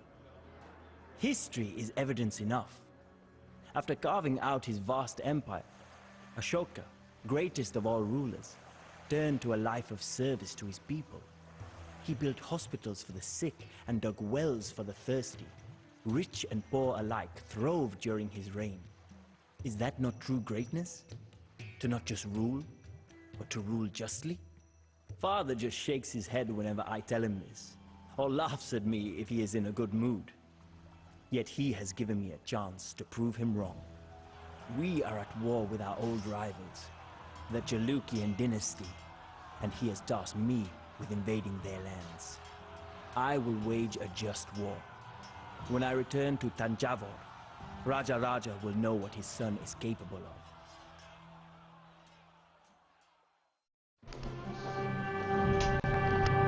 Days and nights merged into a restless blur as I rode back to Tanjavur. My mind was empty, as if every thought and emotion had hidden in corners beyond my reach. It was not until I came into the palace and saw my father's body that I woke to find that the nightmare was real. The King of Kings was dead. Seeing my father's cold, grey face, knowing that he would never tell another tale about the elephants of the forests, I wept for the first time since I was a boy. He had died of old age, a quick, painless death, his wives told me, as if the abruptness with which he had left the world was any consolation for his departure. As soon as the tomb guarding his ashes had been sealed, the crown was thrust upon my head. I had longed for this day, but grief clouded whatever joy the occasion should have brought. For the common soldier, dying is small fry. Suffer as they might, they know that it is their destiny to die for their betters. But when you are among the men whose fate it is to shape the world, when every potential future that you could have created flickers out of existence as you gasp your final, miserable breath, dying is too much. It will be long before this pain subsides. Yet, I must rule in spite of it. Let's go. As the great tiger falls, the scavengers come out to feast on its corpse. The Empire is in turmoil after my father's death. To the west, the Sera and Pandya dynasties are rattling their sabers. In the north, the Chalukyas talk of vengeance, even as they lick their wounds from the last war. Yet, my greatest worry is the island of Sri Lanka. My father invaded the island decades ago, forcing its king Mahinda to escape into the untamed south. Now, Mahinda has returned to reclaim his old domains. All but a single town have fallen to his rebellion. If we lose Sri Lanka, it will embolden dissenters in every part of the empire to rise up against me. That cannot be allowed to happen. I must finish what my father began. Order has been restored, but at a high price. My army slaughtered thousands of rebels and pillaged their cities. The people here have suffered, but the fires of Sri Lanka will ensure that the rebellion does not spread, causing suffering on an even greater scale.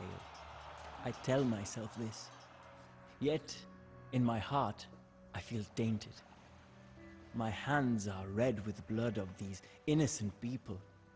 This is not how I imagined the beginning of my reign. I find myself retracing my father's steps, walking where he walked, seeing what he saw. Did he once suffer the same qualms that I do? It is a strange image. The iron-fisted Raja Raja, struggling to balance the necessity for violence with a will to do good. It does not seem like the man that I knew. Then again, I never thought that these bloody hands could be mine either. What are you doing this week? When news spread of my subjugation of Sri Lanka, our enemies grew quiet. Only the Pandyas of Madurai still flail their arms at us, being too proud to accept that their ancient line is now but a cub next to the Chola tiger. With stability secured and the Chalukyas weakened, I have been given a rare opportunity to build upon the foundation that my father laid. I am not averse to war, and Sri Lanka taught me that even some atrocities can be justified for the greater good. But my empire will not be one of violence alone. War is but one tool in the arsenal of an empire. We will employ every weapon that we have to expand our influence across both land and sea, and our first act will be one of diplomacy. There is a rumor out of the Far East. Suryavarman, Emperor of the Khmer, is said to seek an alliance with us. Such a pact would be a great step towards domination of this region. Indeed, the star of the Chola Empire has only begun to rise. Whoa. My enemies lie shattered before me, and the Chola Empire stands victorious once more. Why then? Does it feel as if something inside of me is breaking? For years I have sought greatness not only for myself, but for my subjects. I have treated even our rivals with the dignity befitting ancient dynasties. But my softness has only led to setbacks. Only when I unleash devastation upon my enemies, soldiers and civilians alike, do I seem to conjure up any lasting victory. Perhaps my father was right after all. I cannot be both great and benevolent. One virtue must be sacrificed for the other. The price for greatness is inevitably corruption, the slow death of everything that I believe in.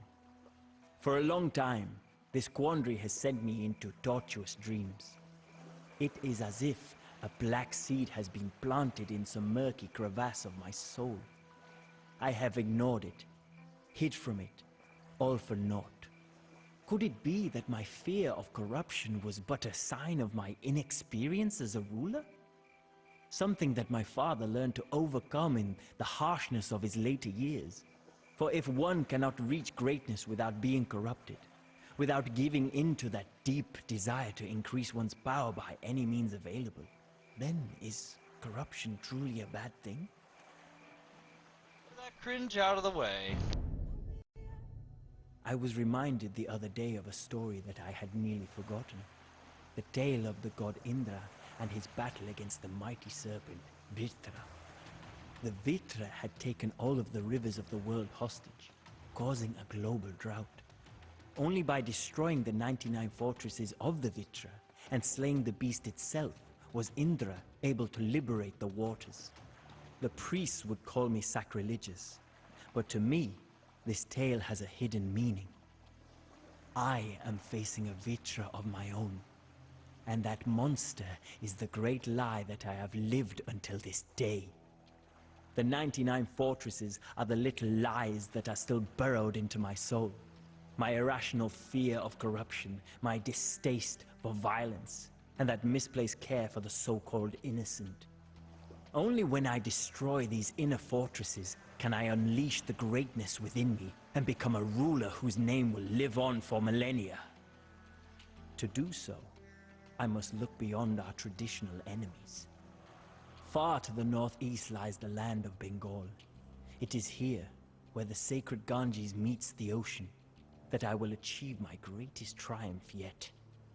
I have announced a march on the Pala Empire that rules Bengal. General Arayan has already left at the head of a large vanguard.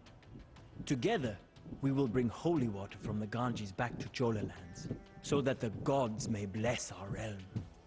And if I can defeat one of the greatest empires in the known world in the process, then all the better.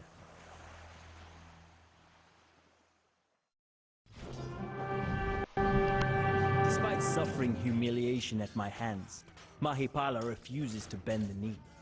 He retreats and leaves eastern Bengal open for raids. And in doing so, he saves his dynasty from annihilation.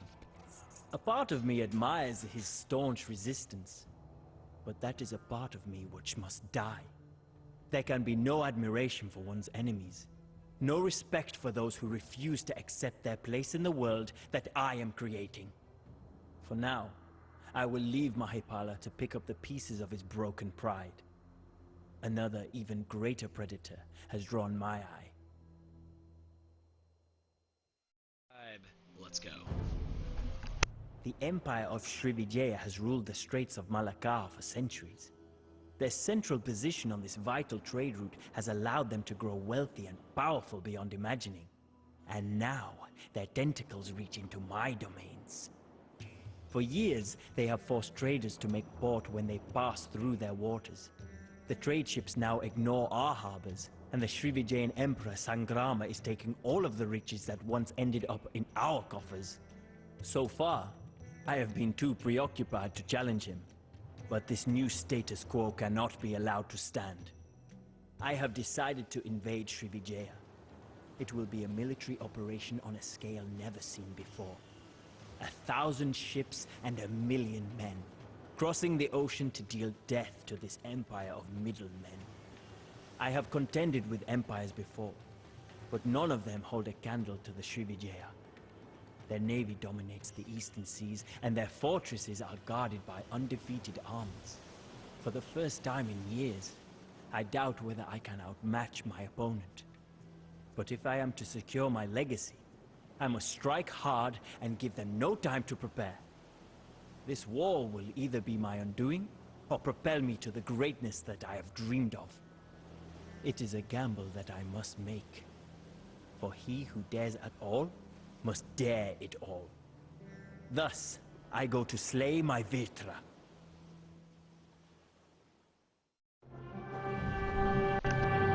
The fires of Srivijaya still raged as we celebrated our victory in the Imperial Palace. Emperor Sangrama and his officials were invited to publicly swear fealty to me. To a man, they all proclaimed their love for their new ruler. Love indeed, for all hatred had been beaten out of them. For the first time in decades, I felt perfectly calm. I knew then that my transformation was complete. I had proven my father right, and built an empire that spans across oceans. I had unleashed the greatness within me, and overcome all of my childish delusions. In doing so, I had learned one great truth, that there is no such thing as corruption. It is only what the weak call the will of the strong, and I am no longer weak. The child within me is dying. The man has taken its place. The serpent writhes and withers away, slain by the hero's hand, and the captive waters rush out into the world once more. So ends the tale of Indra and the Virtra, and so ends the tale of Rajendra Chola.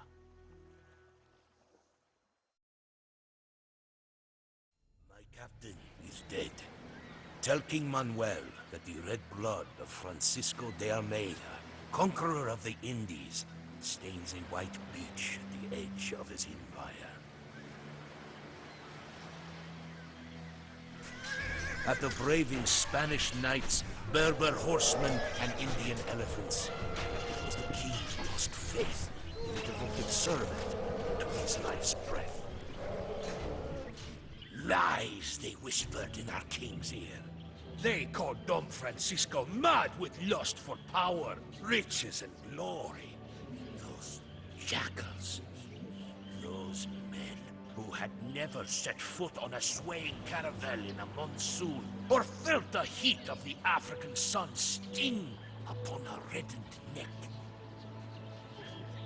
Was not my captain's devotion measured in the sweat and blood he poured across 3 continents and 3 oceans?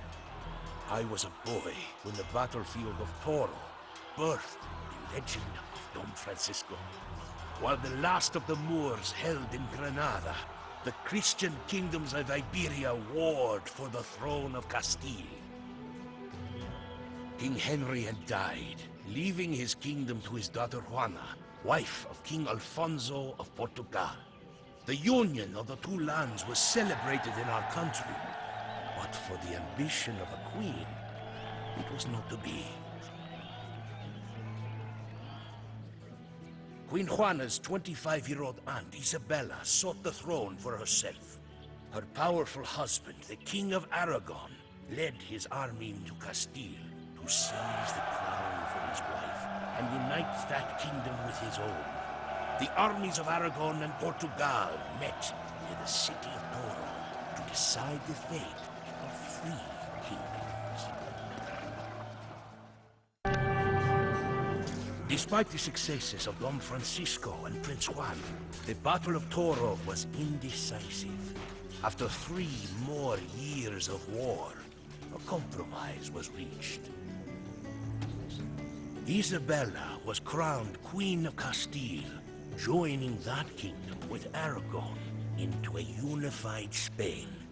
In exchange, the wise King Alfonso, attuned to the changing times, received Spanish assurances that the African coast and the waters and lands to the east were a Portuguese dominion. I began my journey with Don Francisco 2 decades ago in Morocco. 13 years had passed since the Battle of Toro, and the grizzled soldier had risen to be an esteemed counselor to King Juan. Courtly life did not suit my captain well, however. He convinced the king to send him to Africa to fight the Moors. King Alfonso had conquered the Tangier coast before the war with Aragon, but Portugal's hold on Muslim Africa was tenuous. Barbary pirates menaced the coast, and Berber tribesmen emerged from the lifeless deserts in fierce raids. Against these predators stood a fragile outpost of Christendom on an island in the Lucos River. The garrison was led by a soldier named Afonso de Albuquerque, whose path would cross with ours again in a different world. My captain set sail to take command of this garrison and re-establish Portugal's hold on Tangier. It would not be the last time that Don Francisco carried the flag of Portugal to the dangerous edges of the Christian world. The centuries-old war against the Moors in North Africa, other sons of Portugal were the pioneers of a new age. On small, leaky caravels, they took the first daring steps from Europe and lifted the shroud that had obscured our understanding of the wider world for a millennium. The world was vast, far vaster than we had ever imagined. But men like Bartolomeu Diaz and Vasco da Gama reached distant shores and gave us the first glimmers of a coming global empire. The Turks and Moors might flash their scimitars over the Mediterranean, but they wore no armor on their backs. There, in the Indian Ocean, an ancient trade flourished to the enrichment of the Muslim world. Armed with cannons and ships built to withstand the storms of the Atlantic, the sons of Portugal would fall upon this world like a famished lion in the fold. It was 5 years ago that I went with Don Francisco to the Indies. His appointment to the viceroyship of India by the young King Manuel had shocked the Portuguese court. Don Francisco was the champion of King Juan, the deceased cousin of the recently crowned king, and the Almeidas had favored a rival claimant to the Portuguese throne. The king's intentions were the topic of many hushed whispers.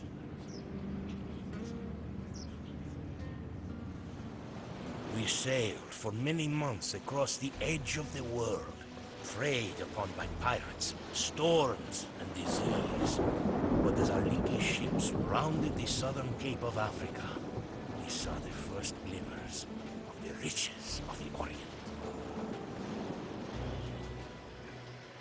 3 mighty citadels guarded the lucrative trade waters of the Swahili coast, where merchants traded ivory, gold, spices, and jewels from the innards of Africa to the fringes of faraway China. Weathered by the long voyage, Don Francisco sought trade and hospitality from the first of these citadels.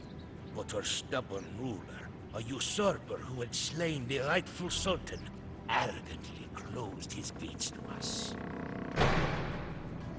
Finding an exiled African prince with ties to a rebel army, my captain cunningly hatched a plan to take the Swahili coast by fire and steel. Empires are built on the ruins of dead empires.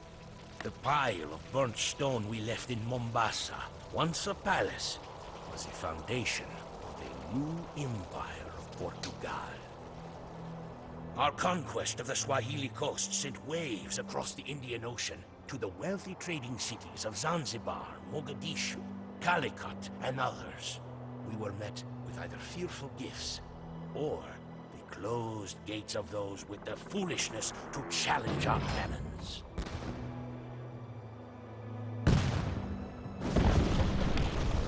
Few would continue to make that mistake. After months at sea, we reached our goal, the rich Malabar coast of India, land of 1,000 gods, and a haven for spices, gold, and silver. In the brackish lagoons of Kerala, among temples dedicated to strange serpent gods, we established our trading posts in the cities of Kannur and Cochin. From these cities, my captain and his son Lorenzo cunningly manipulated the feuding Rajas and Sultans. They maneuvered through the politics of spice and faith, always with an eye for the most profitable outcome. One Hindu prince, however, defied us. This nameless ruler of Calicut, known only by the title the Zamorin, threatened to break the carefully crafted deals and rivalries from which Portugal profited. By sword and shrewd tongue, giving no credence to differences of religion or race, he gained allies in the Rajas, in the Sultans, and in rulers as far away as Egypt and Venice. Even our allies among the Indians fell for his intrigue. The treacherous Kolathiri Raja, Prince of Kannur, betrayed us for the Zamorin's gold. Surrounded by enemies, it seemed that the hands of fate had turned so quickly against us. Though the Zamorin limped away from Kannur bloodied, his resolve was untouched by our cannon. In driving men to war, gold can be more powerful than God. For centuries, the wealth of the Indies had passed through the Indian Ocean, carried by Arab, Indian, and Somali merchants to the port cities of Arabia, Egypt, and Africa. From there, endless caravans carried wealth across the desert to Alexandria, and then to Istanbul, Venice, and Genoa. By rounding Africa, Portuguese traders had upset the traditional balance of this world. With our forts in India, we cut the trade that had enriched the Muslim sultans and Venetian doge alike. Don Francisco held a knife to the throats of our enemies, and as the lion fed, vultures and jackals appeared. We had taken the other side of the world by storm, but our old enemies followed. As the Zamorin beat his war drums, Ottomans and Egyptians rallied to him. Their ships were carried over the desert and rebuilt by treacherous Venetians. In India, an unlikely Russian renegade called Malik Ayaz raised the Muslim armies of Gujarat in defense of the Hindu Zamorin. Gold had truly become more powerful than God. As this coalition of Hindus, Muslims, and Christians descended on us, liars and jackals flocked to the court of King Manuel. They filled his ears with lies that Don Francisco had betrayed Portugal and convinced the young king to dispatch an armada led by Alfonso de Albuquerque to relieve my captain of the viceroyship. Don Francisco, however, was in no mood for politics. Tragedy struck off the coast of Char. In a heroic naval battle, my captain's beloved son Lorenzo was slain by Amir Hussein, admiral of the Mamluk fleet of Egypt. Though he deeply loved his son, Don Francisco did not shed tears for his death. In repayment, my captain vowed to shed blood. With his son's death avenged, Don Francisco surrendered the viceroyship of India and wrote his final chapter. He would not return to his beloved Portugal. Landing in southern Africa to collect water, his party was ambushed by the Khoikhoi natives. We found his body on that forsaken white beach. In the 5 years since we departed Lisbon, we followed Don Francisco to the edge of the earth.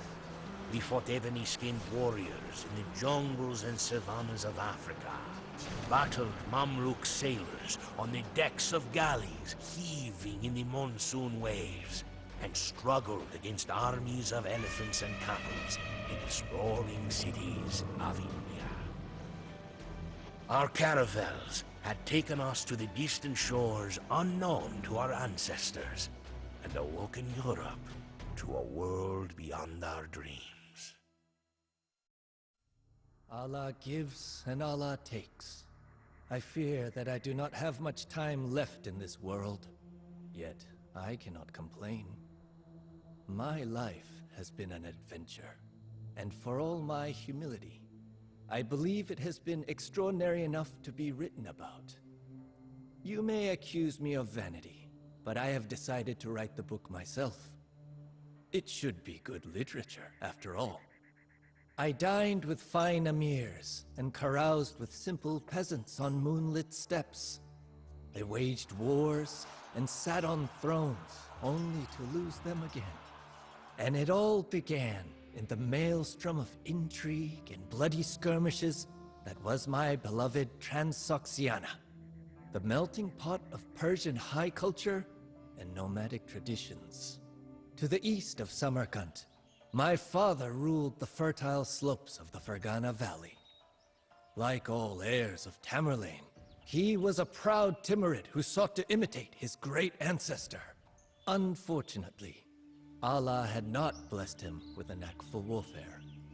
After a few humiliating defeats, he decided to devote himself to his other passions: eating, drinking, and rearing pigeons. One day, as my father was climbing the stairs to check on his birds, Allah, in his infinite wisdom, decided that this model of gluttony had waffled on the earth for long enough. Halfway up to the dovecote, the stairs collapsed under him, and he fell to his death. And that is how I, Babur, came to be Lord of the Fergana Valley. Yet, like all transitions of power in our culture, it was not to be a peaceful one. Thanks to my dear mother, Kutluk, my Beys agreed not to abandon what surely appeared to be a dynasty in shambles. But my devious uncles were another matter. At that time, I was just a 14-year-old boy with nothing to my name, and my uncles, who had long desired the Fergana Valley, thought that my inheritance was ripe for the taking. On a moonless autumn night, we overcame the walls of Samarkand. The city's merchants and dignitaries were thrilled to receive me and praised my sense of justice, as they had heard that I did not tolerate looting among my soldiers. Yet when Shaybani Khan returned in the spring, and Uzbek soldiers blocked the trade routes, their enthusiasm quickly evaporated. Before long, a famine broke out in the city. As the weeks wore on, more and more of my men left Samarkand under the pretext that they might catch a few sheep outside of the walls. None of them were ever seen again. In the end, I realized that I had to gamble for my survival. With my last loyal followers, I snuck past the besiegers during the night and sped towards the Fergana Valley. So it was that I, the great Babur who so recently had sat upon Tamerlane's throne in Samarkand, was now grateful for every watery bowl of millet porridge that I could get my hands on. I was in a pitiful state. My so-called army consisted of 15 riders, only 3 of which had swords. Hungry and battered, we spent the nights in the wild, and my mother slept in our only remaining weatherproof tent. Oh, Kutluk, my dear mother. Without her, I would have been hopelessly lost. Brave and indomitable, more skilled with her bow than any of my soldiers. She was a Mongolian princess sprung from the old tales. I am not ashamed to admit that I often cried myself to sleep in her arms in those awful days. She would tell me the legends of Genghis Khan and Tamerlane, and the painful setbacks that they had to endure before their days of greatness finally came. Just as they would for me. My mother turned out to be right. After 3 years of hardship, a messenger arrived from distant Herat. My uncle, Hussein Baikara, the last reigning Timurid, sought a capable commander to lead the city's defense against the Uzbeks, who were now hovering around Herat like vultures. It was an opportunity that I could not pass up.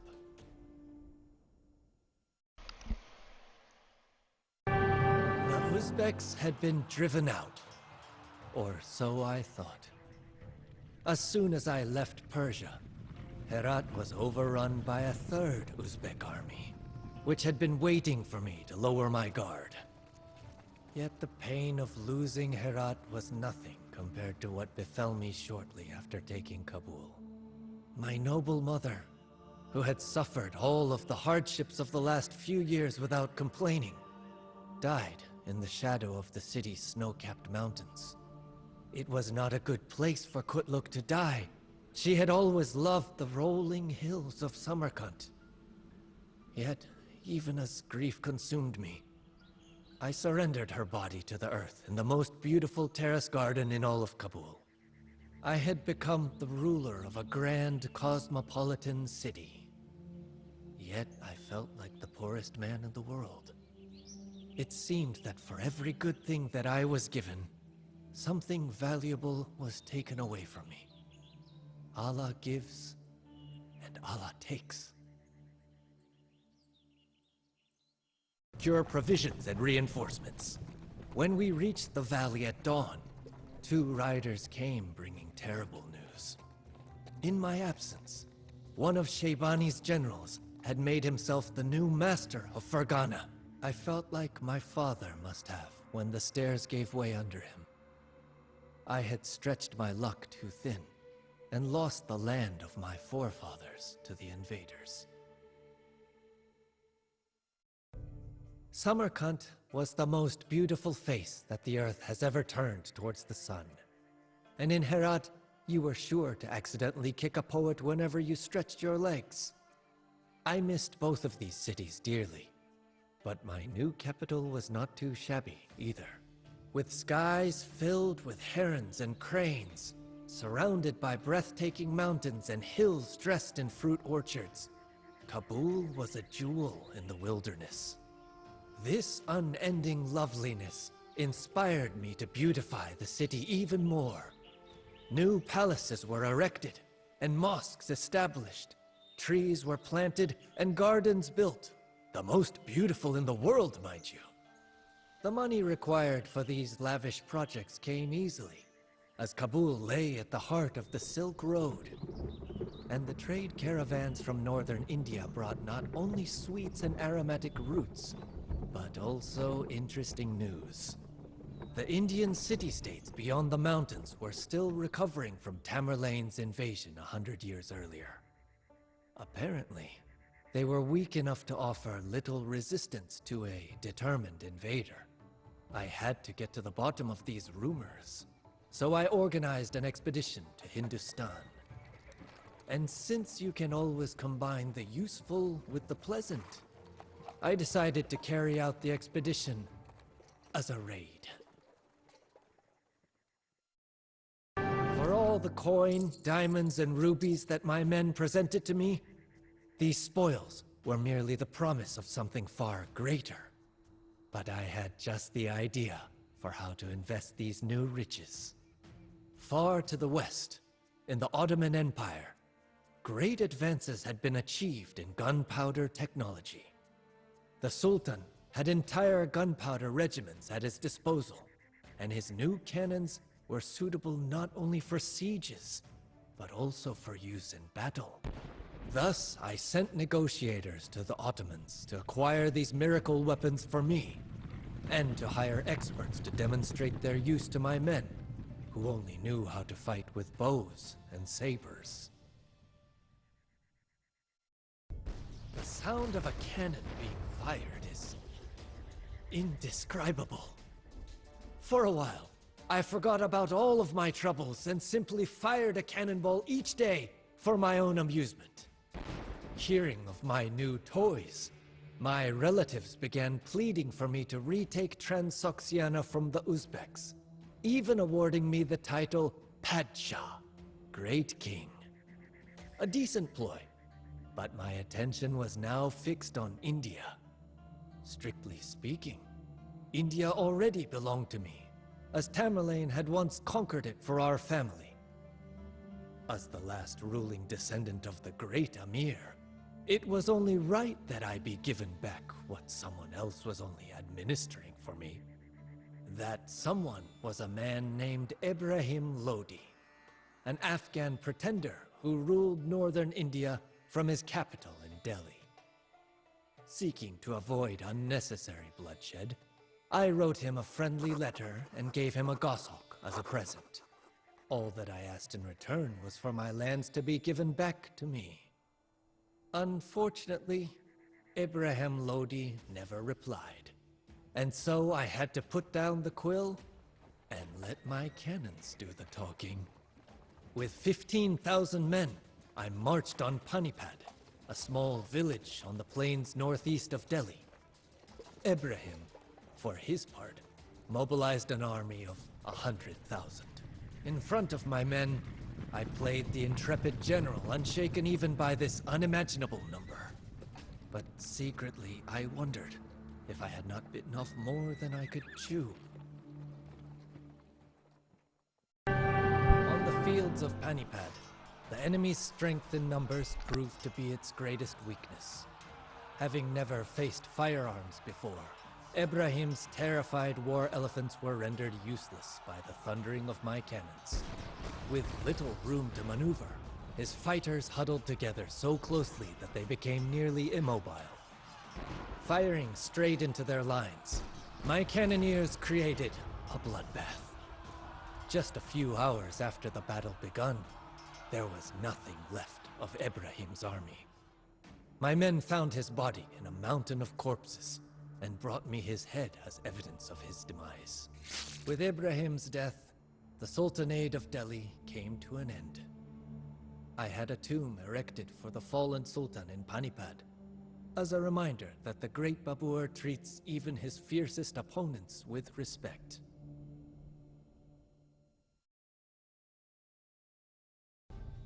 Having established myself as the new ruler of northern India, I set out to explore my new realm. But wherever I went, I experienced only shock and disappointment. The people here lacked all good manners and never paid their taxes on time. None of the cities that I visited had a university, and there were no good horses to be found, no tasty grapes or sweet melons. Nothing. The one saving grace was the enormous deposits of gold and silver. Riches which made the Rajput empires in the West regard me with envy and suspicion. I knew better than to underestimate these independent princes, whom even Lodi had failed to subjugate. But motivating my men to do battle with them proved difficult. Many of the soldiers who had traveled with me from Kabul were disappointed that our campaign had not ended with a traditional Timurid pillaging. Like a sword that had seen too many battles, their loyalty had been blunted. I had to use all of my eloquence to convince them to stay. In a humbling act of sacrifice, symbolic of what I now asked of my followers, I publicly spilled a whole batch of Afghan wine that I had been looking forward to for months. My men were moved to tears when I announced that I would never again drink wine, for they knew very well how devoted I was to such worldly pleasures. When I asked Allah for his blessing, my soldiers held up their weapons in assent. With my warriors' loyalty sharpened, I began preparing for war. With the Rajput alliance crushed, there was no one left who dared challenge me. A grand feast was held to celebrate my victory. Everyone who had stood by my side on my arduous path to power received an invitation, as did, of course, all of the descendants of Genghis Khan and Tamerlane. 40,000 guests accepted the invitation, including princes from Persia, veterans from Kashmir, and even commoners who had done me a favor in one way or another. Yet what pleased me most was the arrival of about 100 Afghan peasants from Transoxiana who had given me shelter during my days in the wilderness. I had never forgotten the bravery of these common shepherds, and they, evidently, had not forgotten me either. While I laughed at the follies of my fellow commanders and danced to my heart's content with the cheerful peasants, it was all just for show. On the inside, I remain a stranger, alone in a foreign land. Egypt. A month since I entered the Holy Land. I was in a foreign land, and I was dying. I wandered the cold desert for 4 nights before the horse archers found me. I had abandoned my mount to the vultures, and my armor to the heat of day. For a night, I was not much of a threat to them. I thought these men were Turks, come to toy with their prey. But when I could distinguish the riders from the blur of the mirage, I saw that they were Saracens, the rulers of the Middle East. I had ridden to the Holy Land with the Crusaders from France and Normandy, so I was by all rights the Saracens' enemy. Yet they gave me water and a spindly horse, and led me back to their leader. And that was how I met Saladin. The paintings in Europe show Saladin as a demonic barbarian. Yet, he's more chivalrous than any knight I'd met before, and prefers the palaces of Damascus to slaughtering Normans in the desert. I had not expected hospitality from Saracens. We Normans execute any armed Arab we capture. But Saladin left me free to explore his camp. Perhaps he wants an objective observer to chronicle the prodigious bloodshed ahead. Saladin's army is heading south to Egypt to reinforce Cairo. Egypt is a tempting prize for the Crusaders. She is fabulously wealthy, yet governed by an ineffectual fool. Before my capture, I was en route to join in the Crusaders' assault on Egypt. It is a bitter irony that now I shall view the contest from the enemy camp. So it was that I found myself less than 100 miles from the Dead Sea, in the company of my enemies. The Franks are dispersed, and the Egyptian army broken. Saladin has taken his place as governor of the Nile. Any European king would seize this opportunity to eliminate his political enemies. Saladin, however, allowed any Egyptian opposed to his rule to leave the city unharmed. Saladin has set out to win over the population. In Cairo, he built mosques and palaces, universities and hospitals. My own countrymen, the sons of Europe, showed naught but treachery, while the Saracens worked to dignify their civilization. It is a troubling turn of events, and I have difficulty sleeping. The holy city of Medina, year 15 of my capture. Volumes have I filled with my fatigued writings. Lord Saladin reads them only rarely. He speaks of greater events yet to come. The political boundaries in this endless desert have shifted as a result of 3 crusades. 4 Crusader states now exist in the Holy Land. After the Saracen victory in Egypt, the Crusader leaders realized that Saladin was worthy of their concern. They were quick to suggest a treaty. I hoped that with peace at last upon us, I would be returned to my own folk. But this peace, so short-lived, is already broken. And it is not Saracen, but Crusader that has violated his word of honor. Reynald de Chatillon, a wicked French knight, has been raiding Arab territory in defiance of the treaty. He attacks trade caravans, and his pirate ships threaten the Saracen holy cities of Medina and Mecca. Saladin, in his fury, has sworn to kill Reynald with his own hands. Although I am still a prisoner, Saladin and his generals dine with me. Over meals, we discuss mathematics and astronomy. I never imagined a race of desert folk could be so wise. Baghdad, the Saracen capital, is the most civilized city in the world, with free hospitals, public baths, a postal service, and banks with branches as far away as China. But as we eat, talk inevitably turns to war. Reynald's pirate vessels now rot at the bottom of the Red Sea. His raids have stopped. Reynald has escaped, but I suspect Saladin shall neither forgive nor forget. Galilee, year 20 of my capture. Last night, we rode into a sandstorm. The men dared not open their mouths to speak. We clung to the necks of horses or camels while waves of sand rose and fell around us.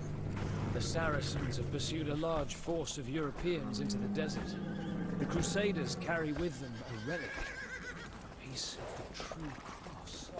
Capturing this artifact will deal a severe blow to the morale of Saladin's Christian foes. I asked Saladin why we were here, miles from civilization and water. He said, to bring crimson death to the blue-eyed enemy. The huge Crusader army has halted to make its stand beneath the 2 peaks called the Horns of Hattin. At the Horns is only a single pool of water, and Saladin controls it. At night, the Saracens ride out and extravagantly pour out vessels of water into the sand, within sight of the thirst-crazed Europeans. It is cruelty worthy of a Crusader. Fighting was fierce. The Crusaders had to conquer or die. Mostly, they died. Saladin has treated his prisoners well, providing them with ice water from the mountains and comfortable tents. For the first time in years, I have been able to speak to fellow countrymen, but I am unsure what to say to these invaders. Not all of the prisoners were treated so royally. Reynald de Chatillon was captured here and, fulfilling his vow, Saladin sliced off Reynald's head with his own scimitar. How ironic that it was only after the Crusaders entered their lands that the Saracens were transformed into the people that we set out to destroy. The last time I entered Jerusalem as a crusading knight, I waded through the blood of victims.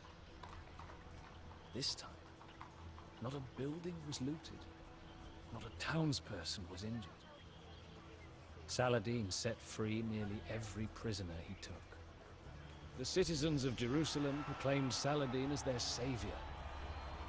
He offered to free me, but after 20 years in his service, I have decided to see this journey to the end.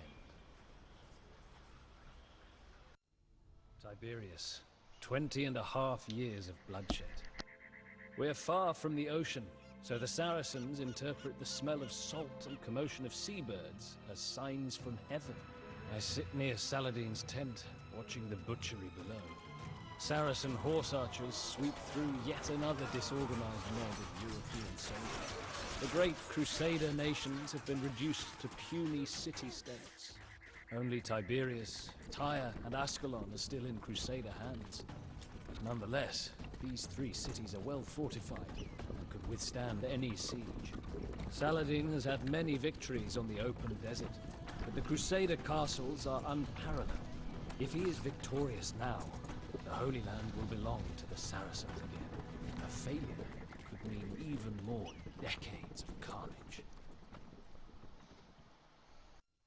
Once, I was amazed at the nobility of the Saracen warriors. Only a few years ago, they entered battle as gentlemen, bringing with them treasure chests, wine, singing girls, and collections of doves, nightingales, and parrots. No longer.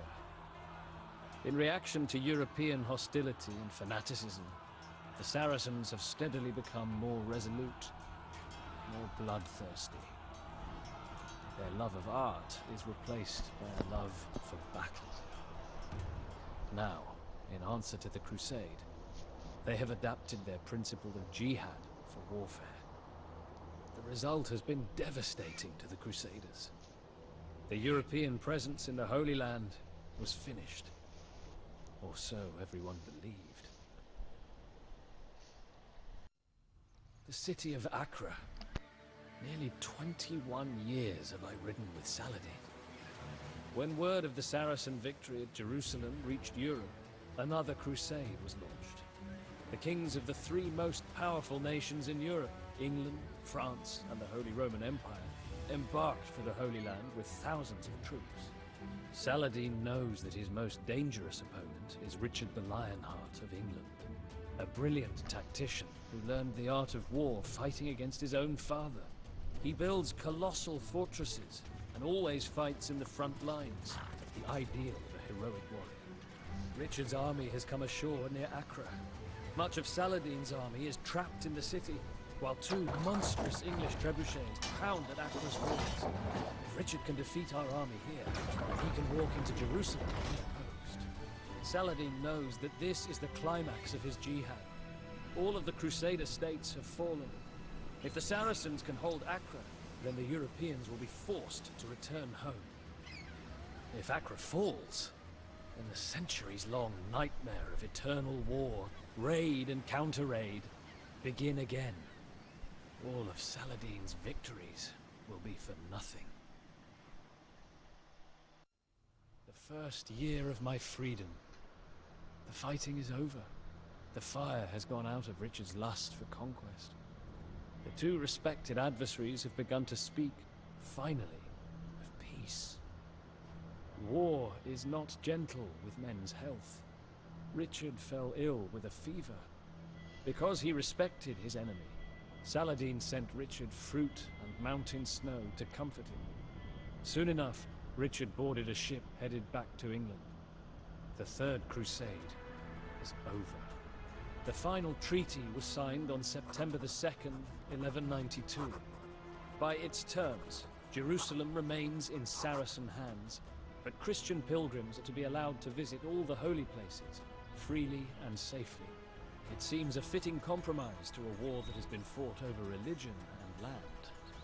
The war is over, but I do not think I shall ever set foot in Normandy again. I want to see the steel foundries in Damascus, and the gardens of the Caliph in Baghdad. I've never seen the mighty Crac de Chevalier, now fallen fortress of the Knights Hospitaller. The Holy Land has many wondrous sights, and I can spend a lifetime here. It is peace in the Holy Land, for the moment. Sadly, in a land so small, home to so many different cultures, birthplace of three of the world's great religions, I suspect that blood may one day stain the sand again. I know the Epic of Sunjata, the great founder of the Mali Empire. You were right not to seek out any ordinary storyteller, for I am Kuyate, Riot of the royal family. Listen well, and I will tell you of this man, Sunjata. Sunjata was born to the second wife of the king of the Mandinka people. For the first several years of his life, he could not stand upright. A blacksmith made a sturdy iron rod so that the boy might prop himself up on it. But even that broke beneath him. Then Sunjata found a branch from the sacred baobab tree, and miraculously, he took his first steps. The king's first wife seethed with jealousy, however. She saw no reason for this feeble son of a second wife to take the throne over her own son. When the king died, she exiled Sunjata and his mother. They fled to faraway lands, but each kingdom feared the wrath of the Mandinka and would not take them. Only the Mema, far to the south, did not fear the Mandinka. They are a people of proud warriors, and among them, Sunjata learned how to hunt and fight. He left his disability behind and became as fierce and strong as a lion. Before long, he was ready to take back his rightful place on the throne. When he arrived, however, he found the Mandinka capital in flames. Powerful warriors from the far north had overrun the capital on the river, slaughtered the new king and all of the royal family, and claimed the land of the Mandinka for their lord, Sumanguru. Sunjata barely escaped the raiding parties ravaging his homeland. As the only survivor with a claim to the Mandinka throne, Sunjata would never truly be safe. Sunjata knew that he had to bide his time and hide from the Soso spies until he was strong enough to strike back. And now we're going to play part 2, The Sting of the Scorpion. Sumanguru was a cruel tyrant and a sorcerer in command of powerful spirits. He was said to possess a magical balafon, which would grant him victory if he played it. Whether or not Sumanguru had magical powers, he was above all an ambitious conqueror seeking to seize the lands of the old empire of Ghana, a golden kingdom of great wealth and sophistication lost to the desert. Sunjata knew that contesting such a man would be difficult. The Soso had allied with other tribes in the north, the Jollof, the Diafanu, and others who profited immensely from Soso control over the Saharan trade routes. With such powerful allies and their armies, no one dared to rise up against them. Sunjata had one advantage. He was still remembered as the crippled prince of the Mandinka. As long as this was believed, the Soso would dismiss him as inconsequential, and he could build his own army. To provide proof of his miraculous transformation from crippled boy to strong prince, he took up the baobab branch from his youth and began a journey. From people and kingdom to kingdom, he traveled to rally support and prove that he was strong enough to retake his ancestral lands from Sumanguru. Sangaran, Labe, Niger, Tabon, and Ouagadougou. One by one, the kingdoms of the south and east rallied to Sunjata. But for every king who supported the Mandinka prince, it seemed that Sumanguru conquered 3 others. As successful as Sunjata had been, his coalition could not hope to defeat the Soso just yet. Sunjata needed a better plan. A trader came to Sunjata from beyond the Sahara Desert. He had a deep, thick Arabic accent and told of great gold deposits in Sumanguru's lands. But Sumanguru did not permit the traders access to this gold. The tyrant gave his allies control over the gold and salt trades, leaving the merchants at their mercy. This trade was the flowing blood in the veins of these kingdoms. If the blood stops flowing, the body will wither. Sunjata thought about the merchant's words. The next day, he assembled a band of raiders. If trade was the blood of Sumanguru's empire, then Sunjata would drain it, just as one drains an animal after a hunt. Sunjata raided with unbridled success, with trade diverted into Mandinka lands. Allegiance to Sumanguru began to waver across his empire. Sunjata put the gold he gained to good use, assuring that his people and allies profited from the new riches. He had proven himself not only an able commander, but also an able king. With his newfound successes came greater attention though. Every city in West Africa bellowed the name of Sunjata the Lion, king of the Mandinka, the king of Mali. Sumanguru could no longer afford to ignore the once crippled prince. He assembled a vast army. What are you doing today? A beast is most dangerous when cornered. Sumanguru was no different. He struck southward into the Mandinka heartland, where he had slaughtered Sunjata's family before. He was rumored to have brought his mystical Balafon with him to summon victory, and griots were already singing that the war had been won by the sorcerer before it had even begun. Sunjata met him by the Niger River at a place called Kirina. A long line of Soso and Jollof warriors stood tall, banging their shields and grinning at the soldiers of Sunjata's coalition. Horses and camels brought to the field of battle kicked up enough sand to shroud the sun at noon. Sumanguru himself took to the field in the dusty twilight, and Sunjata faced him from across the hot expanse. As the armies prepared to charge, the music of a balafon began to flow through the air. The decisive moment was at hand, and all of West Africa awaited the victor. Awesome. Armies crashed against each other. They buckled and wrenched, bristling serpents coiling and writhing amidst the clamor of weapons and the rumble of hooves. Many times, the Malian soldiers faltered, but at critical moments, Sunjata would ride across the lines to rally his men, inspiring them to push on and prevail. At long last, the Soso onslaught slowed and their resolve began to fade. Sensing that the tide had turned, Sumanguru abandoned his men and fled into the mountains. At the sight of their leader in flight, the exhausted Soso lions collapsed. The celebrations lasted for days, with the most bountiful feasts ever seen. All the kings of the coalition gathered to proclaim Sunjata their Mansa, the king of kings. Mali had become an empire, and Sunjata its emperor. Let me know.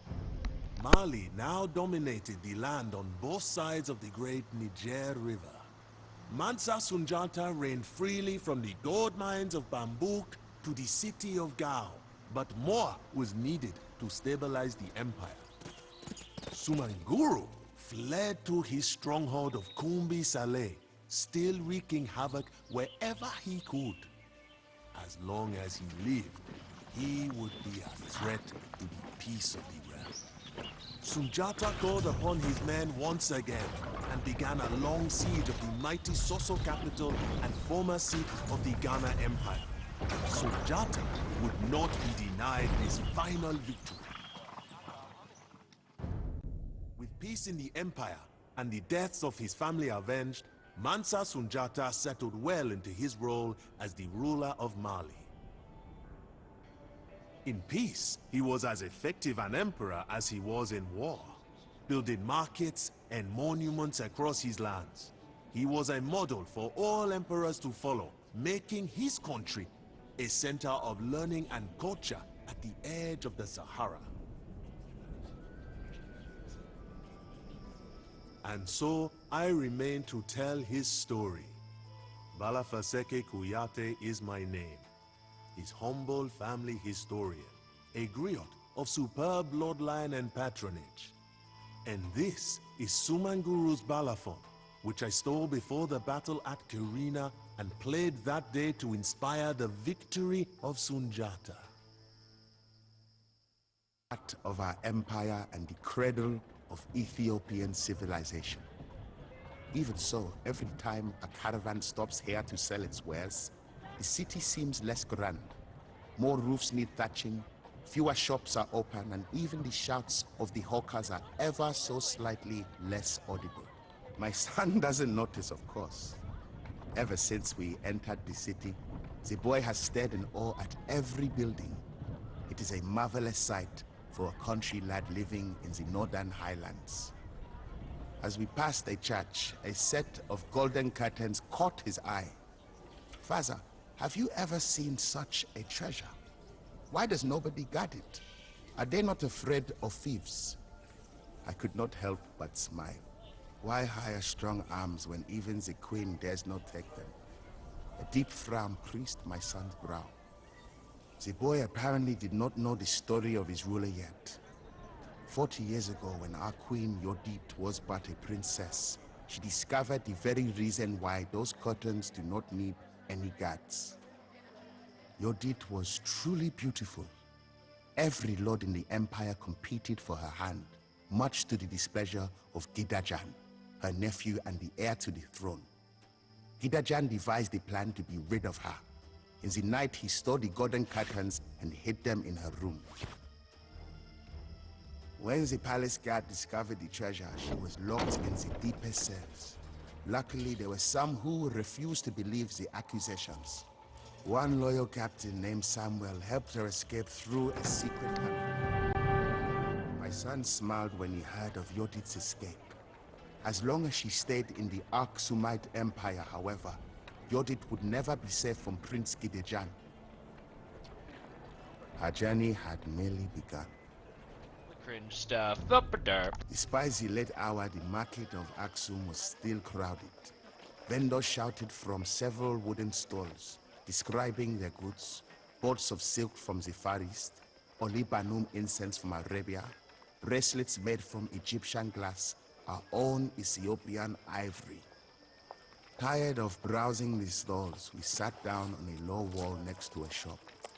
Father, Daniel said, will you please tell me the rest of Yodit's story?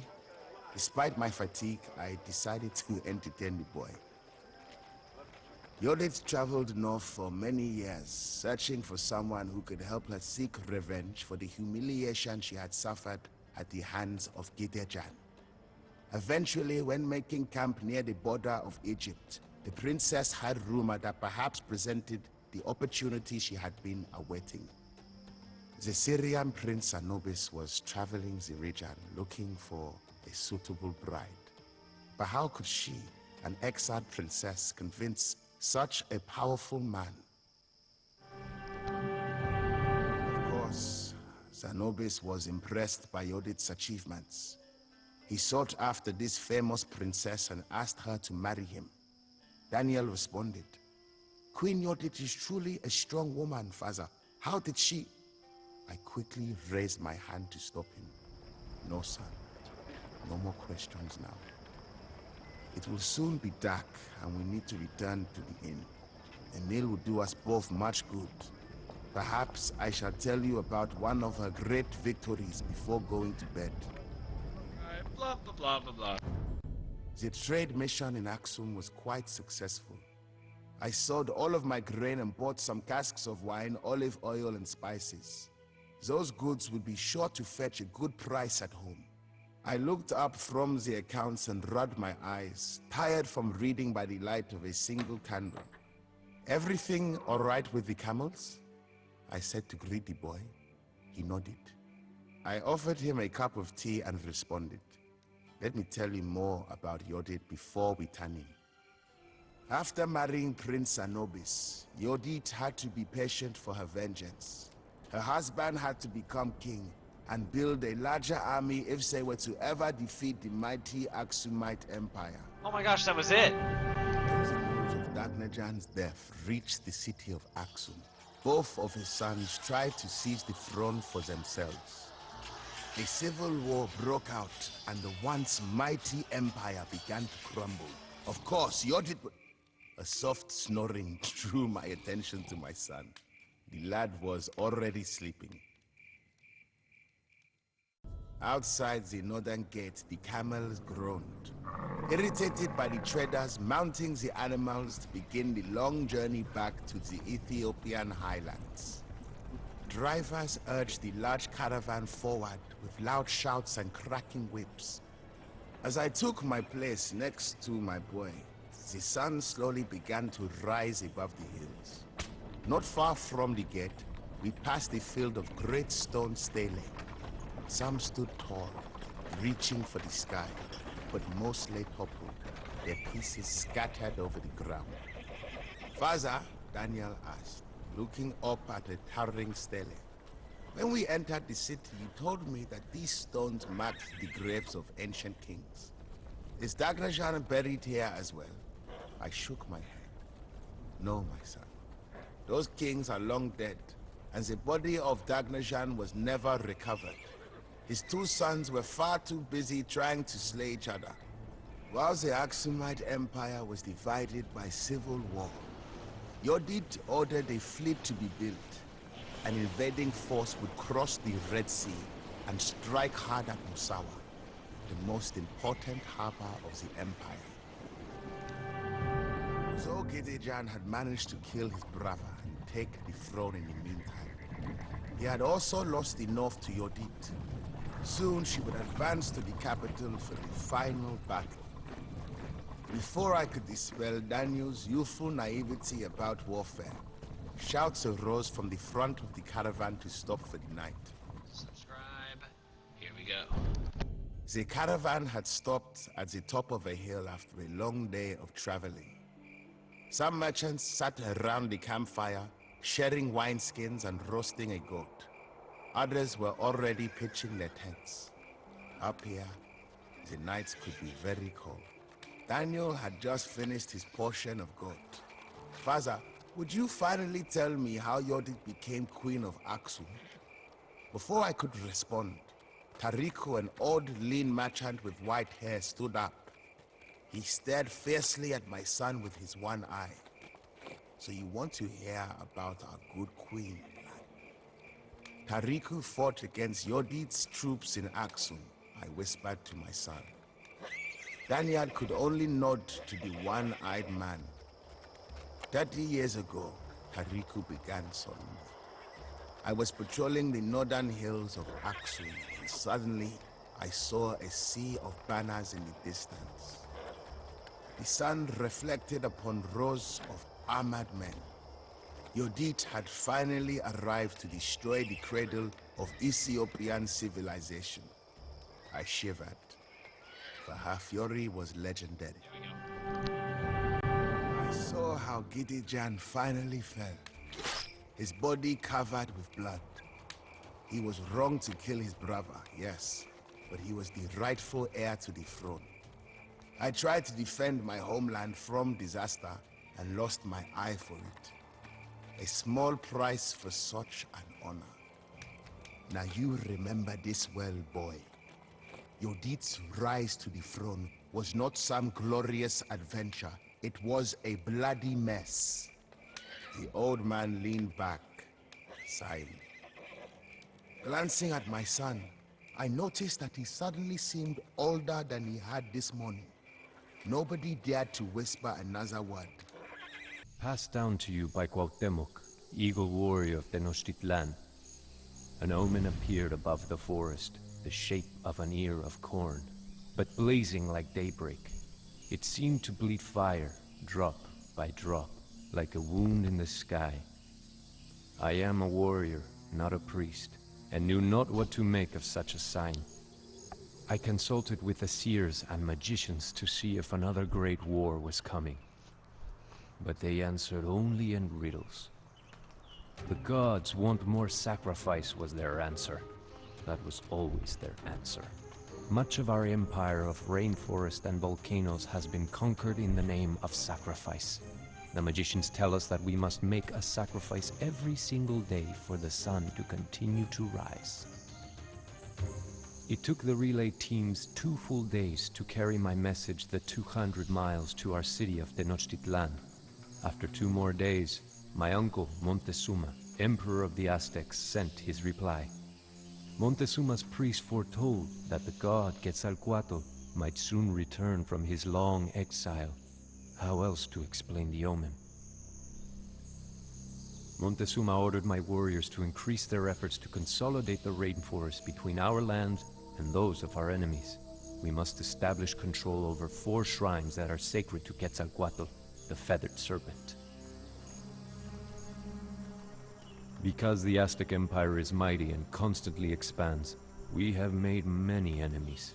We must defend these shrines from our enemies in order to prepare for Quetzalcoatl's eventual return.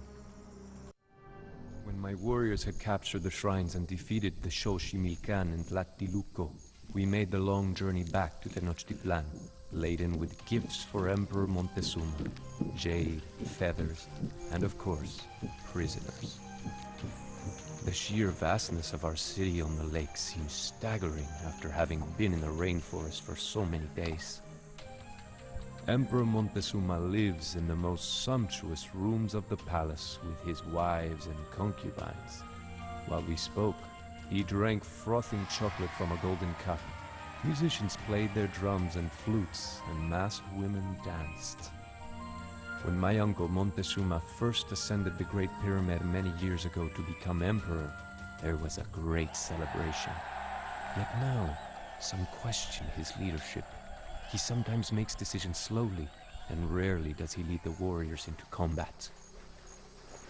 Montezuma's priest informed us that Quetzalcoatl, the Feathered Serpent, would soon return to Tenochtitlan to reclaim his kingdom. Since I had helped prepare for his coming, I was given a new obsidian macana and promoted to the rank of Jaguar Warrior. There was more feasting and dancing that night. The air was heavy with perfume. However, I noticed as I walked down the steps of the Emperor's palace that the omen still hung heavily over the lake, spraying sparks over the midnight sky. So says Cuauhtémoc, Jaguar Warrior of Tenochtitlan. Passed down to you by Cuauhtémoc, Jaguar Warrior of Tenochtitlan. The gods were still uneasy, for another omen appeared that same year. The temple of the demon Huitzilopochtli burst suddenly into flames, although it was made of stone. When the people hurried to pour water on the fire, it burned with even greater violence. I asked our Emperor Montezuma what we needed to do to appease the gods. His haughty priests made that predictable reply. The Aztec Empire needed more prisoners. The Sun God, the Rain God, and even the Feathered Serpent Quetzalcoatl were angry deities that required sacrifice. Our city-state of Tenochtitlan is allied with 2 others, together composing the Triple Alliance. Montezuma intended for the Triple Alliance to attack our longtime enemies, the Tlaxcala. I sent the traditional shield, arrows, and cloaks to the Tlaxcala, declaring to them that they would soon be attacked. Then, we marched out into the forests, our jaguar and eagle banners ready to clash with the heron banners of the Tlaxcala. Birds in the rainforest canopy took to the sky, eager to be away from the violence that was to come. The first messengers to arrive in Tenochtitlan told of mountains or towers that floated on the sea. Each story told to Montezuma was more fantastic than the last. They could fire stone balls, shooting sparks and raining fire that could crack open weapons.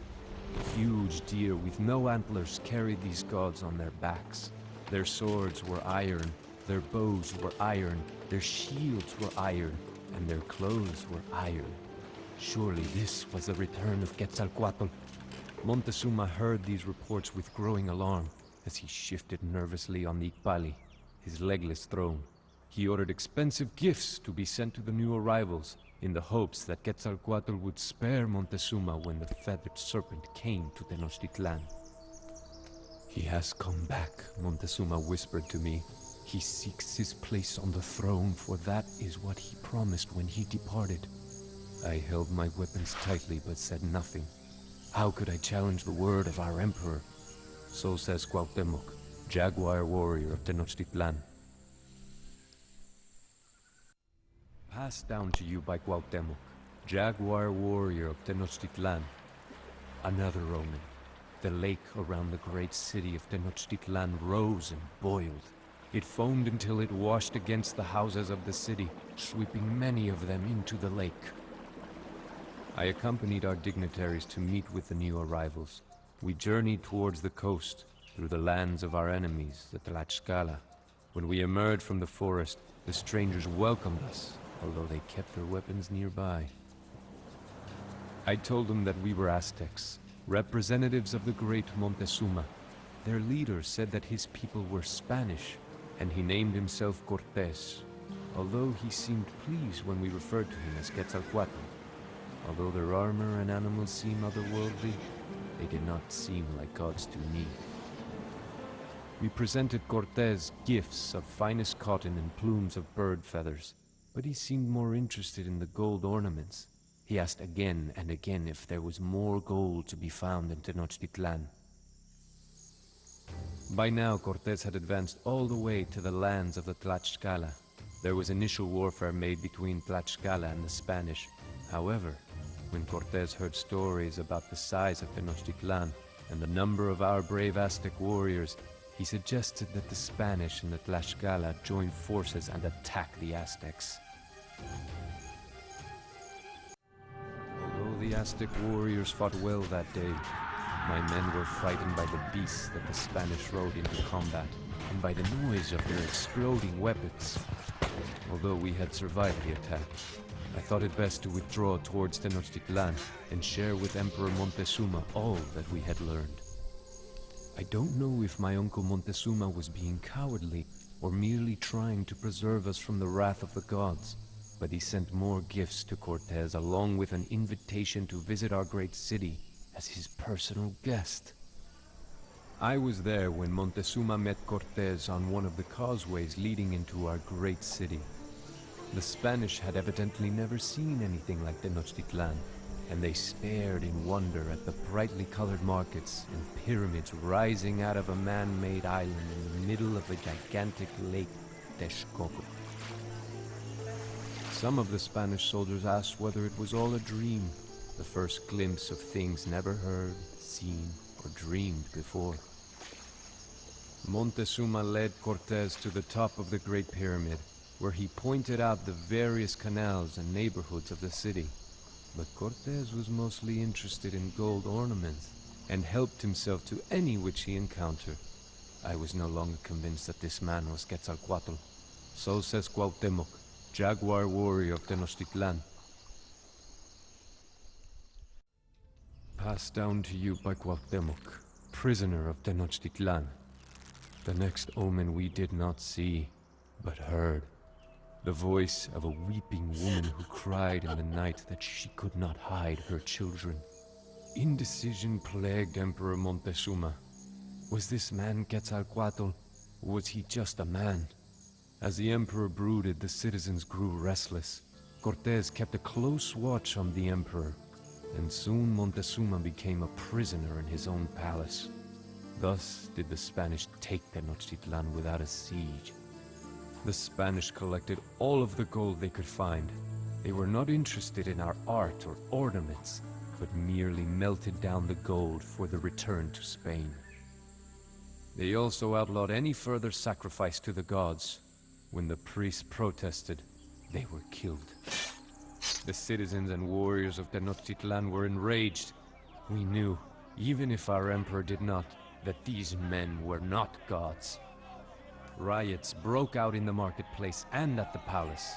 When Montezuma himself appeared on the walls urging the Aztecs to be at peace, the people threw stones at him. It was time to remove these so-called gods from Tenochtitlan. The Spanish called it La Noche Triste, which meant the night of sorrows in their language. At first, the Spanish barricaded themselves in our homes and palaces, but we continuously attacked their quarters. With stones, slings, and arrows, we drove the Spanish and Tlaxcalans through the streets of Tenochtitlan and across the 3 bridges and over the walls into Lake Texcoco. Thousands died. Those Spanish that were not killed by macanas or javelins were drowned by the weight of the treasure they refused to leave behind. Tenochtitlan lay in ruin, but the city was ours again. Many brave Aztec warriors died that night as well, including noble Montezuma. The Spanish claimed that our own people had killed him with thrown stones. Thus, it was a night of sorrows for us as well. So says Cuauhtémoc, defender of Tenochtitlan. Passed down to you by Cuauhtémoc, Emperor of Tenochtitlan. The death of Montezuma only served to further inflame the fury of my people. I plan to lead the attack personally against the Spanish. That is as it should be, Cuauhtémoc, the priests told me, for you are now our emperor. I took my place on the Icpali throne, and the headdress of the emperor was placed upon my head. A crown is never a comfortable thing to wear. Cortés had still not made it far from Tenochtitlan, for the Spanish were weighed down with our stolen gold. As they fled around the shores of the lake, my warriors pursued them in canoes. I sent additional warriors by land, for it was obvious now that Cortés was attempting to flee back to the safety of his allies in Tlaxcala. We caught up with the Spanish on the north side of Lake Texcoco. I hoped that the surviving Spanish on the edge of the lake could see as their captured comrades were dragged up the steps of the Great Pyramid. Perhaps they would then understand why we feared the wrath of the feathered serpent Quetzalcoatl. Perhaps they would know fear as well. With the fighting having subsided, there was much work to be done. Our city had suffered much from the Spanish occupation and the fighting in the streets. The priests set out to repair the temples, for the Spanish had cast down the idols that we had placed there. We began a celebration to give thanks to the gods, and a great plague struck Tenochtitlan. Many of our people became helpless and could only lie in their beds. Many others died. We did not know if the gods were still unhappy with us, or if this was some weapon unleashed by the Spanish. Regardless, if Cortés returned, he would find a much weakened city. I could not let that happen. So says Cuauhtémoc, Emperor of Tenochtitlan. Passed down to you by Cuauhtémoc, Emperor of Tenochtitlan. The Spanish will return soon. I had hoped that Cortés would continue fleeing back from whence he came, but he had stopped to regroup at Tlaxcala. I imagined that he could not stand the thought of returning to Spain while we still had treasuries of gold hidden from him. Still dreaming of gold and glory, the Spanish pledged themselves to another assault on Tenochtitlan. In Tlaxcala, Cortés constructed many warboats on dry land. Then he had the crafts broken down and carried through the rainforests, only to be rebuilt on Lake Texcoco. He knows that my Aztec warriors can defend the bridges leading into Tenochtitlan, but we are vulnerable from the water. I called the warriors to one final battle. The priests attempted to encourage the troops by calling upon the Aztecs to defend their ancient gods and their glorious city. They sent up smoke signals to declare that the Aztecs were ready for war as I climbed the steps of the great temple and sounded the shell trumpet. Tenochtitlan would be under siege soon, and the brave Aztecs would die before we would see her captured. Not so long ago, some 500,000 people called Tenochtitlan home. It is difficult to recall that this smoking ruin was once an endless city. Yet, we will rebuild. We created this island upon which our city and temples stand, and we can do it once more. The Aztec Empire has endured its greatest challenge, yet the Spanish may return in the future. I am not certain that there is a place for us in this new world. I could ask the gods for a hint of the future, but no doubt that would lead to more sacrifice, and I think there has been enough death for now. My people composed a poem to commemorate this great war that we have survived, and yet perhaps still not won. Broken spears lie in the roads. We have torn our hair in grief. The houses are roofless now, and their walls are red with blood. So says Cuauhtémoc, Emperor of Tenochtitlan. You want to know why this region is called the Field of Blood? The old man peered over in astonishment from his seat in the shadow of his stone hut. He smiled mischievously as he continued. You're probably not from here. If you were, you would not have asked such a question. I nodded in affirmation, for the old man was right. I was a merchant from the south. It is the first time that my path has led to Cusco, the heart of the Inca Empire, I explained. You are fortunate that you have chosen to rest in my village, my young and illiterate friend, the old man told me, rising and pointing to the entrance of his dwelling. You must know that I am the most renowned storyteller in the entire valley. If there is anyone in the world who can explain why the plain that surrounds us has that ominous name, it is I, he said, gesturing to me to enter his house.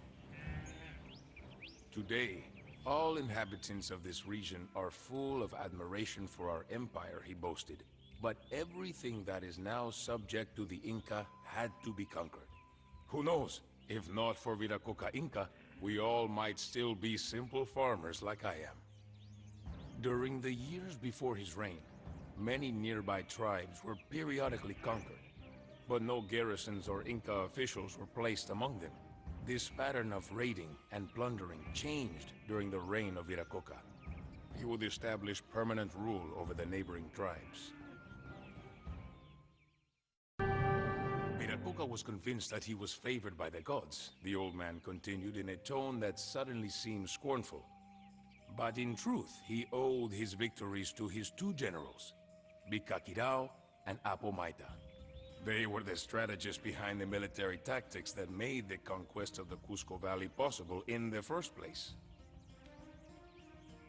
Viracocha was too conceited to realize that, and his pride following their hard-fought triumph nearly led the Inca to ruin. When the old man had begun his story, the hut had been flooded by sunlight. The golden disk had long since sunk below the horizon, and the light of the embers dancing around in the darkness only faintly illuminated his wrinkled face. He refilled his clay mug, and then continued the story. Viracocha believed that his reign was sacred, and that he was protected by divine providence. However, the gods had turned away from him towards a new favorite, a wild young warlord named Anku Hualak. He hailed from the Chanca tribes and had recruited more than 40,000 warriors, with whom he marched on Cusco. The inhabitants were sure that their beloved ruler would remain strong and drive out the invaders. Sadly, Viracocha had grown old, and fear had infected his heart.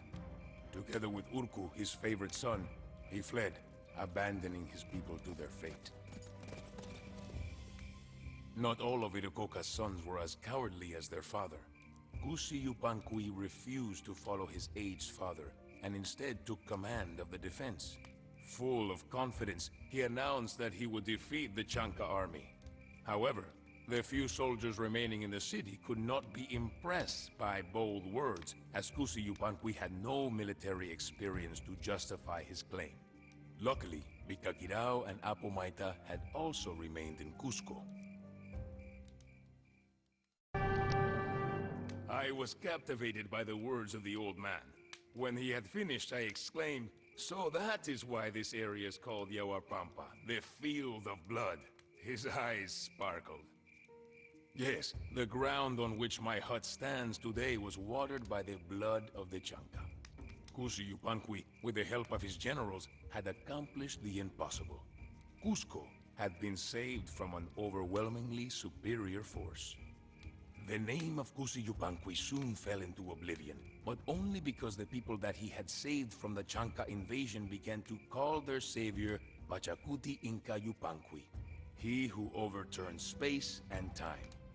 Now, there were also those who wished immediately to rid themselves of the victorious hero. His own family, driven by jealousy, began to conspire against him. The moon had risen, but sleep was far from my mind. I hung on the words of the old man who did not seem the least bit tired. It was as if the more he talked about Pachacuti, the livelier he became. I told you about the great battle of Cusco, he continued, but you must know that this glorious victory did not bring peace to the Inca. On the contrary, a civil war broke out, for the success of his son filled Pachacuti's father with envy. Viracocha still wished for his son Urcu to become king of the Inca, although everyone could see that Pachacuti was far more capable. After all, it was he who defended Cusco, the holy city, while Urcu had fled into the mountains along with Viracocha. Although Viracocha had grown old and died a bitter man shortly thereafter, Urcu did not intend to yield. He entrenched himself in Calas, a mountain fortress, and proclaimed himself Sapa Inca, supreme ruler. Of course, the thought of coming to terms with his treacherous brother did not once cross Pachacuti's mind. Gathering his warriors, he led them to Calas to eliminate Urcu once and for all. The old man sneered as he described the end of Urcu, who was slain in battle. For the Inca, the end of Urcu was a blessing, he told me, for it left Pachacuti the undisputed ruler, and it showed that he was not only a valiant warlord, but also a prudent king. Having refurnished the Temple of the Sun, he turned to rebuilding the entire city of Cusco.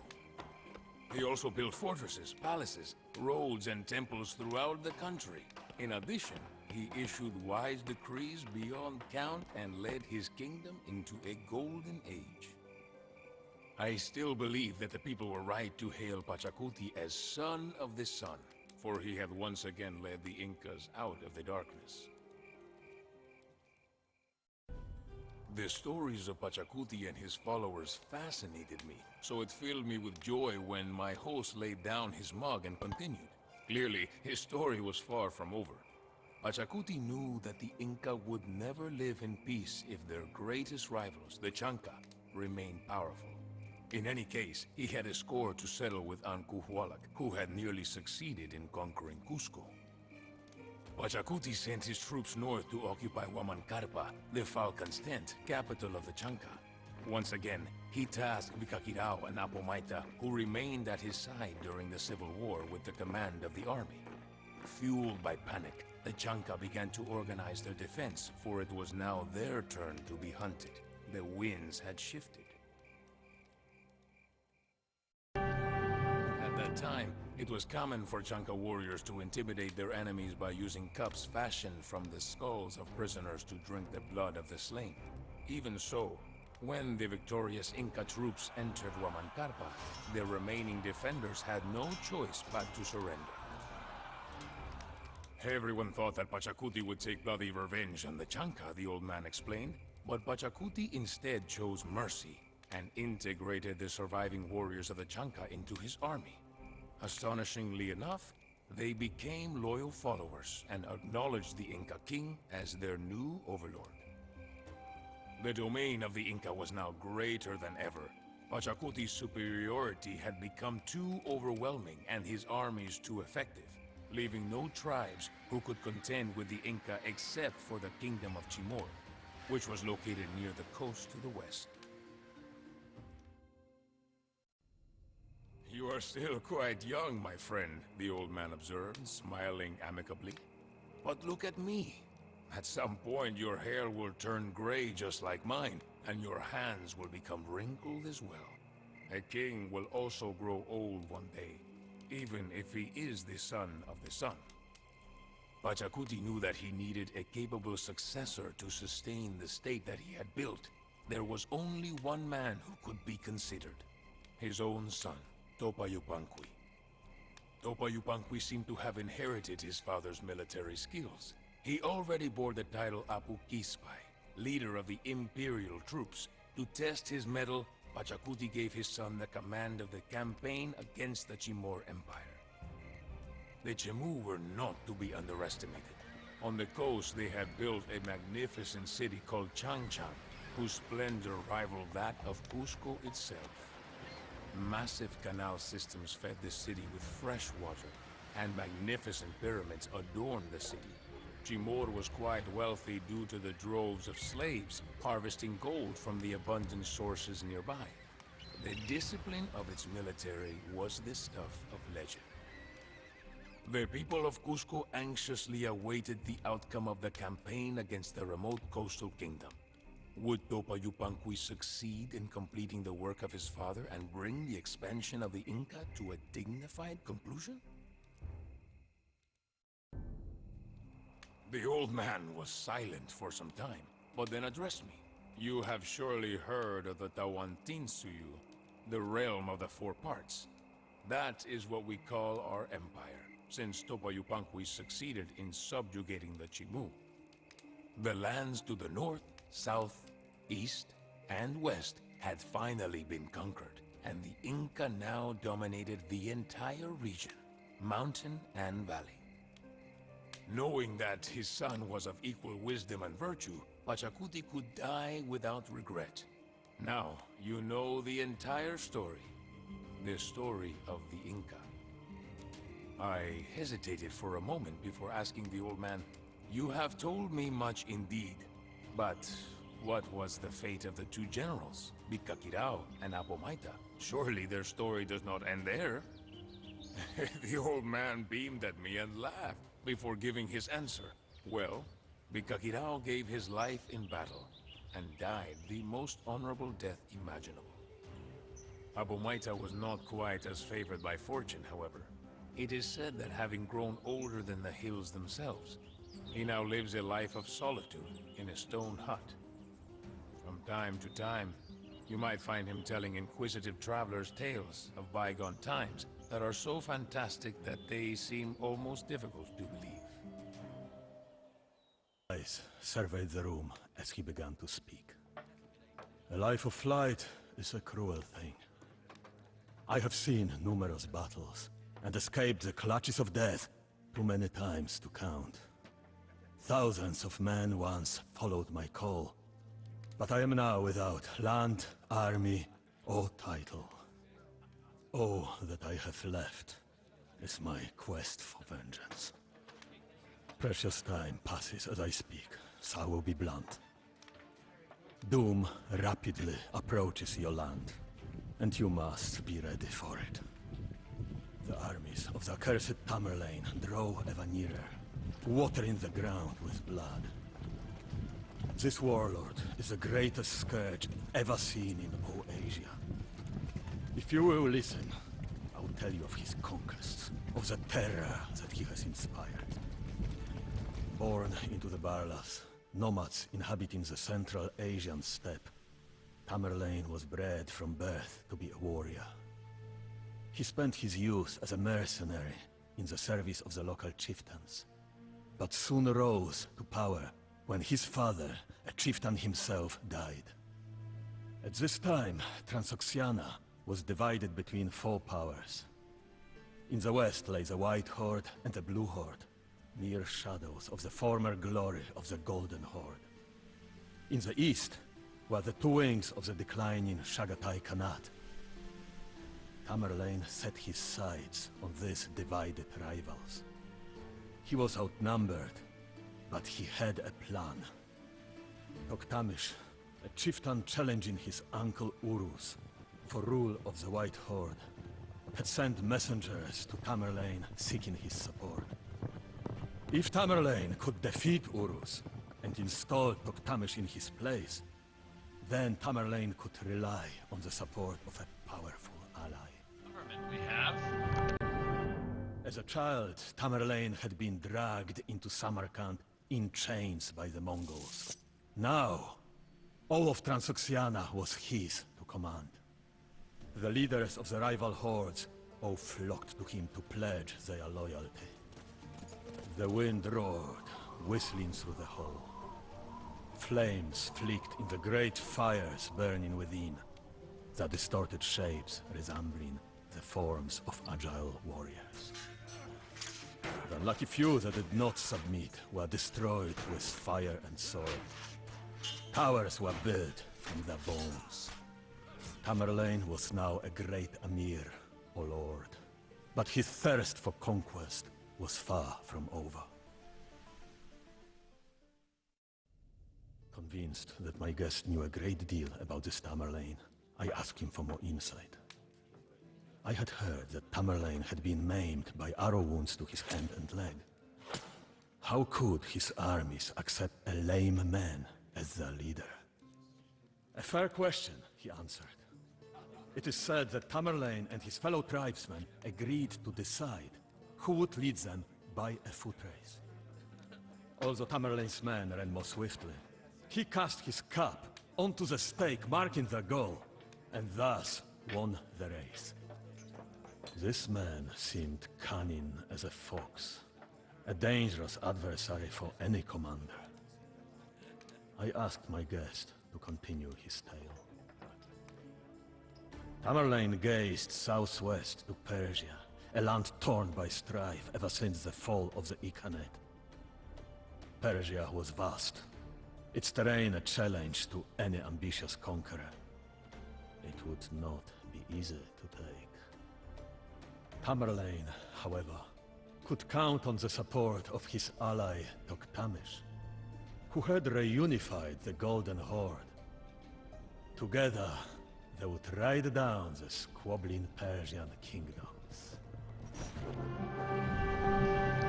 Toktamish's betrayal brought Tamerlane to a rare burst of fury.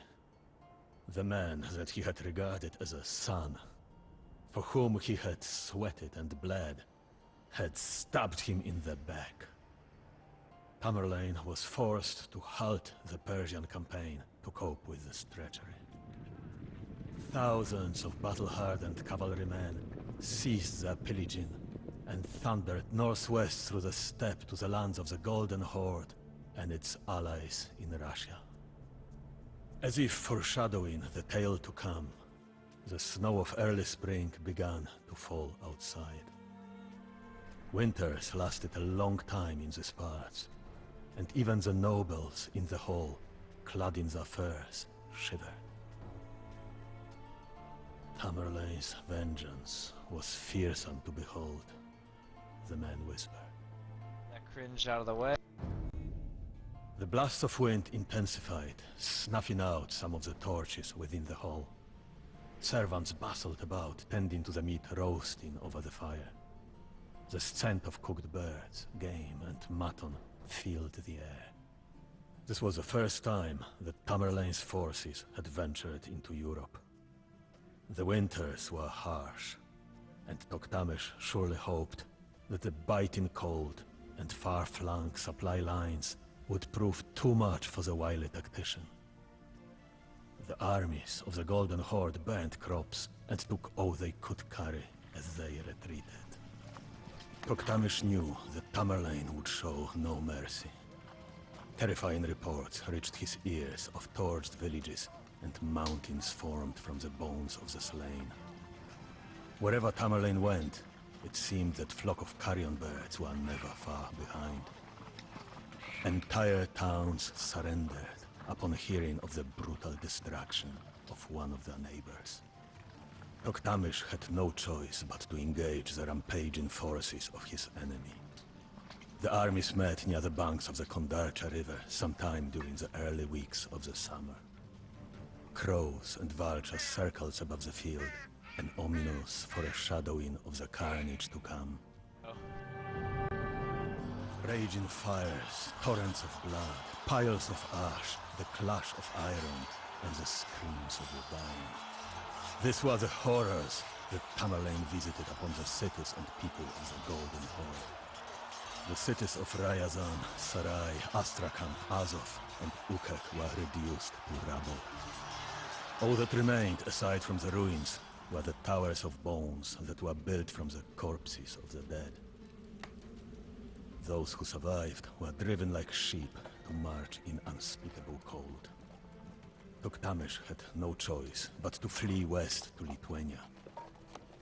Tamerlane was determined not to let the traitor escape, but word soon reached him of a rebellion within his homeland. Leaving the hunt in the hands of two of his generals, Tamerlane swiftly returned home to restore order. at the point of a blade. Hello, alright, let's go. Listening to the stories of the stranger had stirred our appetites, and we eagerly began to devour our meal. I invited the old man to sit next to me. I still thought that this Tamerlane was more myth than man. Surely he had been beaten in a battle at least once. The man has the cunning of a wolf and the composure of an owl. In some battles, he strikes hard at the center of the enemy line, while in others, swift horsemen outflank the opposition. Then they feign a retreat to bait the enemy into a trap, a storm of arrows. When Tamerlane decided to cross the Khyber Pass into India, a different and terrifying challenge faced him. The armies of the Delhi Sultanate ruled the battlefields through the powerful elephants, monstrous beasts known to crush a horseman with a single foot. Drawing up his lines, the clever warlord waited to spring his latest trap. The Indian army relied on the charge of its dreaded elephants to shock their enemies and drive them into disorder. No stranger to the art of war, Tamerlane knew this. In a stroke of genius, he loaded the camels in his baggage train with straw and wood and set them aflame, whipping them toward the enemy lines. The sight terrified the elephants, who doubled back and trampled their own men. The battle was a rout. 200 years' worth of Indian treasure was loaded onto a train of wagons and carried back to Samarkand. In response to an uprising, Tamerlane's armies reduced the jewel of northern India to a charnel house. Death and fire mingled in a putrid stench that enveloped Delhi for weeks. Still, Tamerlane was not satisfied. There was unfinished business to the west. Alright, let's begin. Silence gripped the court as the narrative evoked fear and awe. The meal had been finished for some time, and the fires were beginning to die low. If Tamerlane turned west, he surely would have collided with the mighty Ottoman Empire. Would he even dare to do such a thing? For some time, the local Turkoman tribes of the Levant had been requesting aid against Ottoman aggression. With his army rested and his coffers full of Indian riches, Tamerlane was ready for more bloodshed. He knew there was more than one way to motivate an army. Religious fervor and promises of land and plunder drove his men forward. This land was familiar with the terror of previous invasions, but nothing could prepare them for the onslaught that lay ahead. Thirsting for glory, Tamerlane's armies flooded across mountains, plains and rivers to terrorize Armenia, Georgia, and the Levant. Tamerlane's forces ran rampant, looting and burning as they went. For a land that had only recently experienced the plague, this scourge must have seemed to signal the end of the world. Although he was known for his military campaigns, Tamerlane was also a patron of the arts. When a city was sacked, the artisans and scholars were spared and sent to his capital at Samarkand, where they created a vibrant blend of cultures. Populations who resisted him, however, were not so much. After his siege had broken the Armenian fortress of Van, Tamerlane ordered its inhabitants hurled from the crags. Just like Hulegu, roughly a century before, Tamerlane showed particular cruelty to the city of Baghdad. Each man in Tamerlane's army was required to bring him 2 heads. The warriors slaughtered the population of the city, then slew the prisoners they had brought with them. It is said that to satisfy Tamerlane's command, Some even slew their own wives. For the survivors of this savagery, it seemed as if the sun would never rise again. Don't forget to subscribe. The relationship between Tamerlane and the Ottoman Sultan Bayezid was one of great enmity. The two of them had been exchanging scathing letters for years.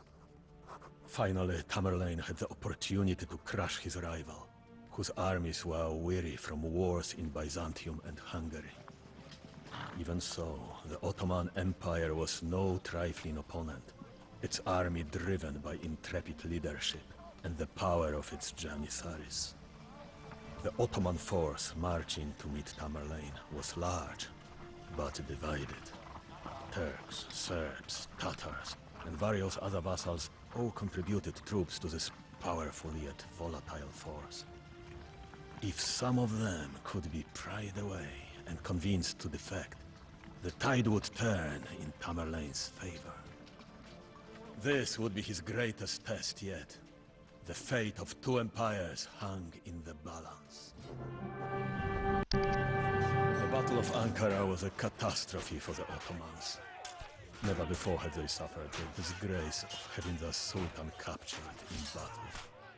Turning his armies around, Tamerlane left Anatolia in chaos. It is only a matter of time before he seeks another victim. The man ended his tale on that foreboding note. I realized that I had to prepare my kingdom lest my lands appear ripe for the picking. I ordered everyone to retire to their quarters. We would discuss this new danger in the morning with clear and ready minds. Suddenly, the doors burst open, and a servant rushed towards me. "Sire, a messenger from a Waldrod called Tamerlane is here to speak to you. He claims that you are harboring someone of interest to him." I turned to the old man who had not heard the messenger, and asked for his name. His weary, dark eyes met mine, and he answered in a grim voice. "I am Toktamish Khan, of the blood of Genghis Khan, and the rightful ruler of the Golden Horde. Landless and friendless, all I have left is my tale." A blue wolf took as his spouse a fallow doe. They settled at the head of the Onon River to raise their offspring, and there were born the Mongols. So begins my life's work, the secret history of the Mongols. I have been selected to compose this epic because great events are about to take place. We are going to leave Mongolia. I have lived always on this frigid, dry, and endless steppe. The tribes here squabble like vultures, fighting over the desiccated corpse of a marmot. We fight over limited resources, scarce water, few trees, sparse grass for our herds to graze on. A wise and dangerous man named Temujin means to change all this. He says that if the tribal conflict is to end, the Mongols require but two things. First, we need green pastures for our herds. With more to go around, there will be less competition among tribes. Second, we are a culture of warriors. We need a common enemy with which to do battle. To meet both these needs, Temujin has come up with the most modest of schemes, to unite the tribes and go to war with anyone who stands in our path. How, we ask him, how can nomadic horsemen in felt tents embark on a campaign of world conquest? Temujin replies that we will not fight as warriors, but as a unified army. We fight not for personal glory, but for the glory of the Horde. And with those words, the name of Temujin has passed into almost obscurity. His name is replaced with the title Great Khan, Genghis Khan. Nearly all of the Mongol tribes have united under the Great Khan. The chieftains of those tribes reluctant to join were boiled alive. Each day, new faces have taken up the bow.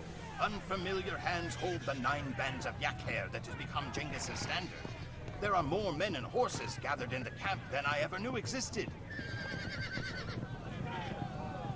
Horse archers and lancers, men in leather cuirass and silk armor, all lift their heads upward to the platform from where Genghis speaks. The great Khan calls himself the punishment of God. Men smile like hungry wolves. It is dawn on the first day of the Mongol Empire. Winter has come to the steppes. The earth is frozen hard as bone, and the only movement is the steam rising from the nostrils of men and horses. Only the promise of battle brings warmth. Nearly all of the tribes in Mongolia now answer to Genghis Khan. But with success comes enemies.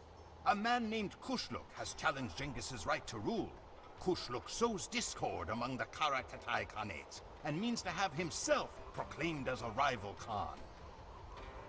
Genghis cannot allow these transgressions to go unpunished. He needs to set an example. So we ride west to find and slay Kushluk. If the Karakatai shelter him, then their lives are forfeit as well. Genghis Khan knows that there are weapons aside from the lance and bow. He is a master of mental warfare. Just as he has made an example of Kushluk, he makes examples of enemy lands. When we first encounter a new adversary, the great Khan spares no one. We ride to the closest town, slay every living thing, burn down the city, sow the fields with salt, and make a mountain of enemy skulls. After that, the other towns are quick to send forth their emissaries, eager to placate the ravenous Mongol hordes. Now, all of Mongolia is in the grasp of Genghis Khan. Beyond are two vast empires, China to the east and Persia to the west. Persia is the sensible choice of battle, since it separates us from the rich forage pastures in Europe. But first, Genghis Khan has another score to settle. After witnessing the power of our cavalry in action, the Chinese spoke of nothing but peace. They even promised support for our campaign westward. But now that we have turned away from China, they have decided not to deliver the men and arms they promised Genghis. It is time for another demonstration. Persia can wait as the horde wheels east once more, and we prepare to march into China, the largest, most advanced empire in the world. A long one. It was a glorious slaughter. For years, visitors to China will be astounded by the mountain of human and horse skeletons that we have erected. Genghis's horde has gained one huge advantage by this invasion of China: technology. We now possess the knowledge and equipment to allow us to make siege weapons. We will crack open the Persian and European castles to reach the softer parts within. Genghis is pleased with our progress and with the legacy he leaves behind. His mother once ate wild onions and rodents to keep from starving. But the children and grandchildren of Genghis will eat off plates of Persian gold.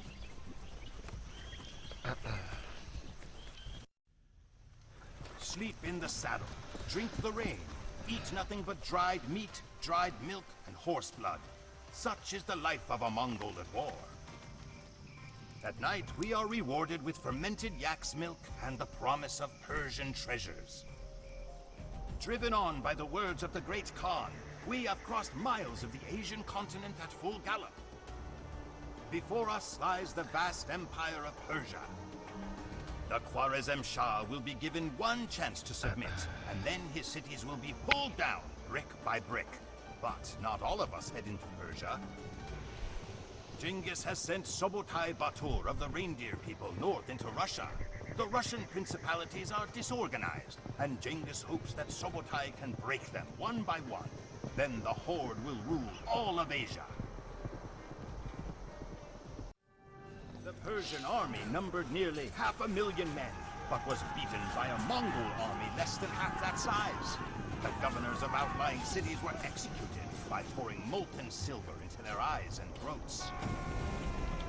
The capital city of Samarkand, which was expected to withstand our siege for a full year, fell in 5 days.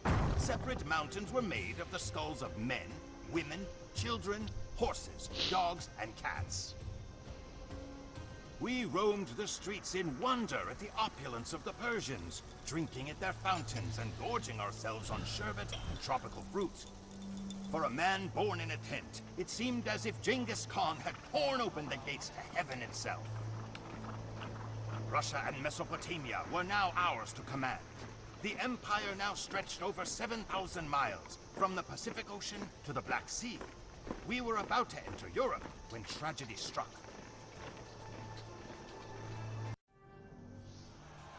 European knights fight as individuals, but Mongols fight as part of a united army. Laden down with armor, the Polish and Germans could not catch our quick-footed horses. Time and again, we fired flaming arrows at them, then retreated out of range. When the enemy cavalry pursued, we would lead them into an ambush.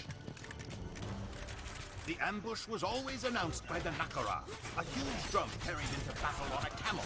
100 times has the Nakara sounded on this day. We were ordered to cut off an ear of every victim. 9 large sacks of ears were sent back to Ogadai Khan. Nothing stands between us and the Atlantic Ocean. The Mongol Empire comprises 2 whole continents. Europe and Asia belong to the hordes. Every place we have entered has changed forever with our passing. Russia, once filled with quarreling city-states, much like the old Mongol tribes, will forever be melded into a single gigantic empire. Genghis Khan forged the largest empire ever created in the life of one man. His body was carried back to the river Onon, where the legendary Blue Wolf and Fallow Doe once lived. He was buried in the ground, and 1,000 horsemen rode over the site to disguise it. Genghis Khan's final resting place was devoured by the steppes. My people cherish the legend that their great ruler will one day return to lead his horsemen to another bloody victory. Long ago, a great and wise sage climbed the holy peak of Mount Abu. He sought the favor of the gods to protect the people of the earth, but he was descended upon by Rakshas, man-eating demons with flame-red eyes and fangs like steel. But though the demons neared, the sage was as immovable as the mountain itself. Though he felt the heat of the demon's breath on his bare shoulder, the sage was resolute, making the offering of fire to the gods and asking for their protection. From the flames of his offering spawned the Rajput clans, born of fire and smoke. Their heroes fought the Rakshas, but though much blood was shed, the demon menace continued to darken Mount Abu. The sage dug a new fire pit deeper into the mountain earth, and again made the offering. From this pit came Johan, weapons in his forearms. He slew the Rakshas, and from his loins came the mightiest of the Rajput clans. From this clan came my king. I am Chand Bardai, poet of the Raja's court. I will tell you the story of a great king. But this story, much like life itself, must start from the beginning.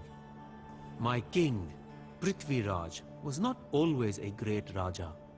Once he was a young king of Ajmer, challenged by his own cousin for rule of the Chauhan clan. In those days, the Rajput clans raided and warred with one another. They were Kshatriya, warriors from birth. A young Rajput like Prithviraj was headstrong and brave, but to be a wise king would take more than courage. From his minister Kaimbasa, Prithviraj learned wisdom and how to rule, but the spirit of the Kshatriya would never leave him. My Raja longed for new victories and lands to conquer. Rajasthan is a harsh land, a desolate desert snaked by the winding fingers of the Ganga river. The Rajput clans who rule here are as tough as the desert soil and as passionate and unpredictable as the river's flow. The name Rajasthan means the land of the kings. And from this land come India's greatest warriors and Rajas. A king named Jayachandra ruled the strongest of the clans. His experience and might was surpassed only by his bitter anger and ambition. He sought to rule all of Rajasthan. In keeping with the ancient traditions, Jayachandra ordered a ritual signifying his authority. a mayor was released into Rajasthan and pursued by the king's warriors. Wherever the horse went, the ruler of that land would either accept Jayachandra's authority or challenge it by fighting the warriors. As Prithvi Raj hunted tigers in the forest, he discovered how quickly the hunter could himself become the hunted. All of India heard tales of Prithvi Raj Digvijaya, his conquest of all directions. The Rajput princes submitted to him, and word of his victories spread far. Princes came from all lands to congratulate the young Raja. But far greater than any princely gift was the love of a princess. In Kannauj, in the very court of his rival Jayachandra, Prithvi Raj caught the eye of Sanyugita, a headstrong Rajput princess with bewitching beauty. The young king fell in love with Jayachandra's own daughter. My king was in love with Sanyugita. The two would sneak away from their courts to meet in border towns and wooded groves, where they would embrace under the bright light of the moon. But for all their secrecy, the romance could not be hidden from the powerful Jayachandra and his army of spies. The mighty king would never approve of his daughter marrying his own rival. Instead, he ordered a Swayamvara, a ceremony where Sanyogita would choose her husband from the men invited by her father. Jayachandra invited all the princes and kings of India to the ceremony, except for one. Almost one. In mockery of Prithvi Raj, Jayachandra had a clay statue made in the young king's image to serve as the doorman to his court. Sanyugita was as headstrong as she was beautiful. With the infinite courage of a Rajput princess, she walked through the royal court carrying the ceremonial garland and ignoring the expectant gazes of her suitors. Coming to the door, she defiantly laid the garland around the neck of the clay statue of Prithvi Raj, declaring him her husband. To her surprise, the young Raja had braved the dangers of his rival's kingdom to slip into the ceremony. Emerging from behind the statue, Prithvi Raj embraced Sanyugita. The two rode to Ajmer as the furious Jayachandra vowed that his revenge would be felt to the ends of the earth. Without his daughter, Jayachandra became a stampeding elephant. No one was safe from his overflowing rage. But anger alone could not win a war, and Jayachandra would not have been a threat to my Raja had it not been for the jealousy and cunning of a once loyal subject. Oh, Kaimbasa! How love and jealousy made him betray his master. A minister who had advised my king since he was a boy, and whom Prithvi Raj honored like a beloved uncle, sought the one woman he could not have. Kaimbasa fell in love with Sanyugita. His jealousy drove him to Jayachandra's court to betray his own king. Whispering in Jayachandra's ear, Kaimbasa gave direction and purpose to the king's anger. He urged Jayachandra to send an ambassador to the Afghan hills to find Muhammad Ghori, a brutal warlord said to command a slave army numbering in the thousands. The messenger would regale the Turk with tales of the riches of Prithvi Raj's kingdom and whisper to him how the young king was too smitten with his bride to defend his lands. Then Kaimbasa promised the vengeful king Prithvi Raj would be defeated and Jayachandra would rule Rajasthan. Unknown to the two men, their fateful scheme would jeopardize all of India. Thousands of Turkish horsemen, the slave soldiers of a savage warlord, descended from the Afghan hills to the plain and terrain. Great clouds of dust rose in their wake, obstructing the vision of the Rajput Kshatriya. The Turkish cavalry unleashed a shower of arrows on the Rajputs. The Indian warriors, facing an enemy they could not see, could only weather the blows against them. With the battle hanging in the balance, Govind Rai, brother of my king, rode alone into the dusty fray, challenging the Turkish warlord to single combat.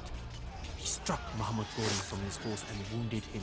The warlord's slaves encircled their master and carried him off the field as the Turkish trumpets beleaguered a retreat. Prithviraj's victory over Muhammad Ghori proved to be a curse. Believing that the Turk would not return, my Raja took to revelry and the company of Sanyugita, leaving the defenses to rot. It is here that I, Chand Bardai, enter the story and make my mark on my king's legend. I warned my Raja that nothing would stop the Turk. The warlord had come down from the barren Afghan mountains to gaze upon the wealth of India and would return with a larger army. My Raja was wise and he listened to me. He sent messengers to the other Rajput princes, calling them to war, but few listened.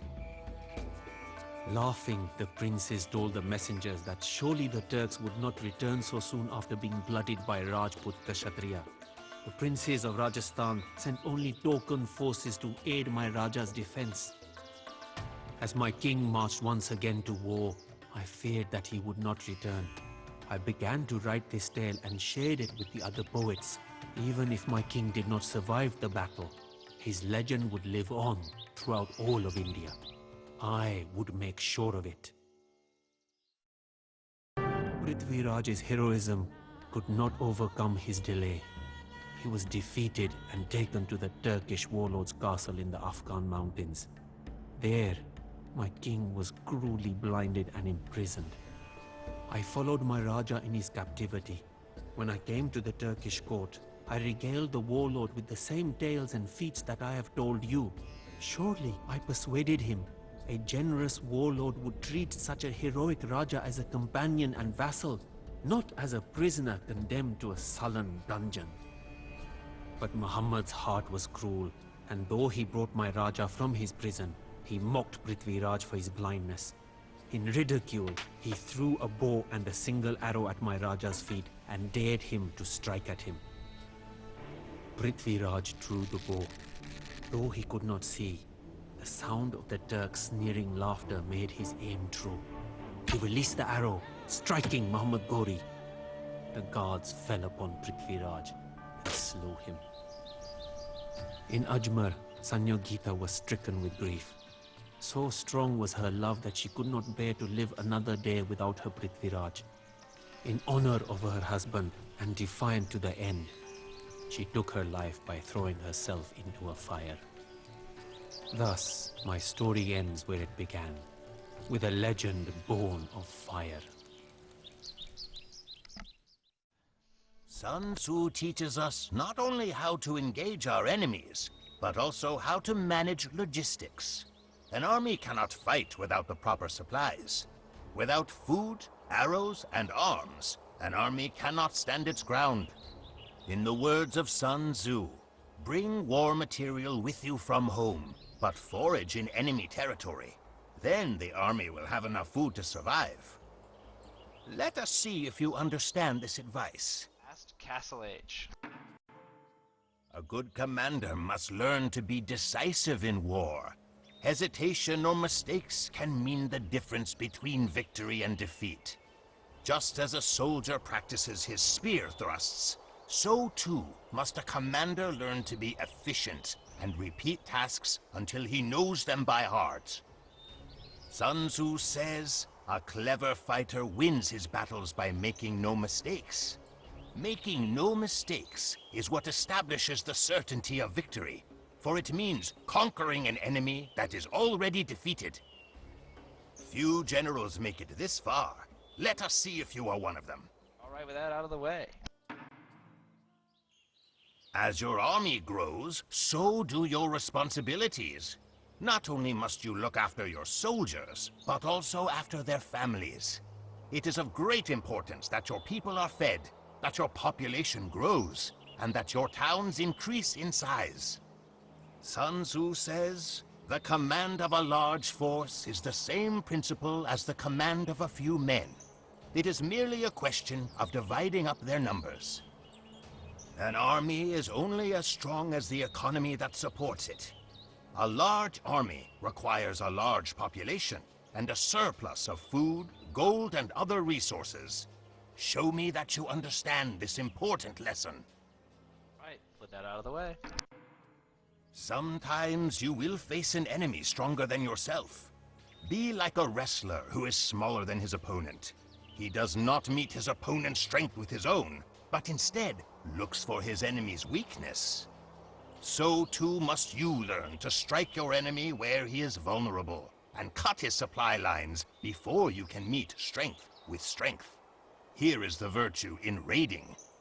On this subject, Sun Tzu advises, the impact of your army should be like a grindstone dashed against an egg. This is achieved through the knowledge of weak and strong points. Be relentless, because the enemy will be relentless as well. Now, show me what you have learned. You are not the only one who will be raiding. Your opponent will not hesitate to attack you when and where you are weakest. Therefore, you must use your skills to defend your people and train your peasants to defend themselves. Hence, that general is skillful in attack whose opponent does not know what to defend, and he is skillful in defense whose opponent does not know what to attack. Sun Tzu wrote, show strength where you are weak. Wherever the enemy attacks, show him that you are ready to repel his soldiers. Be ready and prepared, Commander, because now it is up to you. Defeat the enemy army. A commander goes to war with the army that he has, and must think of how to get the most out of it. Your opponent may seem stronger at first glance, but a sly general does not worry. He studies the enemy and the terrain, and knows how to use his soldiers to maximum effect. Sun Tzu says, the good fighters of old put themselves beyond the possibility of defeat, and then waited for an opportunity to defeat the enemy. Did you understand what this advice should tell you? Good. Then it is time to send your troops into battle, and do not forget to always keep a level head. You may encounter adversaries that do not have the courage to face you on the field. It can be expected that some of your rivals will prefer to hide behind the walls of their strongholds. Besieging an enemy castle is an art of its own that every able general must master. Sun Tzu says, a warlike prince carries out his own secret designs, keeping his antagonists in awe. Then he is able to capture their cities and overthrow their kingdoms. Now is the time to familiarize yourself with the construction and usage of siege equipment. Will you be able to bring down the walls of your opponent? I can lose. Let's begin. Sun Tzu stresses balance, but a commander will not always have his 2 feet on solid ground. Sometimes he must set sail to achieve victory. Rivers must be navigated to open new trade routes, and oceans must be crossed to make new discoveries. But what if your opponent also has brought ships to sea? Sun Tzu teaches us, the onrush of a conquering force is like the bursting of pent-up waters into a chasm 1,000 fathoms deep. You are not water-shy, are you? Good. The captains of your fleet are awaiting your orders. Situation. The most important thing for an army is discipline.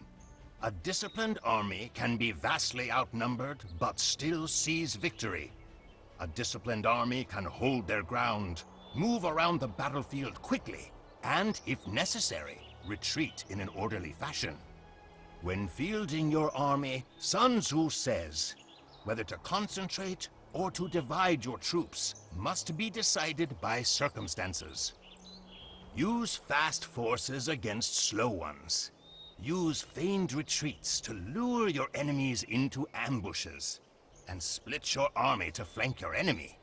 This is what Sun Tzu teaches us. Do you understand this lesson?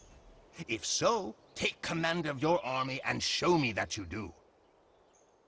38 AD, year 8 of the reign of King Tabinshweti. Over 2 decades ago, an old village shaman came to our little mountain kingdom of Tungu. He claimed to speak with the Nats, the ancestral spirits worshipped by our people. before the coming of Buddhism.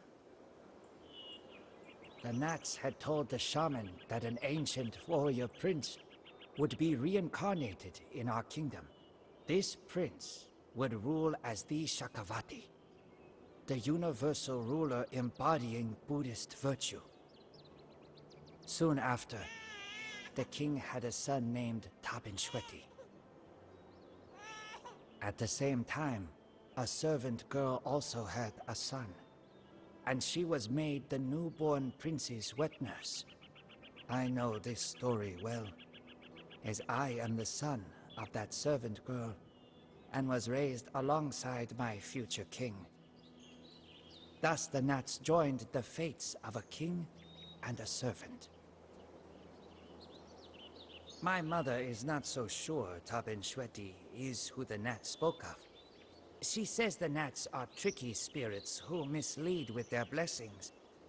But I tell my mother I am no prince. Only King Tabinshweti can lead our small kingdom against our enemies. And our enemies are many. Our lands are under attack by the Shan, a warrior people from the far north. Our walls cannot stop them, so we attack south to gain a stronger foothold in Hantawadi. The Nats bring fear into the heart of the Hantawadi king. He flees to his allies, just as a frightened buffalo runs to his herd after smelling a tiger. The king and I are the Burmese tigers chasing after that buffalo. Oh my gosh. My service in battle, my king bestowed a name of great honor upon me, Bainyang, which means king's elder brother. Though he is a king, and I am but the son of a servant girl, he embraced me and declared a shared blood. I am no longer a simple servant. I am Bainyang. I am a prince. To your dad. 1543 AD, year 13 of the reign of King Tabinshweti. Our conquest of Lower Burma has brought fear to the Shan warlords. They call upon their allies, the Kingdom of Ava and the mighty Rakhine people, to raise armies against us. My king and I march north to Upper Burma, following the pilgrimage trail to Pagan, city of 10,000 temples. From this city, the ancient kings of Pagan once ruled over a united Burmese people. If my king is to rule all of Burma, he must be crowned in Pagan. I will march ahead of my king to secure the ancient city and prepare for the coronation. With my help and the blessings of the Nats, my brother will fulfill his prophesied destiny. Our kingdom is mighty under King Tabinshweti. The greatest monks, warriors, and administrators in all of Burma come to our court. The king has made me his chief minister, but I worry for my brother. A man from distant Portugal has stumbled into the court and intrigued the king with his foreign ways and bottles of strong wine. I fear that the blessed path that we have walked together will come to a cursed end. AD, year 20 of the reign of King Tabinshweti. I am the chief minister of a kingdom without a king. The man from Portugal has corrupted King Tabinshweti. My lord has taken to drinking and forgotten both the ways of Buddhism and the blessings of the Nats. He leaves with the foreigner for weeks at a time on long, wine-filled hunting trips. Even when he is in court, the king orders executions in drunken fits. Many of the kingdom's officials have pleaded with me to depose the king and rule Burma justly. But though I love my country, I cannot betray my brother. I should have known rebellion would come. A monk named Ta, brother of the dead Hantawadi king, incites a revolt in the south. The king is leaving on yet another hunting trip, but he has ordered me to take the army to defeat this rebel. I will follow my king's instructions, but I am concerned. A minister named Sartat is eager to see me leave. I do not know what trouble he has brewing. Alright. Sartat paid 2 swordsmen of the king's bodyguard to enter my brother's tent as he slept. Their pockets heavy with the traitor's gold. They drew their swords and beheaded my brother. His body was found by a monk and quietly cremated. I would throw away this crown if it brought my brother back, but he is among the Nats now. The Nats were tricky, just as my mother told me. They took my brother from me. I should not be king. I should not be the Chakravarti. But the Nats made it so. I reject them. Cringe out of the way, let's do it. 1563 AD. Year 13 of the reign of Banyang, king of Burma. The tiger rules the forest, but he is always hungry. It is the same with me as I look to the Thai kingdoms of the east. I have ruled for 13 years, but how am I the Chakravarti if I am only king of Burma? Ayutthaya is the strongest of the Thai kingdoms.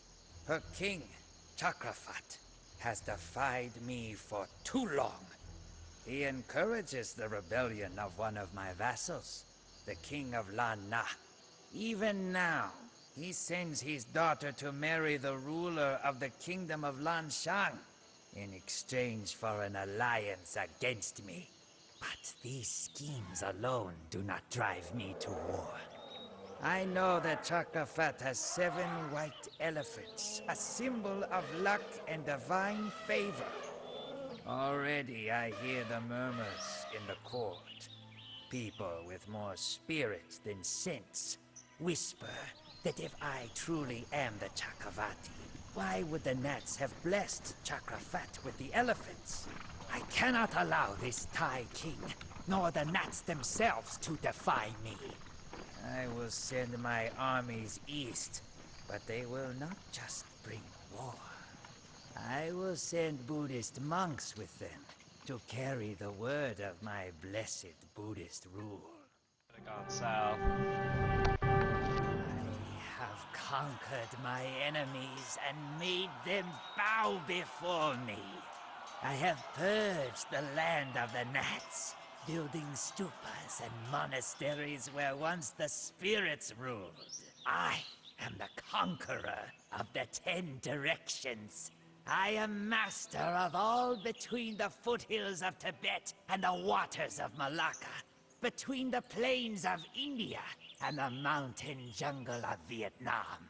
The kings of Sri Lanka and Portugal send me gifts from across the ocean. The emperors of India and China call me their equal. My life will be written in the legends of 3 nations for let's centuries. get to it. 1580 AD, year 30 of the reign of the Chakravarti. Though the tiger grows old, his hunger does not leave him. It grows with age, driving him to fresh hunting grounds and giving him a taste for more dangerous prey. For 30 years, I have ruled Burma and made a dozen kings bow before me. But what will they say of my life? That I ruled by the sword and killed many men? That I, a king, was a slave to my desire? The old tiger is stubborn, but he knows when his hunger has gotten the best of him. My sons lead the army to conquer the Rakhine coast, the gateway to India. They are like their father once, chasing in vain across the earth for their greatest victory. My father did not live to see the conquest of the Rakhine. The doctor claimed the lung sickness took his life. But I know my father. No man who rode a charging elephant into throngs of Shan archers, who stormed the cities of the Tai, or who ruled an empire not seen since the ancient days would die from a mere cough. No. My father left this world because he chose to. There was only one conquest left, worthy of a man like Bai Nyang. I know legends will be told of him. I know old shamans will tell prophecies. But no deed would match his final act. Greater in battle than the man who would conquer 1,000 men is he who would conquer just one, himself. The kingdom of Dai Viet is no more. A storm came from the north and plunged the land into darkness. Torn apart by civil war, the kingdom drew the hungry eyes of the Ming Emperor. He sent an immense force armed with weapons of fire and smoke to conquer Dai Viet. The Vietnamese people stood no chance against such a menace. Foreign soldiers entered the villages and occupied the land. While the Vietnamese aristocracy collaborated and prospered, the common people suffered. The invaders imposed harsh taxes on the people and destroyed many of the holy places. The Vietnamese needed a hero, and that hero was Le Loi. Although the son of a nobleman himself, Le Loi despised the aristocracy who had sided with the enemy. When the Chinese came, he fled north to the lands of his family. There in the hills, he was outside the reach of the Chinese while he organized the resistance. Vastly outnumbered by the large Ming army, Le Loi knew he could not defeat them in open battle, so he turned to guerrilla warfare. He raided Ming camps to steal supplies and gave them to the starving farmers. Le Loi's resistance could only succeed through planting the seeds of rebellion. The resistance began slowly and with only minor successes, but Le Loi's reputation grew each day. The people started calling him the Peacemaking King and wanted to see him on the throne of the Old Kingdom. The Ming heard rumors of this rebel king and vowed to crush him before his seeds of rebellion could take root. Love the hellos. Alright, let's go. Disaster struck the Vietnamese rebels when the Ming defeated them in battle and forced them to retreat to the Chi Yin mountain fortress. Encircled by a large Chinese army, and with no hope of help from the outside, Le Loi's situation became grim. Supplies would not last long, and the Ming cannons had already begun to batter the old walls of the fortress. The end of Le Loi and his rebellion seemed imminent. Just as defeat seemed inevitable, Le Loi's second-in-command, Le Lai, and his men sacrificed their lives to save what was left of the Vietnamese rebellion. They mounted their horses and led a final charge right into the Ming besiegers. In the ensuing confusion, Le Loi and the rest of the army escaped through the fortress drainage system. One witness who saw the charge said that he saw the spirits of the Vietnamese ancestors riding along Le Lai and his men as they plunged into the lines of Ming pikes. It was a sad day for Le Loi and the Vietnamese. They had lost much, and all that remained of the resistance was smoldering ashes and dead bodies. However, the tale of Chi Lin spread throughout Vietnam and lit the spark of resistance. The Vietnamese people were no longer willing to tolerate the Ming occupation. Let's begin. People from all over Vietnam came to Le Loi, even veterans of old forgotten wars and boys barely old enough to carry weapons. Le Loi needed to use the momentum of the rebellion to deal a decisive blow to the Ming forces. The rebel army would strike at the old capital of Hanoi. Hanoi was captured, and now all of the southern Ming occupation forces were cut off from China.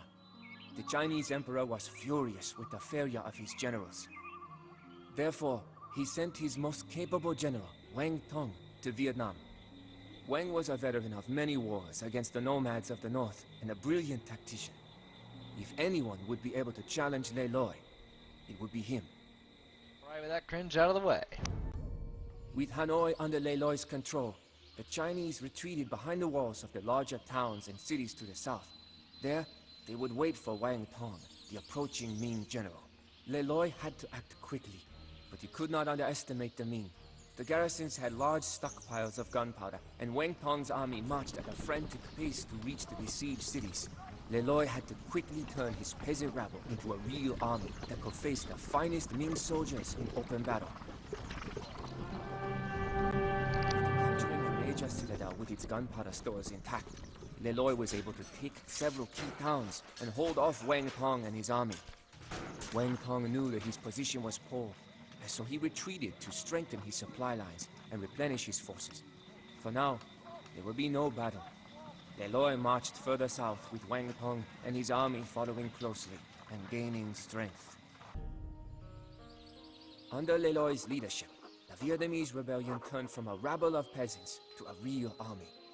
Their warships lined up like clouds, their armor shone against the sun, their firearms piled up, and their gunpowder stockpiles were full. Finally, Lei Loi would be able to face the full brunt of the Ming forces. Wang Tong had been close on Lei Loi's tail, watching his every move like a stalking tiger, waiting for Lei Loi to make a mistake. Lei Loi did not have the luxury of time. Every week he waited, more Ming soldiers would arrive. He needed to consolidate his holdings quickly. Despite the risk, Lei Loi split his troops to deal with the Ming garrisons, the Northern Army, and the hostile tribes to the west. This was the moment Wang Tong had been waiting for, and the tiger pounced on the divided and vulnerable Vietnamese forces. Against all odds, Lei Loi's generals held off the Ming army. The Chinese lost many soldiers, and even one of their generals. These losses meant that they would never again hold the advantage in the war. The Ming could only defend their remaining holdings from Lei Loi's inevitable victory. Without more Chinese troops, not even a general as talented as Wang Tong would be able to stop the Vietnamese army. You know he'd love it. Dong Do was the last fortress in Ming hands. Wang Tong sent for aid, but reinforcements would not be able to reach him easily while Lei Loi held the north and the coastlines. Still, Wang Tong's fortress was well fortified and well supplied. If this fortress could hold out long enough, a new Ming army, now marching from China, would break the Vietnamese army and send Lei Loi and his men back into the hills. The war was only one battle away from being over, and the fate of Vietnam hung in the balance. The Ming were defeated on the battlefield, and the last fortress fell. Lei Loi and Wang Tong met for the first time and agreed to a truce. It was apparent that the two had great respect for each other. The remaining Ming soldiers, numbering more than 80,000, were now at the mercy of the Vietnamese. Lei Loi was lenient, however, and spared their lives. He invited the Ming generals to a lavish banquet and allowed all of the Ming soldiers to return to China unharmed. He even provided ships to transport them and released all prisoners that were taken in the war. Lei Loi knew that the Ming emperor would never give up while his honor was at stake. To make sure the emperor would not lose face and to secure the future of Vietnam, he sent lavish gifts to the emperor and offered Dai Viet as an independent tributary state of the Ming. It was a small price to pay for peace and stability. Lei Loi became emperor, and his dynasty would reign over an independent Vietnam for centuries. Lei Loi would forever be known as the hero of the people of Vietnam. March! We do not stop until the sun falls beneath the tree line. I am Sangrama, honored general of the Khmer Empire, tasked with quelling a rebellion. Just a year after the passing of the revered Suryavarman, his successor faces staunch opposition. This chaos threatens to dismantle the empire that took nearly 5 decades to build. Inspiring an army of largely levy soldiery is difficult. Most are simple farmers and craftsmen, strangers to the ways of war. and the grim chaos of battle, they should understand the cause for which they fight. As we trudged through the mud, I summoned the captains to the front of the line. I told them of the events that occurred before many of them were born. They would use this knowledge to inspire their men to fight. Surya Varman was once little more than a magnet, with a minor claim to the throne held by another. Udyaditya Varman I had established his seat in Angkor, claiming the entire empire as his dominion. Gathering his army, Surya Varman marched on Angkor from the west, establishing a camp not far from the city. The captains listened eagerly as I gave my account of the usurpation. Despite a numerical disadvantage, Surya Varman's tactical acumen proved critical to the success of such a risky offensive. Droves of Udyaditya Varman's troops fell to Surya Varman's disciplined infantry and elephant corps. Entering Angkor, Surya Varman gave the order to his disciplined army that the city was to be left intact, the civilians unharmed. He would not begin his rule by committing acts of savage tyranny upon his own people. Move that cringe out of the way. Ascent to power does not come easily. Once the head of one beast is removed, 3 spring to take its place. Thus it was with Surya Varman's enemies. Rebel factions sprung up to the north, east, and south of Angkor. Legions of disgruntled soldiers marched on the city, threatening to topple Surya Varman just as quickly as he had ascended to power. The most dangerous rebel faction was led by Jayavira Varman, a warlord from Malaysia with a distant claim to the throne. Advancing from the south at a rapid pace, he acquired much support from the local populace. Surya Varman had to act quickly. The rebel forces, were they to unite, would present quite a challenge to an army that had only recently emerged victorious from a grueling campaign. There was precious little time to spare. Humans are interesting creatures. At times, they display incredible brilliance, and yet at others, they behave like obstinate fools. One can only wonder at the folly that caused the rebel factions to not coordinate their forces.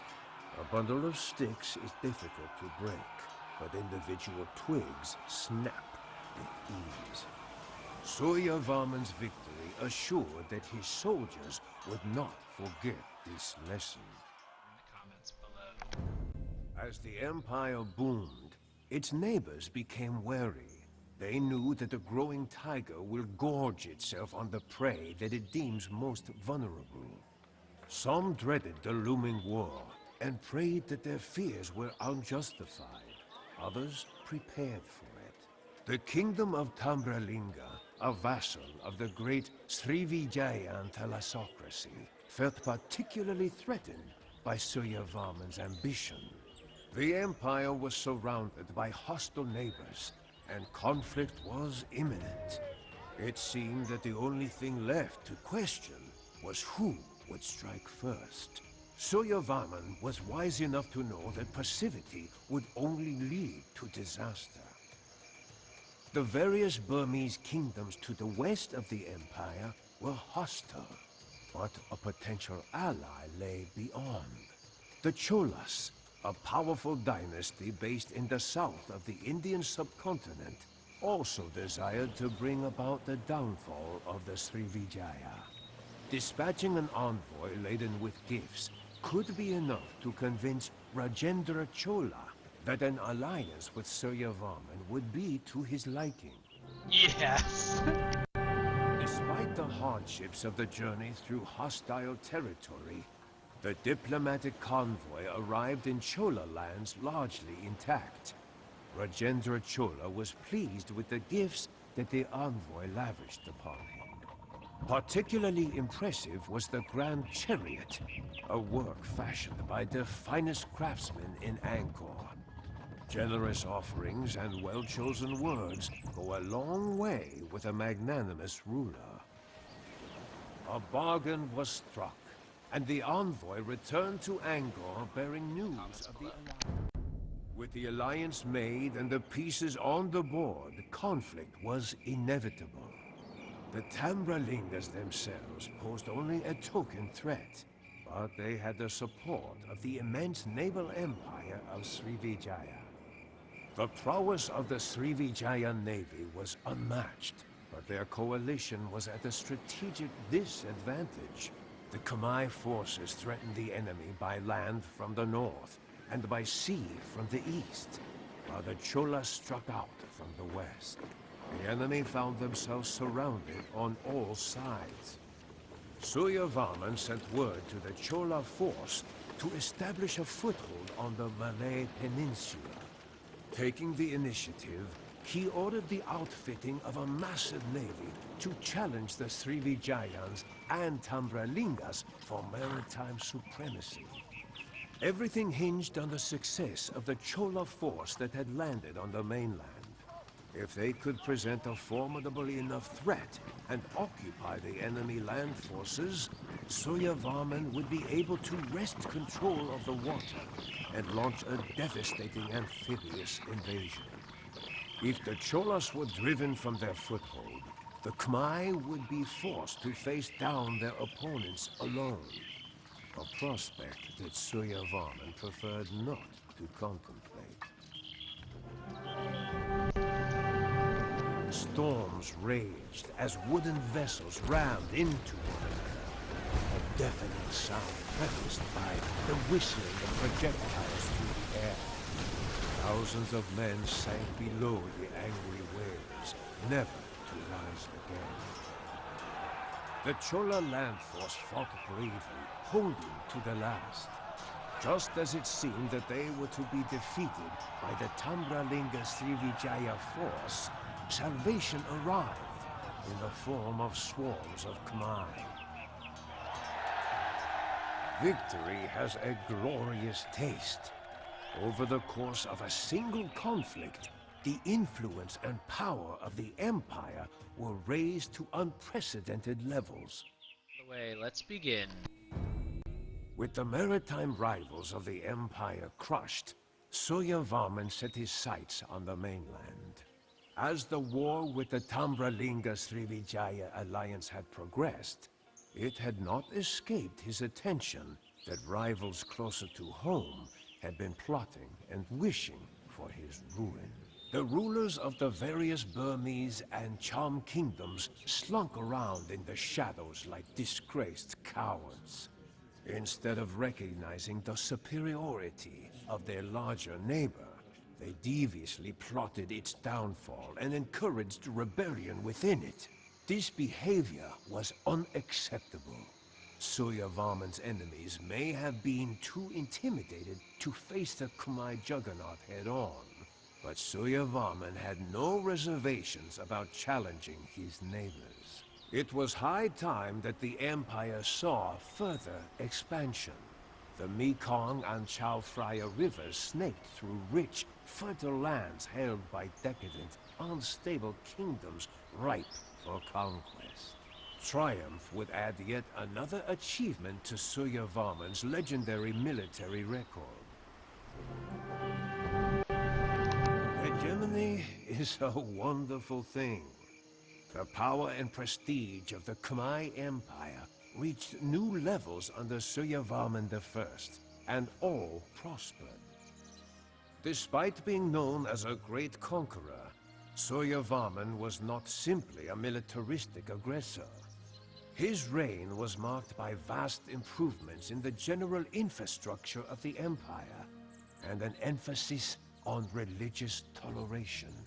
He erected numerous palaces and temple complexes, and ruled benevolently. His legacy lives through these structures, the pride of our citizens, and the strength of the Khmer Empire. This legacy is a cause worth defending. It is this notion of greatness that you must invoke to electrify the minds of the common soldiery. King to expand his rule to the very edge of the unknown. Why are his people willing to sacrifice their livelihoods and even their lives for a ruler who sits on an ivory throne? The legends of our ancestors and the greatness they achieved drives us forward.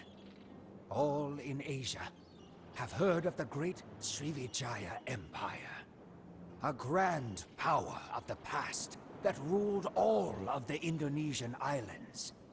We dream to one day surpass these legends.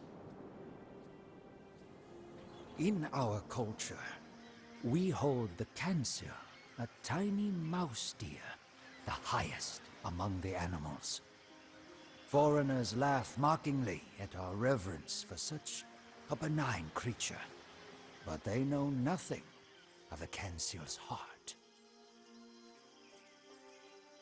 Despite its unimpressive appearance, the Kansil can overcome any obstacle and defeat much larger adversaries through sheer cunning. Its bravery is like that of no other animal. Our people are like the Kansil. Our enemies underestimate and mock us, but we will show them our true spirit. For that reason, the story of our empire's founder, Arya Wiraraja, is revered among our people. When faced with a Mongol invasion, he built an empire from a tiny... I heard the story of Arya Wiraraja many times when I was a child. Through the cunning of the Kansil, he defeated both his Javanese overlords and the mighty Mongols. Now, Arya did not do this alone. I have always believed that the gods favored him and his descendants. That is why I, Gajamada, commander of the elite guard of the Majapahit kings, have sworn to serve the royal family until my last breath. My long-standing fear that quarrels within the court would threaten its collapse has come to pass. Treacherous warriors draw their karambits at the palace gates as I speak. A nobleman called Rakrian Kuti has betrayed the king and now lays siege to the royal palace. Fortunately, his treachery has not spread throughout the empire. The Prime Minister Ayatada remains loyal, and we have joined our forces to free the king and crush the rebellion. Let us hope that there is still enough time to save our king. We crushed the rebellion and executed the leaders. To celebrate our victory, the king threw a great festival, and the poets sang of his courage and ferocity in the face of danger. Nevertheless, I am beginning to doubt my king. He believes that he is untouchable and acts immorally, desiring the wives and daughters of his subordinates.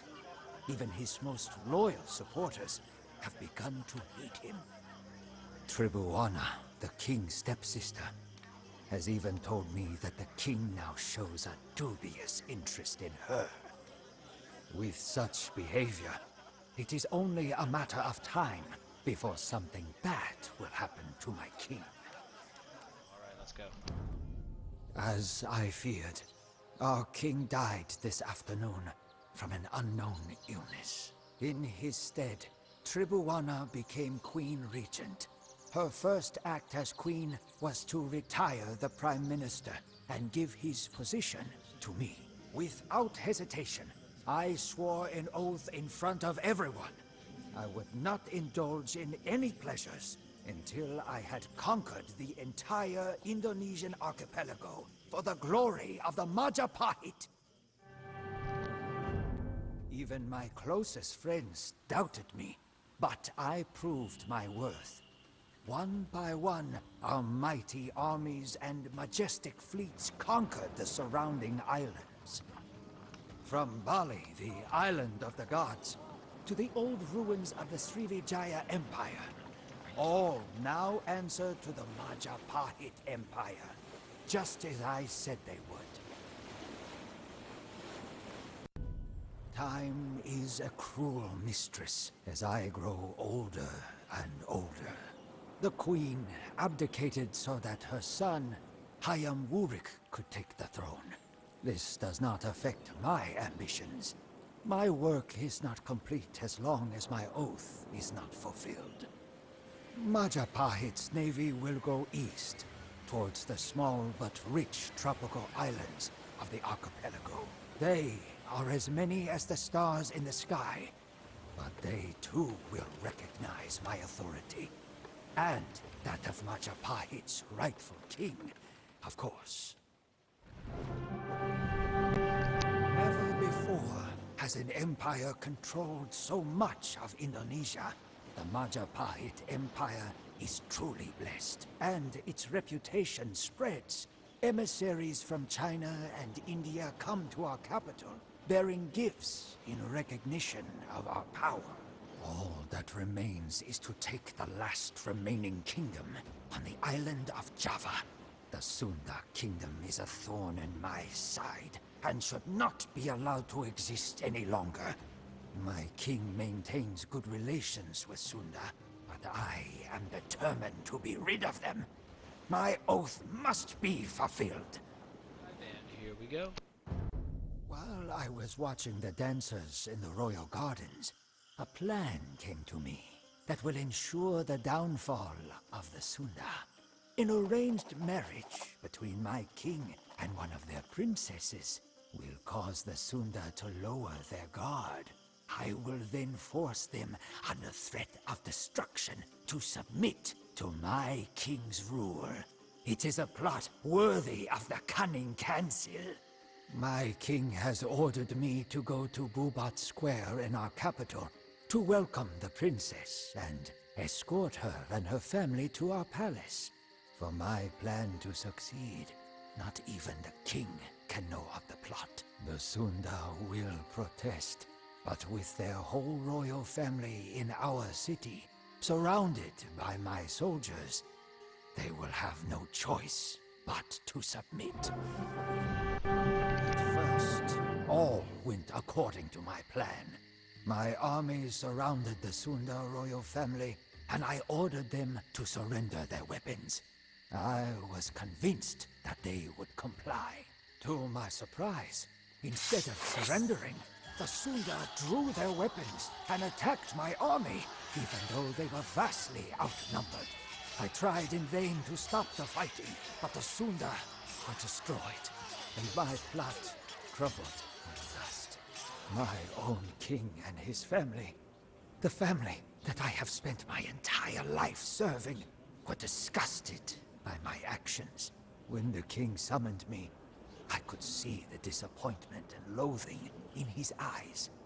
In tears, he told me that his bride-to-be had committed suicide, and that I had ruined the reputation of our empire.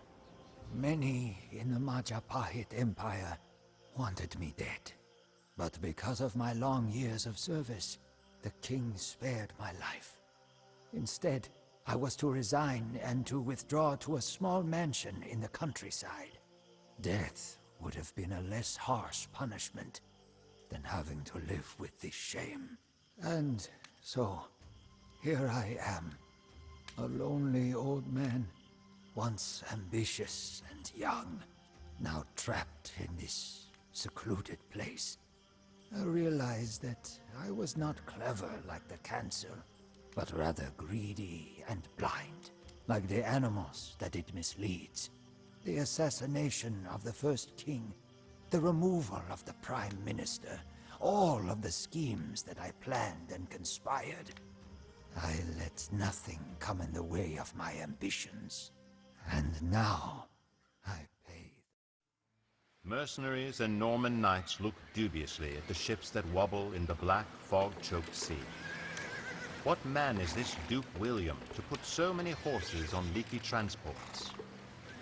William ignores their questioning glances and stares across the channel in the direction of England. Edward the Confessor is dead, and now 3 men claim rulership of England. Harold the Saxon sits on the English throne, and even now hastens to fortify his shores against 2 invasions. Harald Hardrada, king of Denmark and Norway, sends Vikings from the north as William invades from the south. The outcome of this 3-way conflict is as murky as the fog that shrouds the English Channel. Harold the Saxon's housecarls are professional soldiers, not mercenaries. William's only chance is to use heavy cavalry. To do so, he must first get all of these horses onto these unreliable boats. The future of England is about to be decided.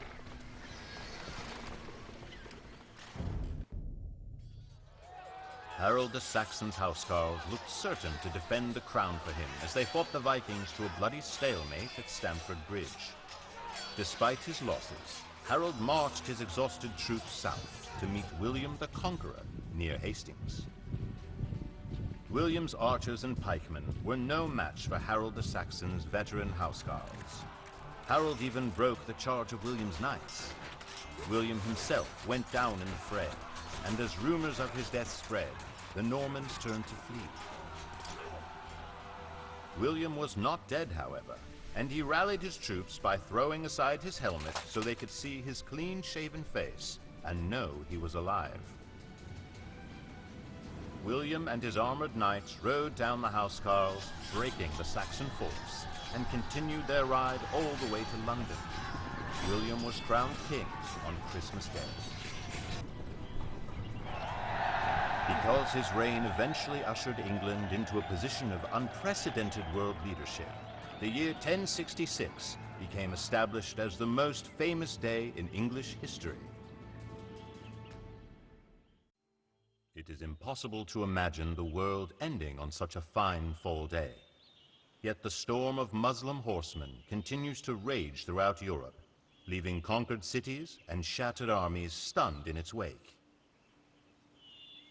The lightning-quick strikes of the Muslim horsemen break the city of Bordeaux and then Poitiers, leaving precious little of the Frankish kingdom to defend. Yet Charles Martel gathers the disheartened Frankish army for one last stand at the city of Tours.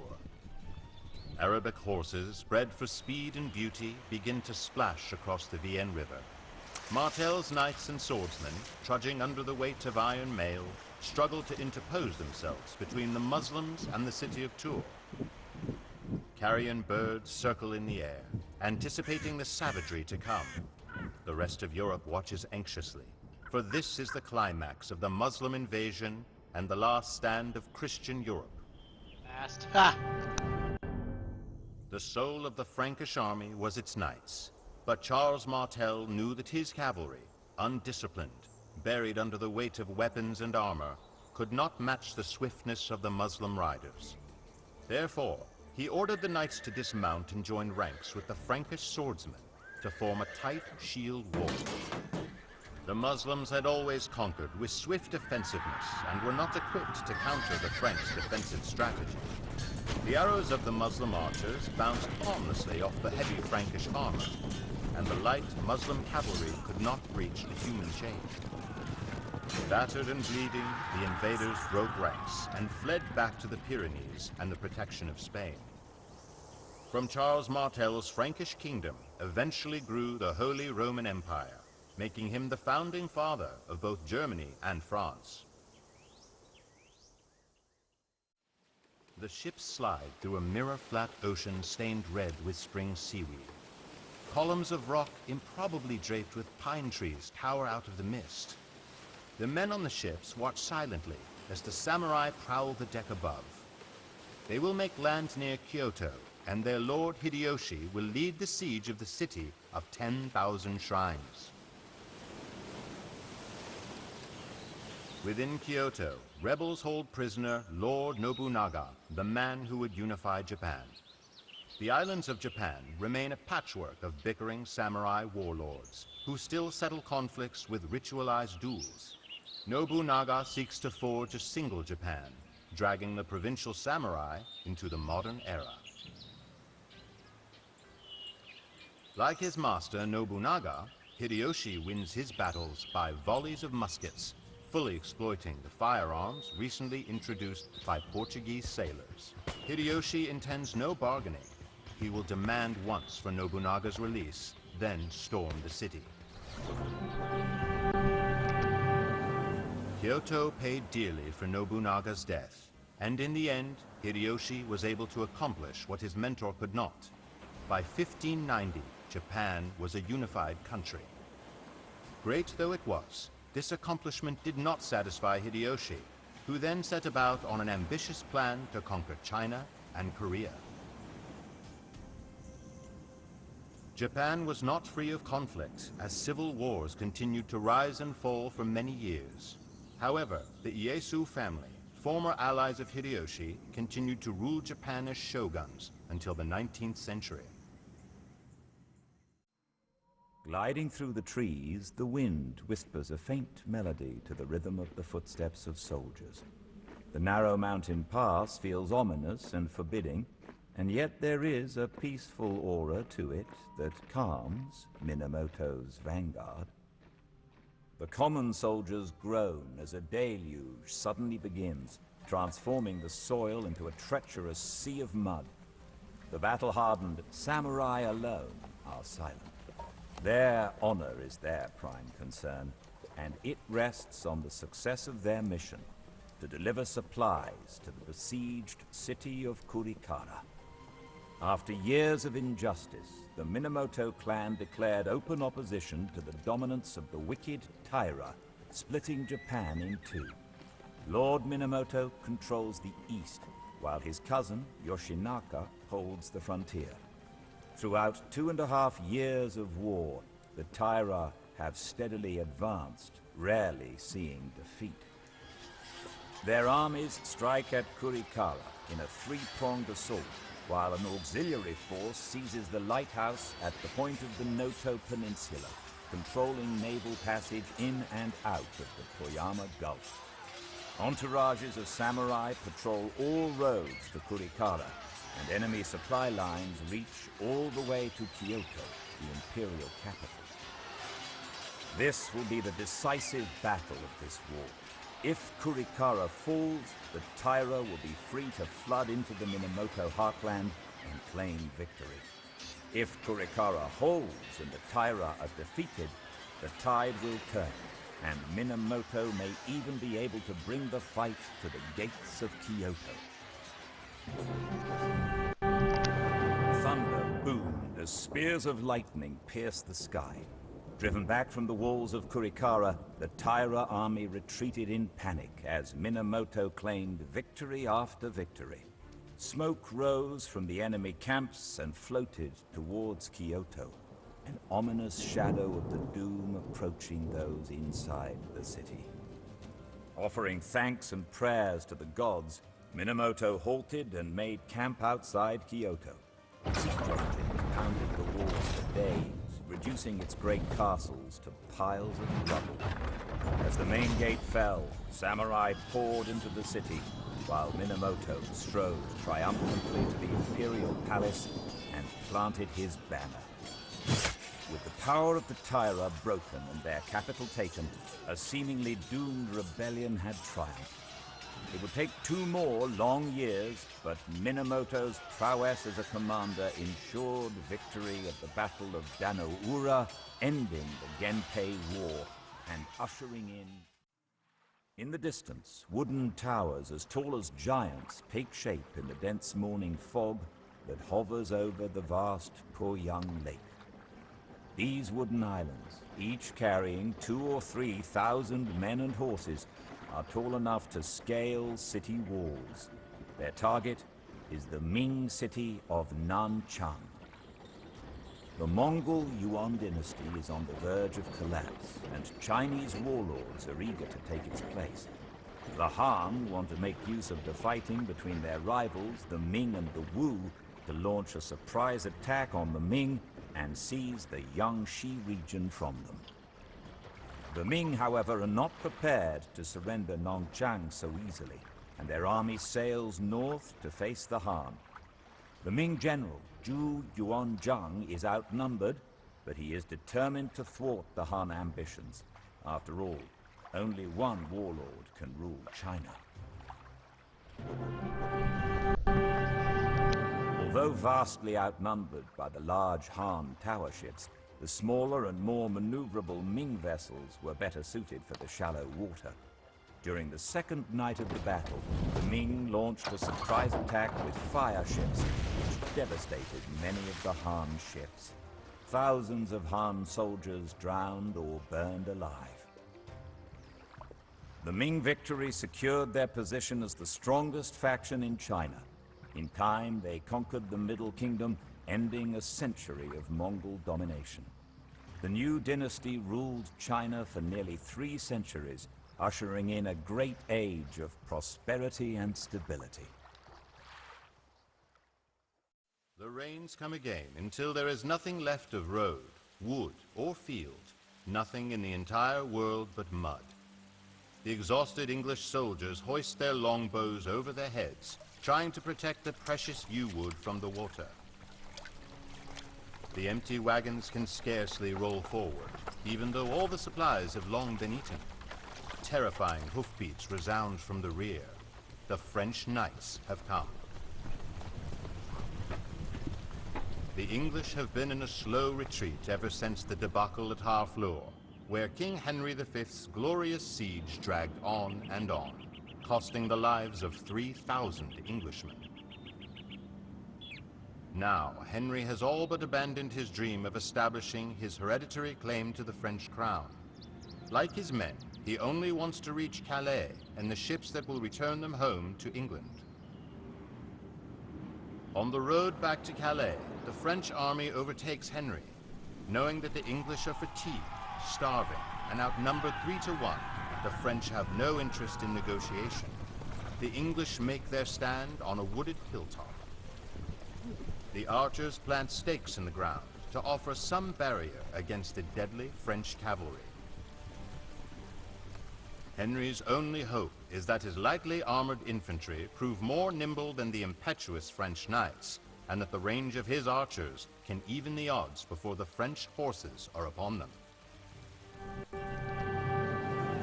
The Battle of Agincourt is remembered not because it was an inevitable triumph, but because it was an upset. Outnumbered English longbows were victorious over French knights only because the knights had to charge up a muddy hill through a dense forest. The English wore little armor and were able to catch the encumbered French in the middle of their retreat. A charge by Henry and his surviving cavalry pushed aside the beaten French and opened the road to the coast. Despite his victory, Henry did not follow through on his attack, but withdrew to England. The true winner of the battle was Burgundy, which was able to come to power in a vacuum emptied by both the English and the French. Deus le volt! God wills it! This zealous shout resounds throughout Europe as news spreads of a third crusade, called by the Pope himself. 3 of Europe's most renowned rulers have sworn to fight. Frederick Barbarossa of the Holy Roman Empire, Philip Augustus of France, and Richard the Lionheart, King of England. While the Emperor Barbarossa marches his army across Europe, the kings of France and England sail to the Holy Land. Richard's journey, however, is as adventurous as one can expect of someone known as the Lionheart. A Mediterranean storm scatters the English fleet and shipwrecks many of Richard's ships on the island of Cyprus. The island's ruler and rebellious Byzantine lord, Isaac Komnenos, has taken the stranded English prisoner. Among the captured is Richard's very own sister. Richard is determined to punish Komnenos for this insult, but he also sees opportunity in these unfortunate events. Cyprus is an island of great strategic value. If the English can capture it, Cyprus could be used as a naval base for the crusade and raids on the wealthy Muslim trade ships. Richard's combined naval and land operations proved to be successful, and Cyprus was swiftly taken by the Crusaders. Isaac was thrown into the dungeons, and Richard crowned himself king of the island. Richard then sailed east to resume his crusade. Upon his arrival in the Holy Land, however, Richard discovered that he alone remained to lead the crusade. Barbarossa had drowned crossing an Anatolian river, and Philip Augustus had returned to France with an illness. Despite these setbacks, Richard proved more than capable of the task ahead, matching wits with the famed Saladin. Richard is remembered as a brave warrior, a skilled commander, and a righteous king, renowned for his patronage of poetry as well as his martial exploits. He remains the ideal of the romantic chivalric knight, and an iconic figure in both England and France. Hidden in the dense jungle of the Yucatan, the Mayan civilization thrives. Massive stone pyramids carved with images of gods and kings tower above the sea of green vegetation. The Yucatan is dominated by two city-states, Tikal and Calakmul. Competing for control of the rich trade routes throughout the peninsula, the two cities have warred with each other for as long as anyone can remember. To secure the jade and cacao trade, Tikal founded the city of Dos Pilas. Now the old king of Tikal sends his youngest son, Balaj Chan Kawil, to rule it, while his oldest son will rule Tikal itself.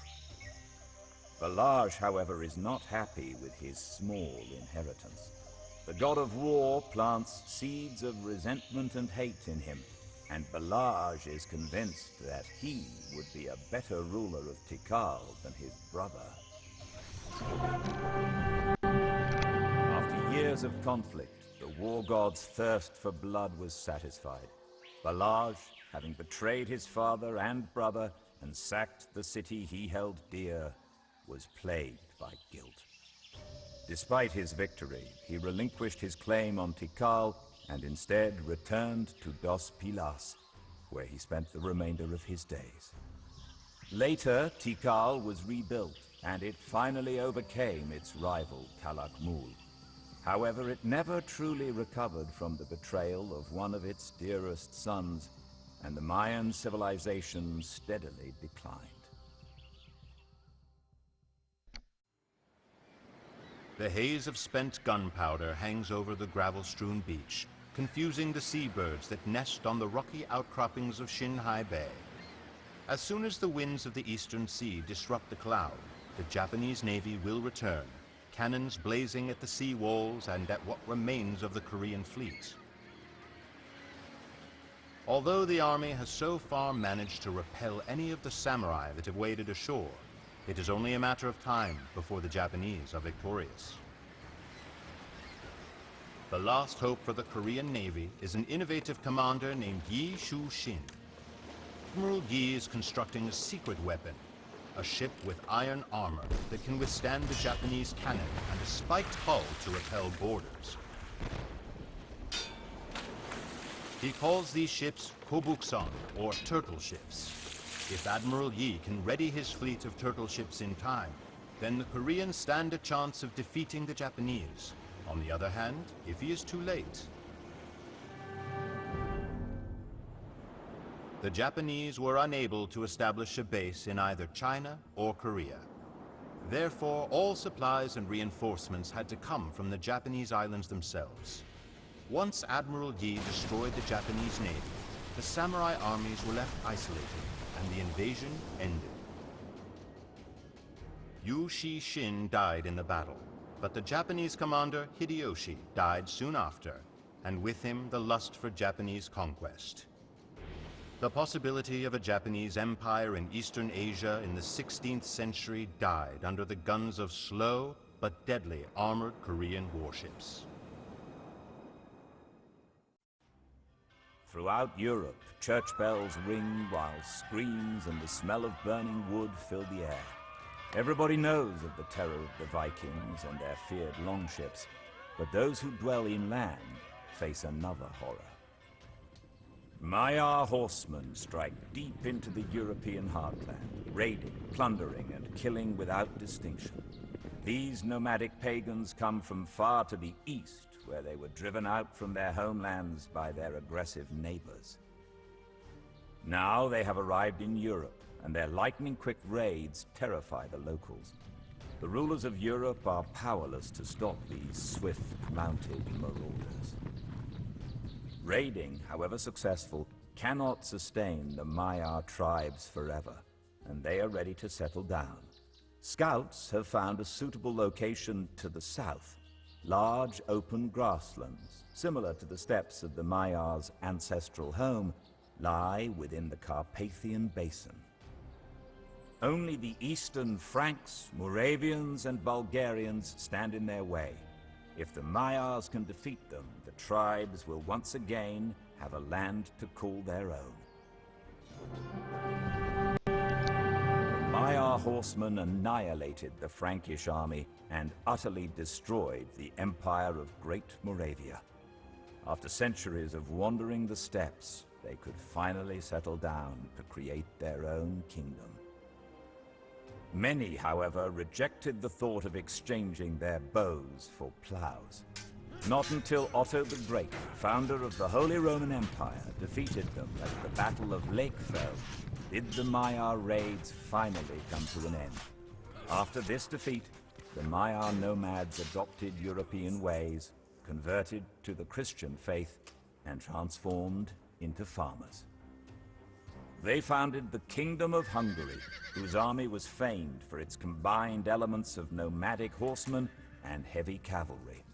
For centuries, Hungary would stand firm as the frontier stronghold of Europe, resisting invaders from the east, invaders much like the first Maiar raiders who ventured into Europe. As the Mongols descend on the Near East, the Turkish Sultanate of Rum is on its last legs and will likely soon crumble. Several Turkish chiefs in Anatolia, called Beys, are ready to seize the Sultan's lands. Their warriors are hardy and fierce, untamed by the niceties of the Rum court. Once the Sultanate is theirs, nothing will stop their further expansion west into Byzantine lands. The most fierce of the Turkish Beys is Osman, the Bone Breaker, a reputable man who claims to have been given the authority to rule over the world by God himself. He is determined to unite the Turks against their common enemies. Facing Osman is the proclaimed savior of the Byzantine Empire, Roger de Flor, a former Knight Templar and commander of the Catalan Company of Mercenaries. Years of service fighting for the lords and princes of Europe have made him and his soldiers hardened veterans. The future of Europe and the Middle East will be decided by the outcome of the battle between these two great men. Roger de Flor proved to be a match for Osman. He managed to defeat Turkish armies on several occasions and almost drove them out of Anatolia. Just as de Flor neared his greatest victory, he was betrayed. The jealous Byzantine nobles, fearing that de Flor would take the reconquered lands for himself, ordered his assassination. In retaliation, de Flor's Catalan company ravaged Byzantine Anatolia and Greece before returning home with the body of their esteemed commander. With de Flor finally gone, Osman could complete his conquests and consolidate his power. The other Turkish beys soon acknowledged his rule, and he founded his own empire that would bear his name, Osmanli Devleti, the Ottoman Empire. Minarets of dust twist upwards as horse hooves strike the fractured earth. Thousands of Seljuk Turks stream across the Anatolian plateau, to converge on the walled town of Manzikert, which was recently recaptured by the Byzantine army. The Byzantines are the heirs of Rome, and their armored cataphracts and legions of disciplined swordsmen can smash aside the light-armored Turkish horse archers, provided they can catch them. However, an unlikely turn of events has greatly improved the Turks' chances for victory. The Byzantine army is racked by treachery and deceit from within. One day, a band of mercenaries deserts the Byzantines. On another, the army's second-in-command leads a treacherous conspiracy against the commanding general. If the Turks can somehow turn the splintering factions against the Byzantine army, they may overcome a better equipped and better trained enemy. As long as the sun was in the sky, the Byzantine army could fight the Turks back towards their camp. When dusk settled over Anatolia, however, the Turks could harass the ponderous Byzantine cavalry as it withdrew to Manzikert. When they could stand no more of this torment, the Byzantine flanks collapsed into a full rout, and the Turkish horse archers pounced for a quick kill. The Battle of Manzikert was not lost due to the poor performance of soldiers or commanders, but through Byzantine treachery. Deceit from within the armies disrupted the chain of command, as factions feuding for control of the throne in Constantinople betrayed their armies at the front. A much weakened Byzantium was then forced to call the rest of the Christian West for help, leading to the Crusades. The Byzantine Empire lingered for another 4 centuries, but in only a shadow of its former glory.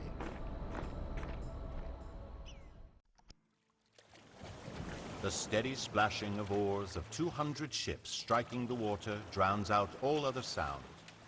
The most powerful fleet ever assembled by Don Juan of Austria and his allies in Venice sails under the burning light of dawn towards a final encounter with the Ottoman Turks.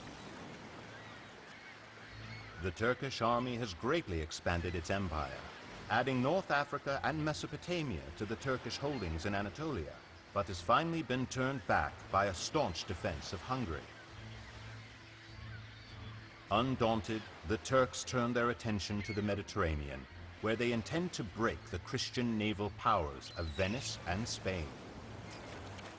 Now, 200 rowed galleys and 6 heavy galleasses lumber into the Bay of Lepanto to meet the 270 galleys of the Turkish fleet.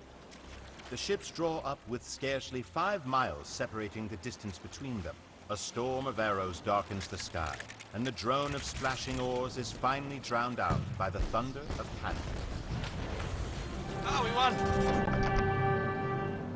The heavy Venetian galleasses broke through the Turkish lines and trampled over the smaller ships of the Turks. But there were too few of the galleasses to win the battle on their own. The Spanish and Venetians attempted to grapple and board the Turkish ships, where the superior experience and weapons of the Christian sailors could be brought to bear. As the day wore on, the Turkish juggernaut began to run out of strength. Scores of Turkish galleys were dashed on the rocks, and others sank to the bottom of the bay. Less than 50 Turkish ships survived the battle. Lepanto was not the climax of the conflict between the Christians and the Turks on the Mediterranean, but it was a turning point. The Turks had difficulty rebuilding their fleet back to its former size, while the Christians continued to update their fleets with the latest technological advancements, ensuring a decisive military advantage for further encounters on the high seas. 73 long years have passed since thousands of nomadic riders flooded the eastern borders of Persia, defeated the Persian army, and killed the Shah himself. The invaders plunged deep into the heartland of the empire. The weakened Persians had no choice but to give in to the outrageous demands of tribute imposed by the White Huns. Now Khosrau, the grandson of the slain Shah, is ready to take revenge for the eternal shame cast upon his empire. Persian heralds visit the 4 corners of the empire to gather one of the largest armies this world has ever seen. But But even with an army that could fill the space between the Zagros and the Alborz mountain ranges, the White Hunnic horse archers will not be easily beaten. Khosrau knows that perhaps the only way to ensure victory is to ally with another nomadic people, the Gokturks. These nomads from lands hardly touched by civilization hate the White Huns as much as the Persians do. They are as tough and hardy as the White Huns, and most importantly, can strike the Huns from their rear. The earth trembles as thousands of Persian horses and elephants travel to battle. Khosrau will soon show the world that the Persian Empire is still a force to be reckoned with. The White Huns were powerful, but too disorganized to cope with multiple invasions. When the Persians and their Turkic allies launched a two-pronged attack, the White Huns panicked. The mighty Persian beasts of war and swift, accurate Turkish horse archers crushed the disorientated enemy within 8 days. After the Persian victory at Bukhara, the White Huns faded into history, and the Gokturks and Persians divided the conquered land among themselves. Under Khosrau, Persia once more became a worthy rival of the Byzantine Empire, while the Turks established themselves in the vacuum left by the White Huns. Of ascent ring around the hall as the sons of Ragnar finish speaking, and ravens fly upwards, eager to bring good tidings to the Aesir. Moments later, the sky flashes with lightning and booms with thunder, signaling the approval of the gods. Days later, the mustering begins. Kings, jarls, warriors, and common folk alike gather, eager to seek vengeance on the Northumbrian king Aila for the dishonorable slaying of Ragnar. Ivar, one of Ragnar's sons, has sworn to carve the blood eagle on Aila in retribution. It is a sight to behold. Hundreds of longships bear crews of valiant Norsemen and enough supplies to last the army months. The Valkyries look on, for they will soon swell Odin's hall with brave warriors who fall in the coming battles. Ragnar's sons approach a small band of warriors with a dangerous but important quest: to scout the British Isles and establish a camp. When the army arrives, it will need a secure base from which to strike out against the Anglo-Saxon kingdoms that dominate the British mainland.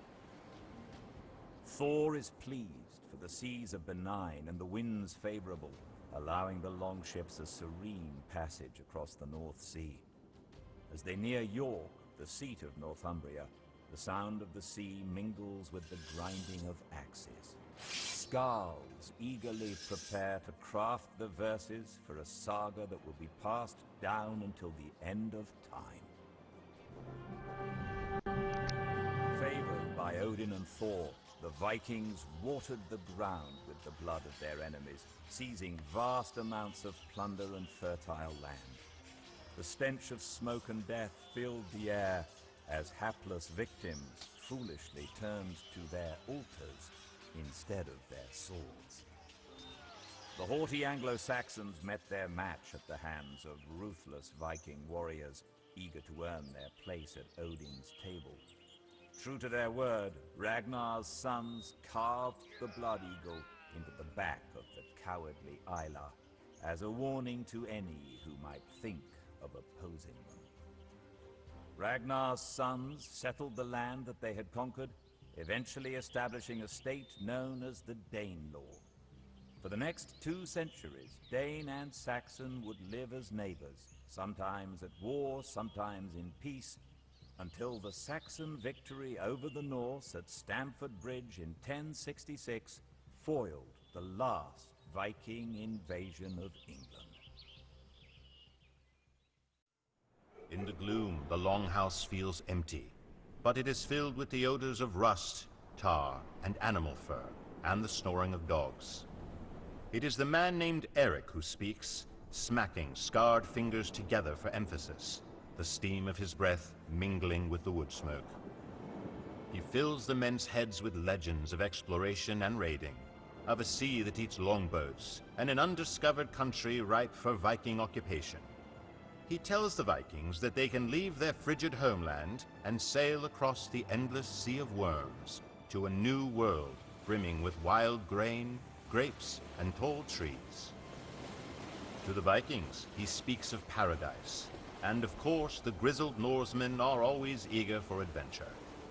When he asks for volunteers, men slam their weapons on tables and shout his name in the cold air. Eric the Red smiles. Much of the Viking history is recorded in oral accounts called sagas, passed down through generations. Two of the most famous sagas are reserved for the adventures of Eric the Red and his men, who crossed the mighty sea in tiny ships to forge a new Viking sovereignty. Vinland, as the New World was called, was not kind to the Vikings. Although they lacked the iron weapons of the Norsemen, the native Skraeling were fierce warriors who fought relentlessly to defend their homeland against the Norse invaders. The vastness of the North Atlantic cut the Vikings in Newfoundland off from their homeland, and they suffered many long years while trying to establish their new colony.